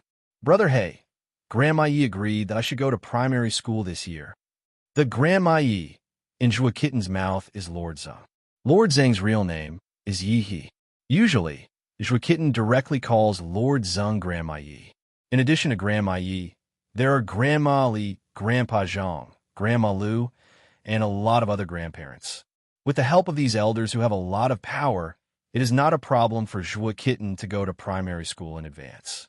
Moreover, Zhua Kitten has been tested by the affiliated primary school. There is no problem in the first grade at all. There is no need to go through another back door. If it weren't for Zhua Kitten's young age, the teacher in charge of the test would have almost said that the child didn't need to go to the first grade. Zhang Tan knew that this little guy had a higher IQ than the other children. While the other children were still barely able to recognize numbers, he had already come into contact with pi. While the other children were scrambling to show that they could memorize the decimal places of pi, this little brat had already come into contact with three-dimensional geometry. This was because once, when Zhang Tan came over, she saw Zhua Kitten holding a small rubber ball to measure its diameter. On the penultimate page of his sketchbook, there was a formula for calculating the volume of the ball. Zhang Tan had no idea how knowledgeable the 5-year-old Zhua Kitten was. Usually, she only heard the kindergarten teachers say that Zhua Kitten was a smart child, but they rarely mentioned the word genius. It was enough to show that Zhua Kitten was still quite low-key and restrained. At most, she would deliberately tease the teachers and classmates. Brother, hey, do you think my mother will come back after I go to primary school? Shui Xiaomao looked at Zhang Tan expectantly. How would I know? Zhang Tan cursed in his heart. Perhaps only Lord Zhang and the woman who usually took care of little kitten Zhua knew about it. By the way, I asked Mom on Mother's Day. Mom said that she would come back when I was in elementary school. Zhua Kitten said softly as she kicked the wall lightly. Mother's Day had just passed. According to Zhua Kitten, although little Zhua had not returned, he would have video calls with Zhua Kitten every once in a while. Mother's Day was also the time for video calls. Since little Zhua had said so, could he really come back this year? If that was the case, that would be great. Although Zhua Kitten usually lived a good life, she did not have her parents by her side for as long as she could remember. Compared to other children, she would always be lacking. Even if her intelligence was higher than other children, she was still a child after all. Zhua Kitten had already determined that her mother would come back this year. Therefore, other than being more talkative than usual, she was also exceptionally happy. Once she was happy, Zhua Kitten treated the other students especially well. She was very patient with the students who came to ask her questions and did not tease them anymore. Zhang Tan did not know if little Zhua could come back or not. If she could not come back this year, how depressed would Zhua Kitten be? Although she was still a child, sometimes it was difficult to deal with children when they were serious. On the other side of the ladder, there was a child who was crying with snot all over his face. The more the teacher comforted him, the harder the child cried. Zhang Tan looked over there. He felt that he should think about what to prepare for Zhua Kitten as a gift for June 1st. When the time came, it would also be a consolation gift. Since junior high school, June 1st was just a date. It no longer had that special meaning. However, for every child in primary school, it was a memorable holiday. On that day, they would have performances, singing and dancing, snacks from the school, and holidays. On that day, it would be very smooth to ask their parents for gifts. When the new year came, Zhang Tan gave Zhua Kitten a big red packet. It was not good to give another big red packet on June 1st. If there was no red packet, what should he give?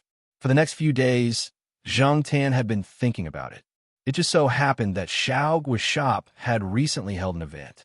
Xiaogua had customized some gifts as gift for those VIP customers. Most of these gifts were cat-shaped and dog-shaped dolls, ranging from small phone accessories to big pillows and stuffed toys that were about the size of humans.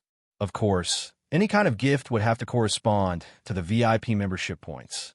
The few biggest stuffed toys were specially used by Xiaogua to please a few special customers. Every time those customers came, Xiaogua could always make a lot of money. Zhang Tan could not have any ideas about those things, so he set his eyes on the pillows. He chose purely based on the value of the toys. Since he could not pick the biggest one, he would pick the second biggest one. One day, after going to the pet center for a routine shoot, Zhang Tan did not ask for the overtime pay that Xiaogua gave him. Instead, he he took a pillow with him. The original shape of the gifts was based on the cats and dogs in the studio. Even the paparazzi dolls were included. They did not have front legs. There were only 2 protrusions on the front legs, and they used their hind legs to maintain balance. Needless to say, this cat that was rescued by the dog from the earthquake was quite popular. Many people wanted to give away the phone chain and the dolls that looked like this guy. Although Zheng Tan was also very popular in the cat community. Because of the color of his fur, the dolls that were given as gifts did not have much of an advantage compared to other cats. When Charlie sent Zheng Tan back to the Jiao family, he also sent the BC pillow that Zheng Tan had chosen to the Jiao family. The front was a black cat's head, and the back was embroidered with the letters BC. Jiao Ma thought that Zheng Tan had brought it back for himself. She did not expect that Zheng Tan had not opened the package. Because June 1st was on Monday this year, and the Dragon Boat Festival was close to June 1st, the kindergarten was on holiday from the Dragon Boat Festival to June 1st, which was a full 5 days of holiday. If Zheng Tan wanted to give a gift, he could only choose the day before the holiday to bring the person to the courtyard. Otherwise, how could he give away such a big pillow? It was too inconvenient. Zheng Tan ran to the entrance of the kindergarten 10 minutes before school ended. He knew that the person in charge of taking care of Zhuo Xiaowan, who was called Little Wan by Lord Zheng, would be waiting 10 meters to the left of the school entrance, so he walked over there. Generally speaking, Little Wan would arrive 5 to 10 minutes early. After all, sometimes the kindergarten's end time was not so strict, and there was a certain amount of flexibility. But today, after Zheng Tan arrived, he waited for a few minutes and did not see Little Wan arrive. Just as he was wondering why Little Wan had not arrived yet, Zheng Tan heard someone call his cat name. Black Charcoal. Hearing this voice, Zheng Tan's first reaction was to find it familiar. His second reaction was to turn his head and look. After seeing the person's face clearly, Zheng Tan was a little absent-minded. It was not until the person called out Black Charcoal that Zheng Tan reacted. Little Zhuo. It was Little Zhuo. Zheng Tan felt that his eyes were a little sore. The person in front of him was Little Zhuo, but he looked different from before. In Zheng Tan's memory, Little Zhuo's deepest impression was the image of Little Zhuo holding a book and sitting on a bench by the artificial lake. That young and gentle person was one of the 3 trump cards of the famous Lord Zheng, with unlimited potential. Because of Zhuo Xiaowan, Zheng Tan often saw some of the students under Lord Zheng. Some stayed in school. Some went abroad to further their studies and came back. They did not look much different from when they left. At most, they became a little more radiant. After all, they were all go to higher places. Little Zhuo, who was the same age as them, looked younger than those people back then. Only 4 or 5 years had passed, but Little Zhuo looked like he had experienced more than 10 years. Not only that, but he also had a thin and sickly feeling. Even the clothes he used to wear now looked like they were one size bigger. Zheng Tan recalled some things that Jiaopa had said. Some projects were more harmful to people. Even if there were protective measures, they could not be completely avoided. It was as if he had overdrawn his life. No wonder Jiaopa said that the project was very dangerous. No wonder so many people could not come back. No wonder Lord Zheng opposed her participation in the project. When Zheng Tan looked at Little Zhuo had already walked in front of Zheng Tan. Squatting and reaching out to touch Zheng Tan's forehead, Little Zhuo smiled and said, "Are you scared? Don't worry. You'll get better after a period of rest." Little Zhuo knew that he was not in good shape now. Generally speaking, after the completion of the project, he could apply to leave and recuperate there for a period of time. There would be specialized treatment staff to help treat him. Little Zhuo's original plan was to recuperate there and come back when he looked better. However, the conversation with Zhuo Xiaowan on Mother's Day made Little Zhuo change his mind. Zhuo Xiaowan video chatted with Little Zhuo every year, so Little Zhuo could be recognized by Zhuo Xiaowan even if he did not do any recuperation treatment. When she saw the black cat squatting in front of the kindergarten just now, she was actually a little nervous. She was worried that the cat would not recognize her if she left for too long. But in fact, from the black cat's eyes, she knew that the cat still remembered her. It was just that it was a little frightened by her current appearance. After all, she now looked like she had aged more than 10 years. In addition to wrinkles, there were some spots. Her face was far less radiant than before. Even if her former classmates saw her current appearance, they might not be able to recognize her. When little Joie came back yesterday, Lord Zeng also recognized little Joie immediately. When he saw little Joie's appearance, Lord Zeng, who usually had a straight face and did not have much expression, directly reddened his eyes. However, he did not say much. He only said, "It's good that you're back." When she was young, she was more willful. She was always unwilling to listen to others' advice. She also did a lot of wrong things and made decisions impulsively. In the past few years, she had thought things through and understood a lot. The person she was most sorry to was Zhuo Xiaowan. Now that she was back, she would not leave again. In the rest of her life, she would always be with Zhuo Xiaowan and watch him grow up. Little Zhuo was still about to talk to Zheng Tan when a child came out of the kindergarten over there. Zhuo Xiaowan ran out. Usually, she did not see this kid so impatient. "Mommy, mommy." Zhuo Xiaowan, who ran out, looked over.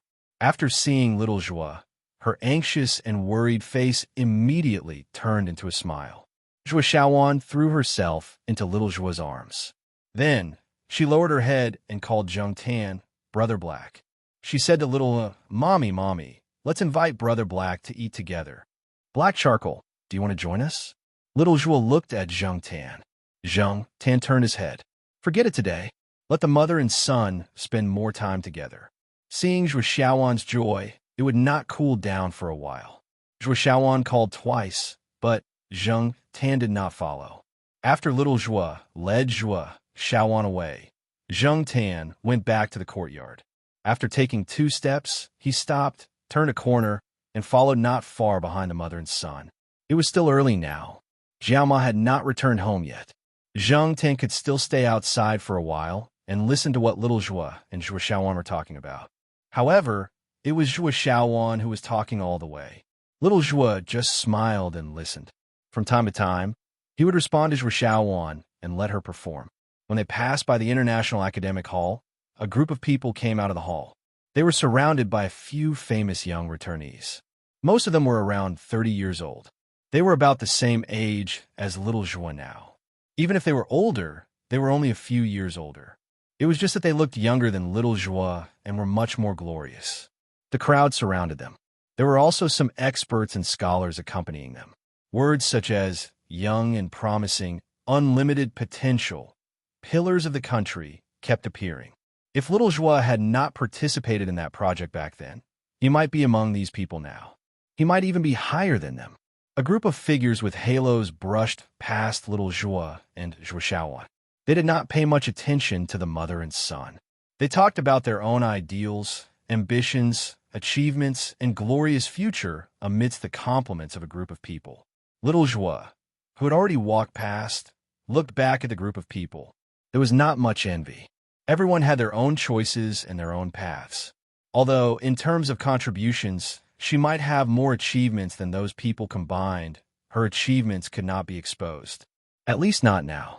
After taking a look, little Zhuo turned back and continued to lead Zhuo Xiaowan home. When little Zhuo turned back to look, he did not pay attention to Zhuo Xiaowan's movements. However, Zheng Tan, who was following behind, saw it. Zhuo Xiaowan also glanced at those people. When little Zhuo turned back, Zhuo Xiaowan also turned back. There were other parents who had picked up their children from kindergarten. A child was sitting behind his mother's scooter. He was showing off a poem he had learned today. Luo Bin Wang's Singing the Goose. He had memorized a few words wrongly. However, it was not easy for a child at this age to memorize a poem. Even if they could not understand the meaning of the poem, the parents were still very happy. Zhuo Xiaowan glanced at the child. Then, she shook little Zhuo's hand and said to little Zhuo, Mommy, mommy, let's memorize a poem too. Okay, what poem does Xiaowan want to memorize? Little Zhuo asked. Let's compare poems. Okay, compare poems. Xiaowan first. Zhuo Xiaowan thought for a moment and raised her chin. Hydrogen, helium, lithium, beryllium, boron. Little Zhuo was stunned. Then, he could not help but laugh. Carbon, nitrogen, oxygen, fluorine, neon. Sodium, magnesium, aluminum, silicon, phosphorus. Sulfur, chloroargon, potassium, calcium. Zhang Tan, who was behind them and heard everything clearly, was speechless. This was a poem? This was clearly the periodic table of the elements. Chapter 364. Because of Little Zhuo's return, Zhang Tan had originally planned to stop Little Zhuo, bring him to the courtyard, and then give him a present for the 6th of July. But now it seemed that there was no need. There was no gift that could make him happier than Little Zhuo's return. The so-called consolation gift was also unnecessary. He couldn't give the present today, and he wasn't in a hurry to give it. He would wait for the opportunity. Unexpectedly, before Zhang Tan could choose the opportunity, Little Zhuo came directly to his door. After visiting the Jiaopa, Jiaoma, Little Zhuo talked to the Jiaopa and Jiaoma for a while. Of course, she didn't talk about the projects she had participated in. Those were the projects she had signed a confidentiality agreement with. She wouldn't and couldn't disclose them. Just like the excuse Lord Zeng gave her for going abroad to do research, she talked about the research she had participated in the past few years. She didn't say much. After all, it wasn't true, and Little Zhuo couldn't lie too much. The Jiaopa understood and didn't ask much. In addition to visiting the Jiao family, Little Zhuo also picked up Zhang Tan to her house to celebrate the Children's Day with Little Zhuo. On the Children's Day, the 4 members of the Jiao family didn't have a holiday at all. Zhang Tan could stay with Little Zhuo for a day. After the Dragon Boat Festival, on Monday, Saturday, Zhang Tan went out with the Jiao family. Little Pomelo went to junior high school, Jiao Pa went to college, Jiao Ma went to affiliated to Renmin University of China, and Jiao Yuan went back to school on Sunday. So that morning, only Jiao Ma went to affiliated to Renmin University of China. Zhang Tan directly stayed in the courtyard after going downstairs, lying on a wooden chair and waiting. Next to the chair was a pillow that Father Jiao had brought down for him. It was placed in a bag and was used as a gift. Little Pomelo had tied the bag with a ribbon and tied it with a bow. According to Little Zhuo, she would go out to buy groceries this morning and then come directly to pick up Zhang Tan. They were still living in the elevator room in the west courtyard. Zhang Tan couldn't go there alone. The building's security was troublesome, and he had to bring a present. In the morning, DePeng followed the old lady to buy groceries. Huang was still sleeping at home. The sheriff came out for a walk. He heard that the sheriff ate 3 dumplings at once during the Dragon Boat Festival. After his owner found out, he immediately sent to the pet center. Usually, the sheriff's owner was upset when he saw that 3 dumplings were gone. Not to mention that the sheriff's hut. The hut to Renmin was in the courtyard. In the sins wise. No wonder the sheriff's owner's is his. Wonder the sheriff's is owner. His owner's is his. SSSS home day cat. SSS ats. T's S2. Was to worry. S to T test S A's is S to worry. T. Watching the sheriff climb over the wall outside the courtyard, Zhang Tan shook his head. Zhang Tan didn't wait long. Little Zhuo came over at 8 o'clock. She was carrying the groceries that she had just bought from the market. It wasn't a lot. After the groceries were transferred to one of her hands, she helped Zhang Tan carry the big black pillow with a cat's head. The Jiaopa had called and told her about it. It always felt awkward to let a woman help carry things, but Zhang Tan couldn't help it. He was just a cat now.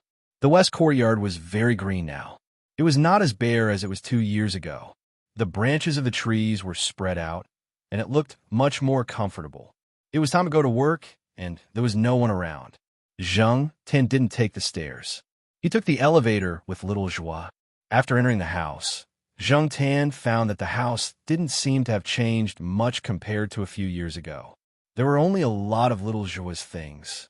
The original decorative paintings on the wall had become Little Zhuo's graffiti. Xiaowan, who had helped take care of Little Zhuo for the past few years, had left. Her task had been completed. She was replaced by another middle-aged nanny, who was newly hired by Lord Zeng. Unlike the nanny hired when Little Zhuo was pregnant, this nanny didn't have any dislike for Zhang Tan.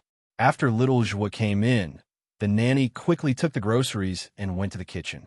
Little Zhuo was holding a pen and drawing on her small drawing board. When she saw Zhang Tan, she dropped the pen and ran over. "Black Bro's gift for you." Little Joie handed the pillow to Little Joie. "Thank you, Black Bro." The little kid didn't stand on ceremony. He took the pillow and opened it. Then he put the pillow in the room directly at the head of the bed with a smile. Zhang Tan noticed that there was a small bookshelf in Little Joie's room. There were a few books on it that were taken from Little Joie's bookshelf. Zhang Tan had seen those books on Little Joie's bookshelf before. Looking carefully, there were a few books that had traces of being newly flipped through and children-style bookmarks. On Little Joie's desk, there was a Chinese dictionary and an English dictionary. Both of them seemed to have been flipped through many times. Zhang Tan jumped on the table and looked at the books on the bookshelf. There were a few children's science books. The books had also been flipped through, but now they were placed at the corner of the bookshelf. From the corner of the bookshelf, he looked at the books from the easy to difficult. They covered a wide range of subjects. Some of them had been flipped through many times, and some of them had been flipped through very little.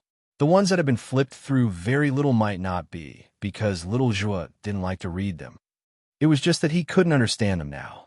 However, Zhang Tan wasn't sure when that little kid would be able to understand them.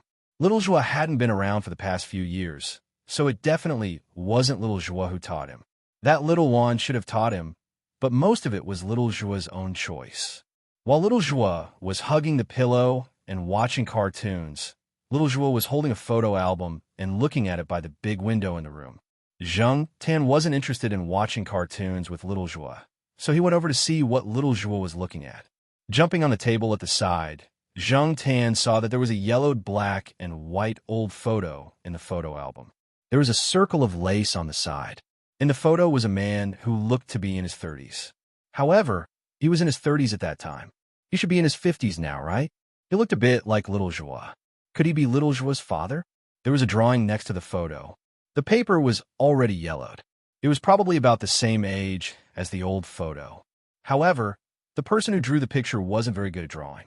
Zhang Tan couldn't see what was drawn on the paper. He could only see that it was something similar to a circle.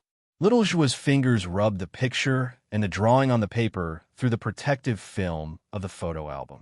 Then, she took out a golden badge from the drawer of the table beside her. The badge looked very similar to the drawing on the paper.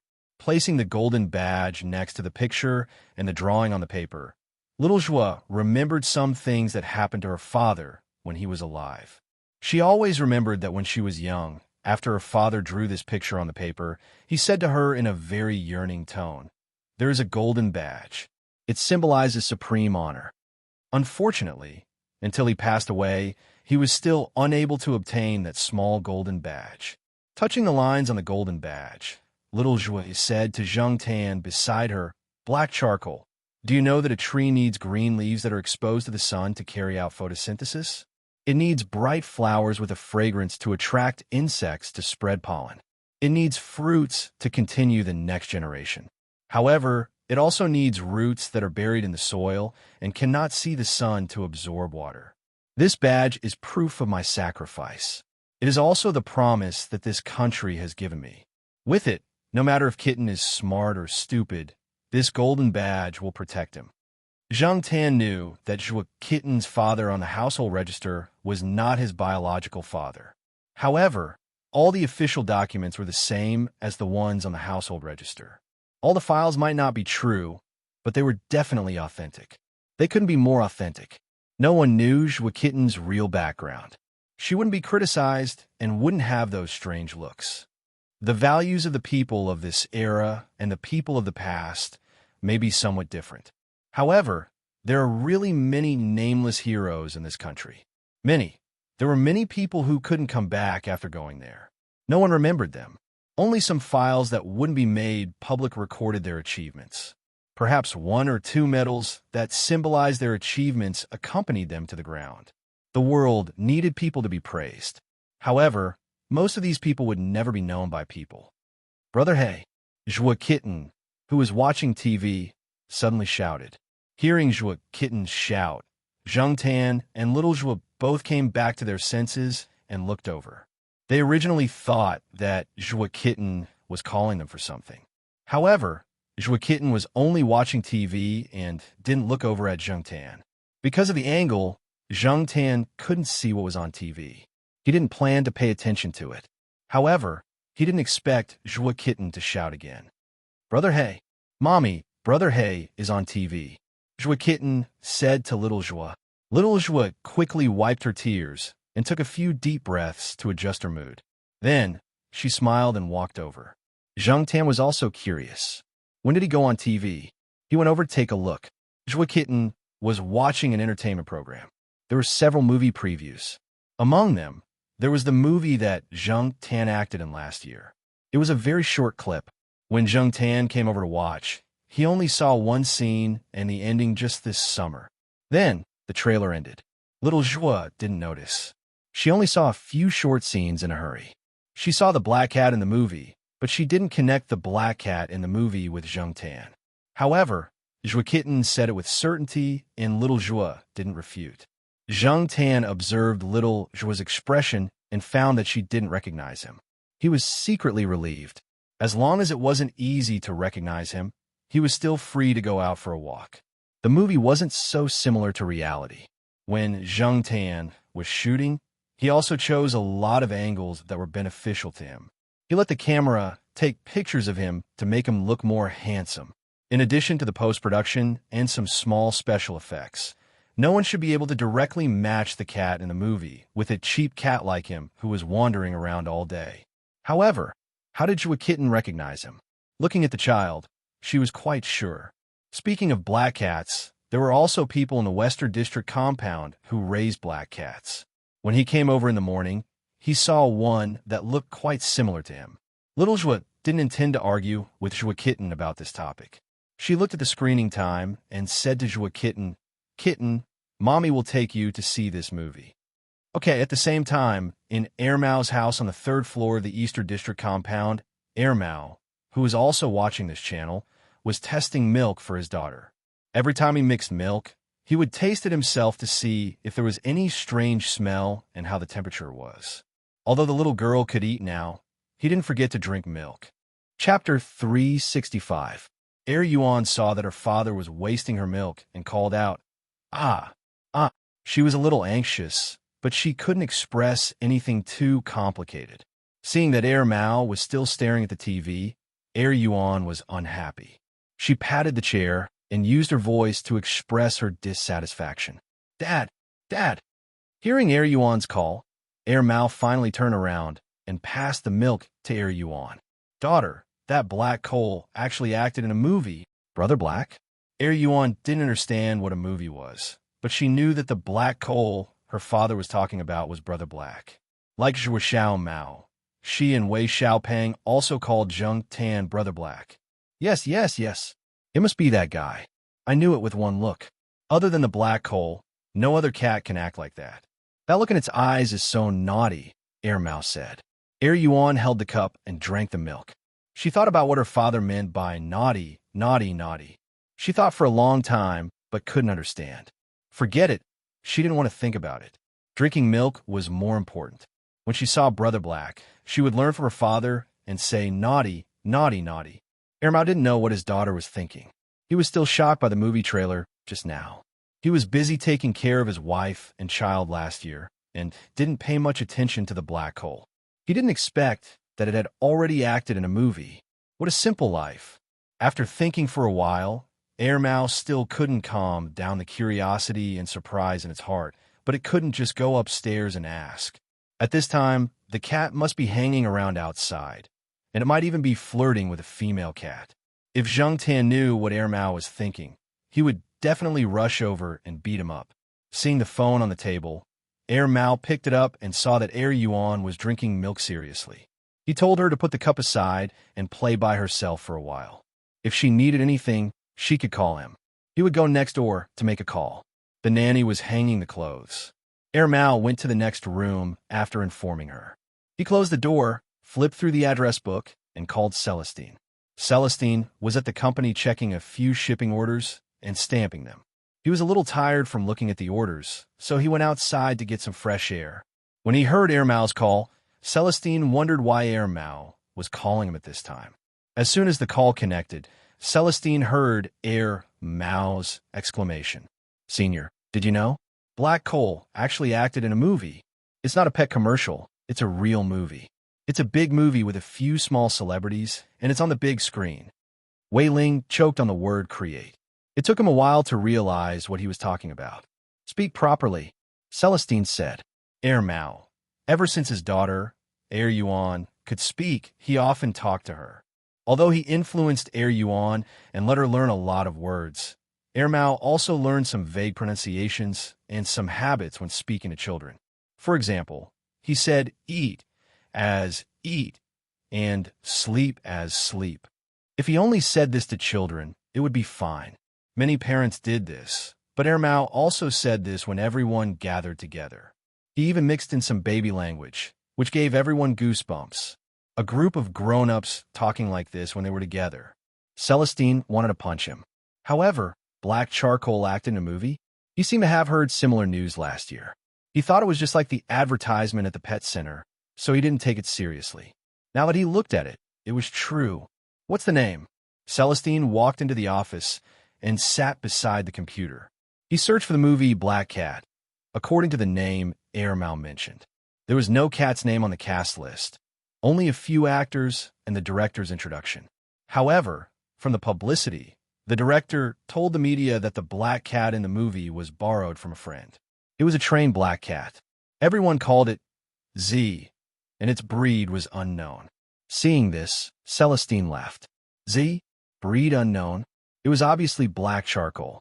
It even had a fake name. One stage name wasn't enough, so it came up with a second one. While he was looking, Mao called again. Did you see it? It's that Black Charcoal, right? Although it was a question, it showed a very certain meaning. Mao didn't doubt its eyesight at all.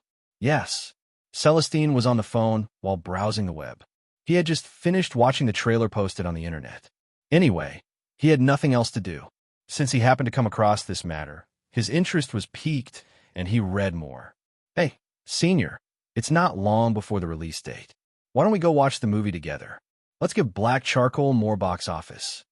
Mao said expectantly. He didn't go to the cinema often. In fact, there weren't many movies that attracted him. When he wanted to watch a movie, he would search online. Copyright and whatnot, it was just a term. Okay, let's go together then. Celestine was also looking forward to it. As one of the early people who knew the Black Cat, Celestine knew what kind of character the Black Cat was. Oh right, Senior, can children be brought into the cinema? It's been too long since I went to the cinema. I don't know the rules, Mao said. It seems that there are no restrictions. You want to bring Yuan to the cinema? Yuan is too young. He's only 1.5 years old. Moreover, the sound in the cinema is loud, the air is bad, and the screen is flickering. I'm afraid it will affect the child's hearing and eyes. Celestine recalled what his wife had said before and told Mao. I see. I'll ask when the time comes. Mao actually wanted to bring his daughter to the cinema. If the child's mother hadn't come back by then, would he go alone?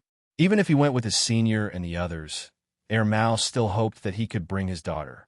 Moreover, this was Black Charcoal's movie. How could Yuan's brother not go to the cinema to support him? However, the environment in the cinema was indeed not very good. Therefore, for the rest of the time, Mao was thinking of ways to reduce the impact of the cinema on the child. The Jiao family also knew that the movie was about to be released. They downloaded the trailer and watched it several times.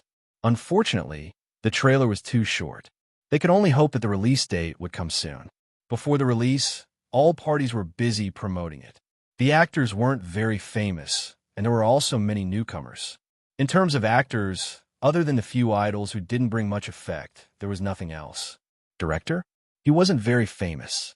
Compared to the few well-known directors, Kong Han was still a stranger. However, this time, there was a new element in it. It attracted a lot of people. The plot wasn't new, but they could watch the cat. Ever since the trailer was released, many people analyzed how the movie would do at the box office. Some people mocked the few scenes in the trailer, saying that the movie must have spent a lot of money to achieve such effects. It was common knowledge that the special effects of movies in the country were mostly unbearable. Why were the production costs of foreign blockbusters in the tens of millions or hundreds of millions of US dollars? But the domestic production costs were much lower. The computer special effects of the former started at 10,000 US dollars per second, while the special effects in the country were only a few hundred to a few thousand RMB per second. The difference in cost was obvious. It was true that you got what you paid for. There were many professionals in movie-related forums analyzing the special effects. The production costs of such special effects should be at least tens of millions, right? Back then, Cat and Dog War, Pig Baby, and other animal movies cost tens of millions of US dollars. You want to use tens of millions of US dollars to make an animal movie in the country?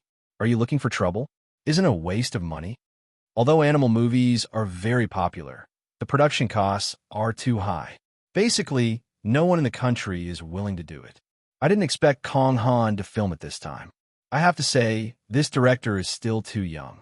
A production cost of tens of millions of US dollars. I must go and take a look. The cat in the movie looks quite real, especially the scene in the trailer where the cat stood up and walked. It looks so natural.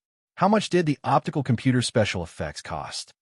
This was someone who loved to watch big-budget movies. They felt that small-budget movies were too crude.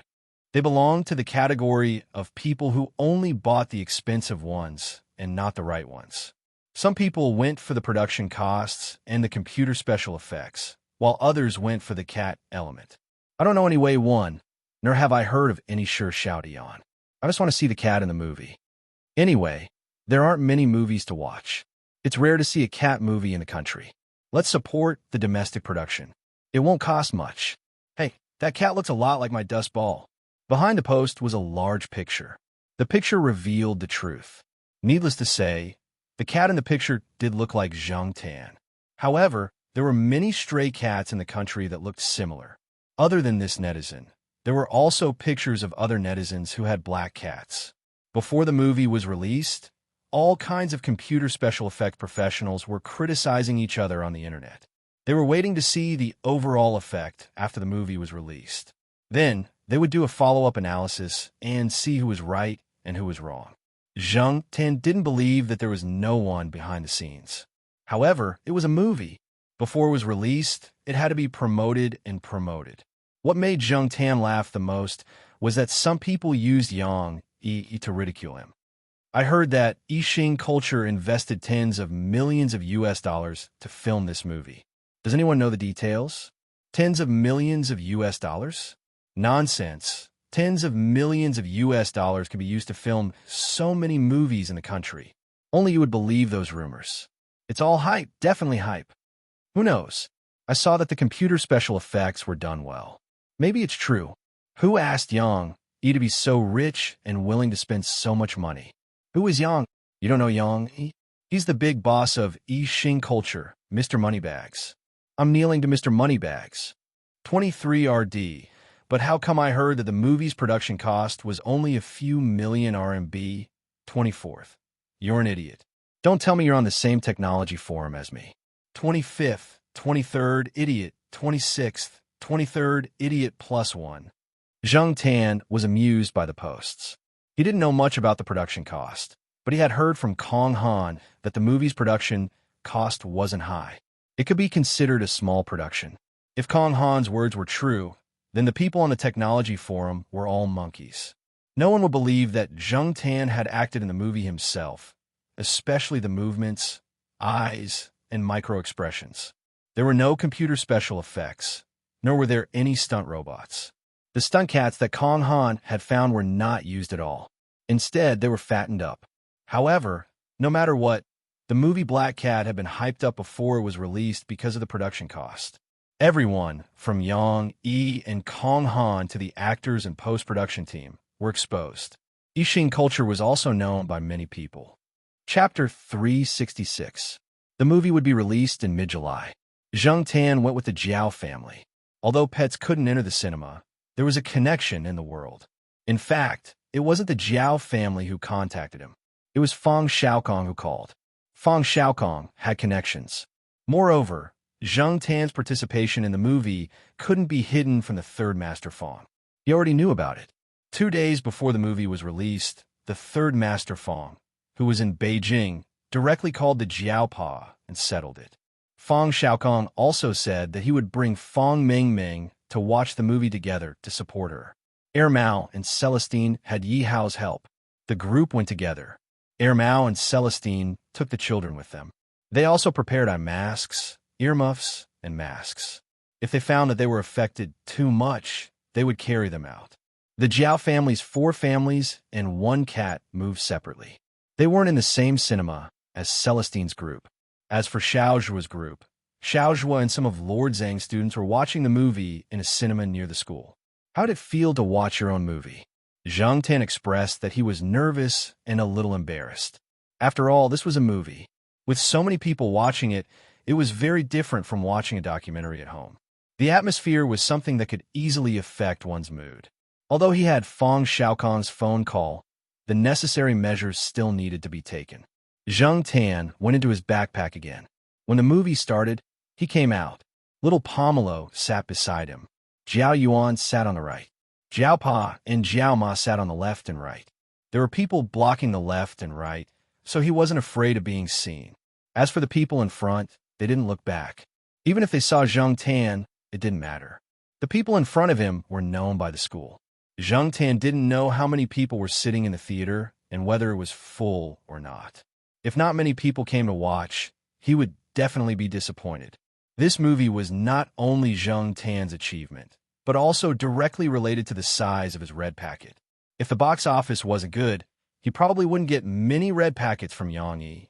However, from the sound of it, it seemed to be quite full. Black Cat was a comedy film with a funny style. Coupled with the elements of Zhang Tan, the movie theater was filled with laughter. Jiao Ma and the others also laughed, but they were more interested in Zhang Tan's performance. The audience behind him was discussing in low voices. Is that cat a real cat? They must have used a real cat, but the scenes just now were all computer effects. Haven't you heard? Tens of millions of US dollars were invested in this movie. If converted to RMB, it would be over 100 million. When Zhang Tan heard this, he said in his heart, Bullsh asterisk T. I personally went into battle. He even deliberately NG'd a few more times. However, even if there were a few NGs, Kong Han was still quite happy. The laughter around him calmed down Zhang Tan's nervous mood. At the same time, he thought to himself, this movie should do well. When the time comes, Yang, you should give me a big red packet. It was cool, cute, good at acting, and knew how to cooperate. Where else could Yang Yi find such a good cat actor? While the Jiao family was bringing Zhang Tan to watch the movie, Ermau and Celestine were also discussing on the other side. They were watching from different angles. Senior, Black Coal's acting is not bad now. It's better than 2 years ago when he was shooting commercials. After all, he has years of experience. Didn't he shoot documentaries before? He improved quite a lot back then. But Senior, how much attention do you think he'll attract with his actions?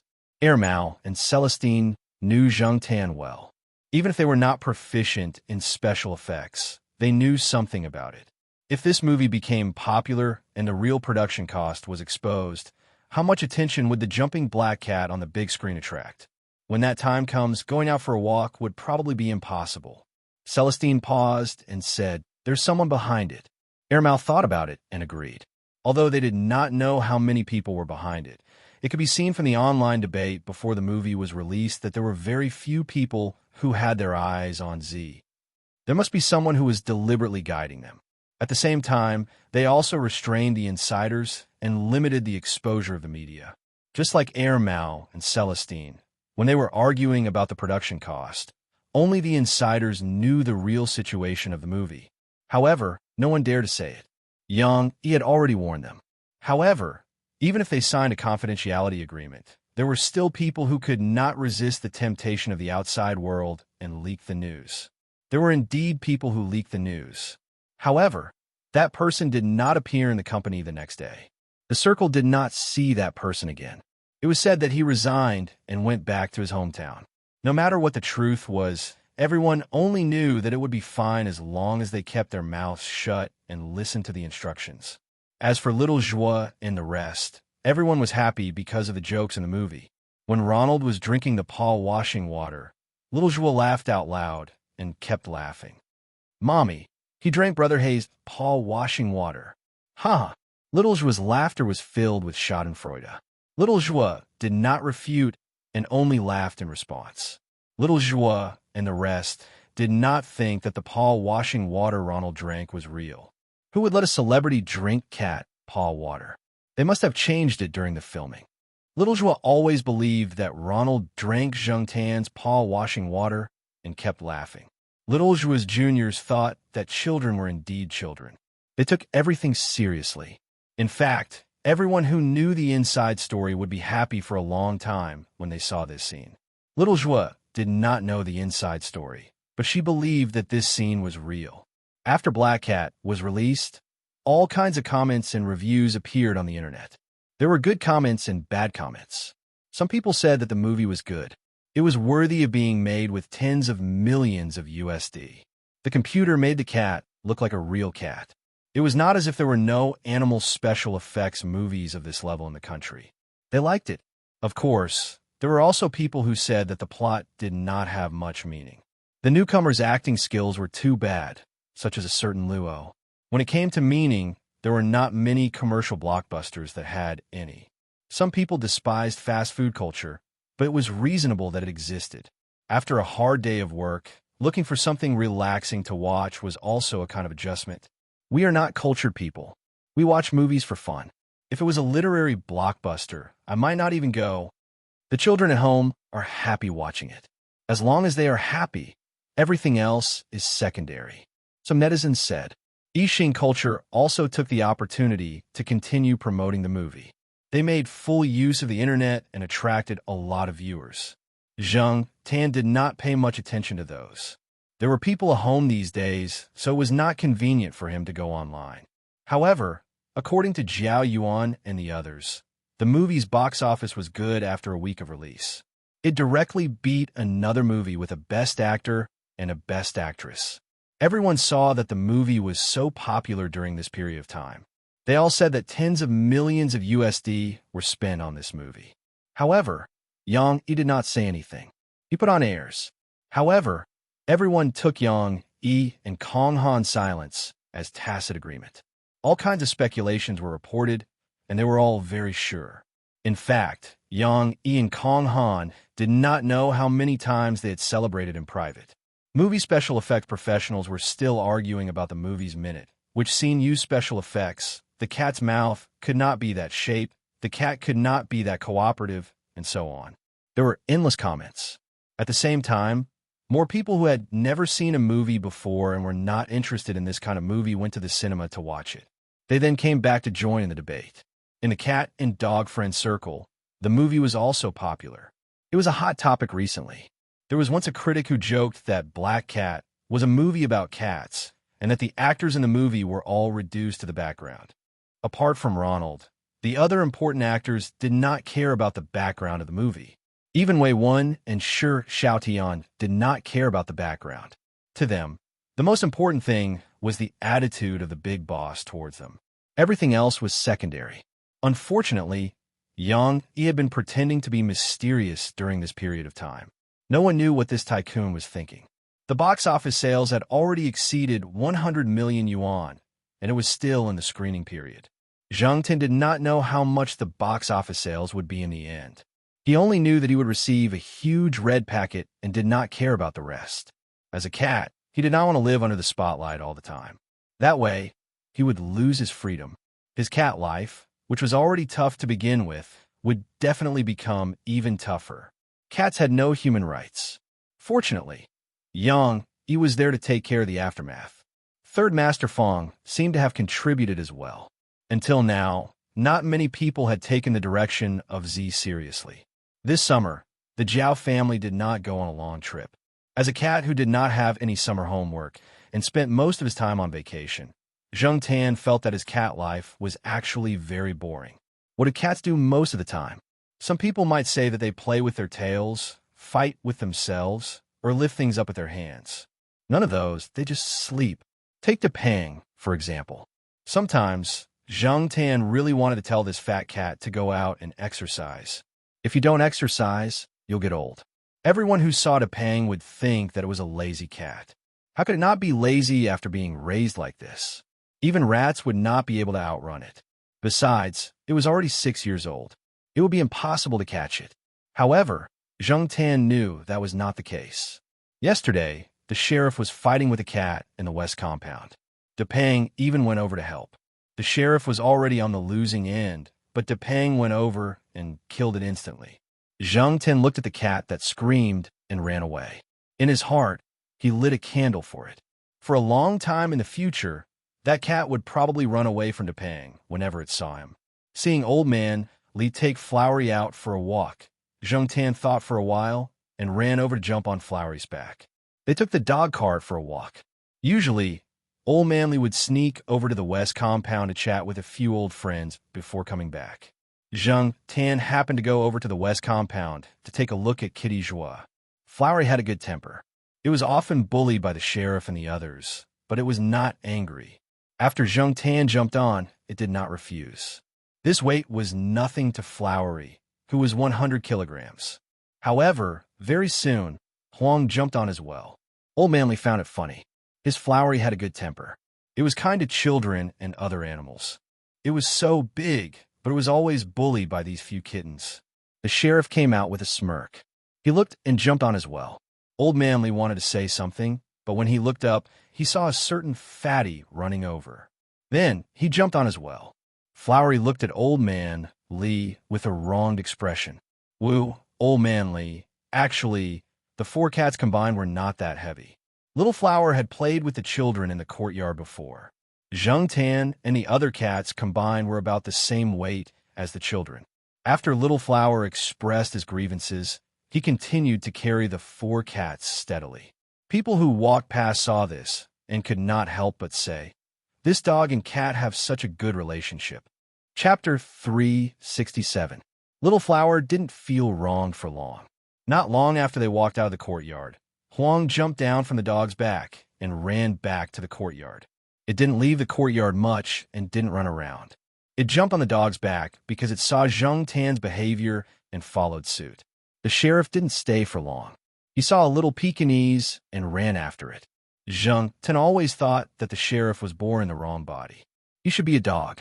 As for Depang, it jumped down at the intersection of the walkway to the courtyard and the main campus road. Then, it found a tree and squatted there, waiting for its old lady to come back. Therefore, when Old Man Li walked slowly with Little Flower to the west courtyard, only Zheng Tan was left on the dog's back. There were also many pet dogs in the west courtyard. When they saw Little Flower, they started barking. They were all small dogs like Chihuahuas and Pekingese. Although they were barking fiercely now, they wouldn't dare to run up once the leash was released. Dogs bullied people because of their master's power. This was the philosophy of dogs. 1 or 2 cats squatted on the tree, letting the dogs bark around them. They lazily looked in the direction of Little Flower and Zheng Tan. Those who knew Zheng Tan wouldn't come over to provoke him. Those who didn't know him didn't dare to go over. After all, there was such a big dog next to them. They were too lazy to get down from the tree. Joie Kitten was reading at home. When she heard the noise, she ran to the balcony with binoculars. Then she said to Xiao Zhumami, "Brother Hay and Little Flower are here. I'll go down and play." Because Old Man Li often brought the dog here, some people in the west courtyard had a deep impression of Little Flower, whose size didn't match its name at all. However, everyone knew that this dog had a good personality. It didn't fight with other dogs and was good to children. Joie Kitten even rode it. Therefore, sometimes when she saw Little Flower come over, Joie Kitten would go over to play. Now that Zheng Tan was here, Joie Kitten wanted to go down even more. Xiaozhu was worried about him going down alone. After informing the nanny, she followed him downstairs. The children in the courtyard loved to play with Little Blossom because Little Blossom would not bite their balls. Someone in the courtyard even had a German Shepherd. That dog also loved to play with balls. However, the children in the courtyard did not play with it because many of the children in the west courtyard knew that if they threw their balls at the dog, their balls would not return. It was not that the blackback wanted to monopolize the ball, but it often used its teeth to bite the ball. With one bite, the ball would go through. Once, Zheng Tan saw a middle school student who was playing basketball in the Western District courtyard throw the ball over. Then, the basketball was deflated by the blackback teeth. Little Blossom stood under the shade of the tree. Some children came out to play with Little Blossom. Some children even climbed onto Little Blossom's body and treated him like a large plush toy. After Jua Kitten came down, she didn't go with them. She went to sit beside Jung Tan and talked about the movie they watched a few days ago. When the little brat talked about Ronald drinking Jung Tan's paw-washing water, she couldn't help but laugh. Xiao stood under a tree not far away. He smiled and looked over. He didn't interrupt Jua Kitten. No matter what other people thought, Jua Kitten was certain that the actor in the movie was Jung Tan. However, other people only took it as a child's words and didn't take it seriously. After Jua Kitten finished talking about Jung Tan's movie, she talked about Little Blossom. Brother, hey, what's in the wine barrel that Little Blossom is wearing around his neck? Mom said that it's wine, but I don't believe it. Jua Kitten moved closer to Jung Tan's ear and whispered, I touched it once, but Little Blossom pushed it away before I could open it. But there's definitely no wine in it. According to the weight, it's not empty, and there's no liquid in it. Many people knew that in some pictures, St. Bernard dogs always had an oval-shaped wooden barrel hanging around their necks. This was also their classic image. Some people said that the barrel was filled with wine. It was used to warm up the bodies of people who were in danger in the snow. It was said that St. Bernard dogs used to rescue travelers in the snow. The wine in the barrel could warm up people trapped by avalanches and inspire their courage to survive. Of course, there are also people who said that the barrel was just a special decoration. Old Man Lee had made a small barrel for Little Blossom to wear on a whim. Usually, other than some people that Old Man Lee and Little Blossom were very close to, Little Blossom didn't like other people to touch the barrel. The barrel contained some of Old Man Lee's medicine. Old people always had this kind of problem. Sometimes they would forget to bring medicine with them or some emergency items. Old Man Lee would then use this small wine barrel. Such a big dog didn't feel tired carrying a small barrel filled with medicine. After wearing it for a few years, Little Blossom had already gotten used to it. The children who liked to play with Little Blossom were all told not to touch the barrel. If they touched it, Little Blossom would get angry. Although it wouldn't bite, it would push people away with its mouth. Because of this, when Old Man Lee bragged with others in the East Courtyard, he was very proud when he talked about his dog. Seeing that Jua Kitten was very curious about the barrel that Little Blossom wore, Jung Tan wanted to open the barrel on Little Blossom's neck one day and show it to Jua Kitten. While Jua Kitten and Jung Tan were chatting about Little Blossom had already been taken away by Old Man Lee. There were two other old men following them. They were heading towards the entrance of the courtyard. They were probably going to do something outside the school. Some children hadn't had enough fun yet. When they were pulled back by their parents, they even negotiated with their parents, saying that they wanted to raise Little Blossom. There was a place to walk in the school. If they could apply for a permit and the dog was obedient, the people in the neighborhood wouldn't say anything. St. Bernard wasn't considered a dog breed that liked to bark. However, the problem was that Little Blossom was so big. It was obvious that it was a foodie. If they didn't have some financial ability, they really couldn't afford to raise this big guy. It also liked to drool and shed fur. It was torturous. Old Man Lee and the others didn't have much to do after retirement. However, some people who worked couldn't even take care of their children, let alone raise a dog. Moreover, it was a big guy. Raising a dog? No way. That was what everyone thought in their hearts. However, in front of their children, they would always come up with other excuses to dispel their thoughts. Jung Tan had good hearing. He found it funny when he heard the excuses that the parents came up with. Just as he was secretly laughing, he heard a bang from the gate of the west courtyard that led outside the school. Then, many people there started to make a ruckus. It was as if an accident had happened. Some parents saw that the situation wasn't right. They hurriedly brought their children home and locked them up. Then, they went over to take a look. Little Jua also let Jua Kitten go upstairs. Originally, she wanted Jung Tan to go home too. However, Jung Tan wanted to go over there to see what was going on. He heard Little Blossom's cry. Seeing that Jung Tan wouldn't budge, Little Jua could only bring Jua Kitten upstairs first. Mom, what happened over there? Jua Kitten held Little Jua's hand. Although she was curious, she still went back obediently. I don't know. Children shouldn't care about that. Jua Kitten turned her head and saw Jung Tan running over there. After going upstairs and returning home, Jua Kitten stood on the balcony and looked over there. From upstairs, she could see some of the scenes outside the courtyard. Because of the angle, she couldn't see what was going on even with binoculars. She could only see that many people were gathering in one direction. Since she couldn't see, Joie looked at little Joie. Seeing that little Joie had gone into the kitchen, she took the phone and dialed a number. The phone didn't ring for long before someone picked it up. "Hello, this is Zhu Yang's house." A very childish voice sounded from the other side. The words were unclear. It sounded as if he was eating something. At the same time, there were some crunching sounds. "Little pig, I'm Kitten. Do you know what's going on outside the courtyard?" Joie asked. "I don't know. I'm watching TV." "Little Zhu, put down your popsicle. Then, pick up your binoculars and go straight to the balcony. Then, look in the direction of 2 o'clock. "Where's the direction of 2 o'clock? "My alarm clock is on the bed." "I can't see it." Little Joie stood at the door of the room and looked helplessly at Joie, who was holding the phone and directing the person on the other end of the phone to see what was going on outside. On the other side, when Zhang Tan arrived outside the courtyard, he found that many people had already gathered around. Little Blossom was still screaming. However, there were too many people around. Zhang Tan couldn't see what was going on, but he could guess that it wasn't anything good. This gate was outside the school. The gate was on a wide road. The western courtyard's cars often came in and out of this gate, so there were more guards here. The inspection was stricter. Now, when Zhang Tan came over, there was no one in the guard room. The security guards in charge of this side didn't see him either. They all ran to the scene of the incident. Just when Zhang Tan wanted to climb higher to see the situation, 3 people in security uniforms pulled Little Blossom out. Little Blossom was still growling.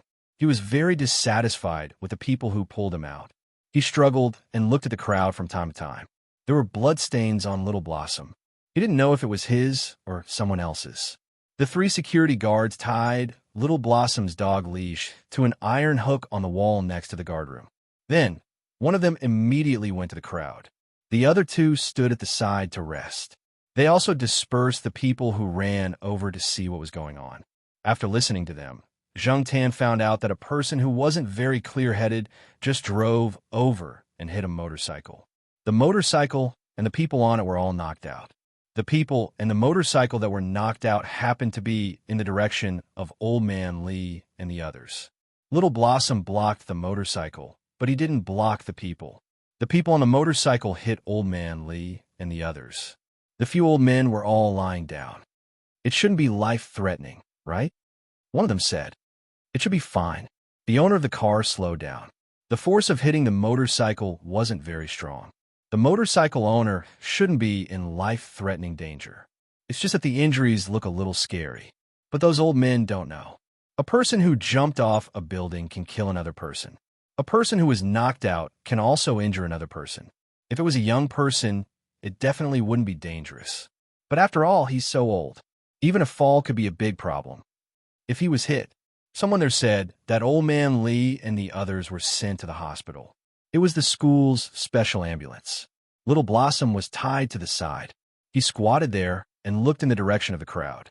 He made a whining sound from his nose. His usually well-groomed fur was messy. There were many bloodstains and stains. There was also blood dripping down from his fur to the ground. Dripping blood. Zhang Tan went over to take a closer look. Little Blossom was injured. There were a few cuts, but they shouldn't be deep. He just didn't know if there were other problems. After all, some injuries weren't easy to see. Now, the people that were busy saving people and clearing the way. The police cars had also arrived. No one cared about Little Blossom here. Zhang Tan couldn't help with saving people. The school's ambulance had already sent them to the affiliated hospital. As for Little Blossom, this place wasn't far from the pet center. Zhang Tan untied Little Blossom's leash from the metal hook. Little Blossom went 1 round in that direction. He didn't find Old Man Lee and was even chased away by a few policemen. Little Blossom turned around and ran towards Zhang Tan. Zhang Tan jumped on the dog's back and pulled the leash. He let Little Blossom go in the direction of the pet center.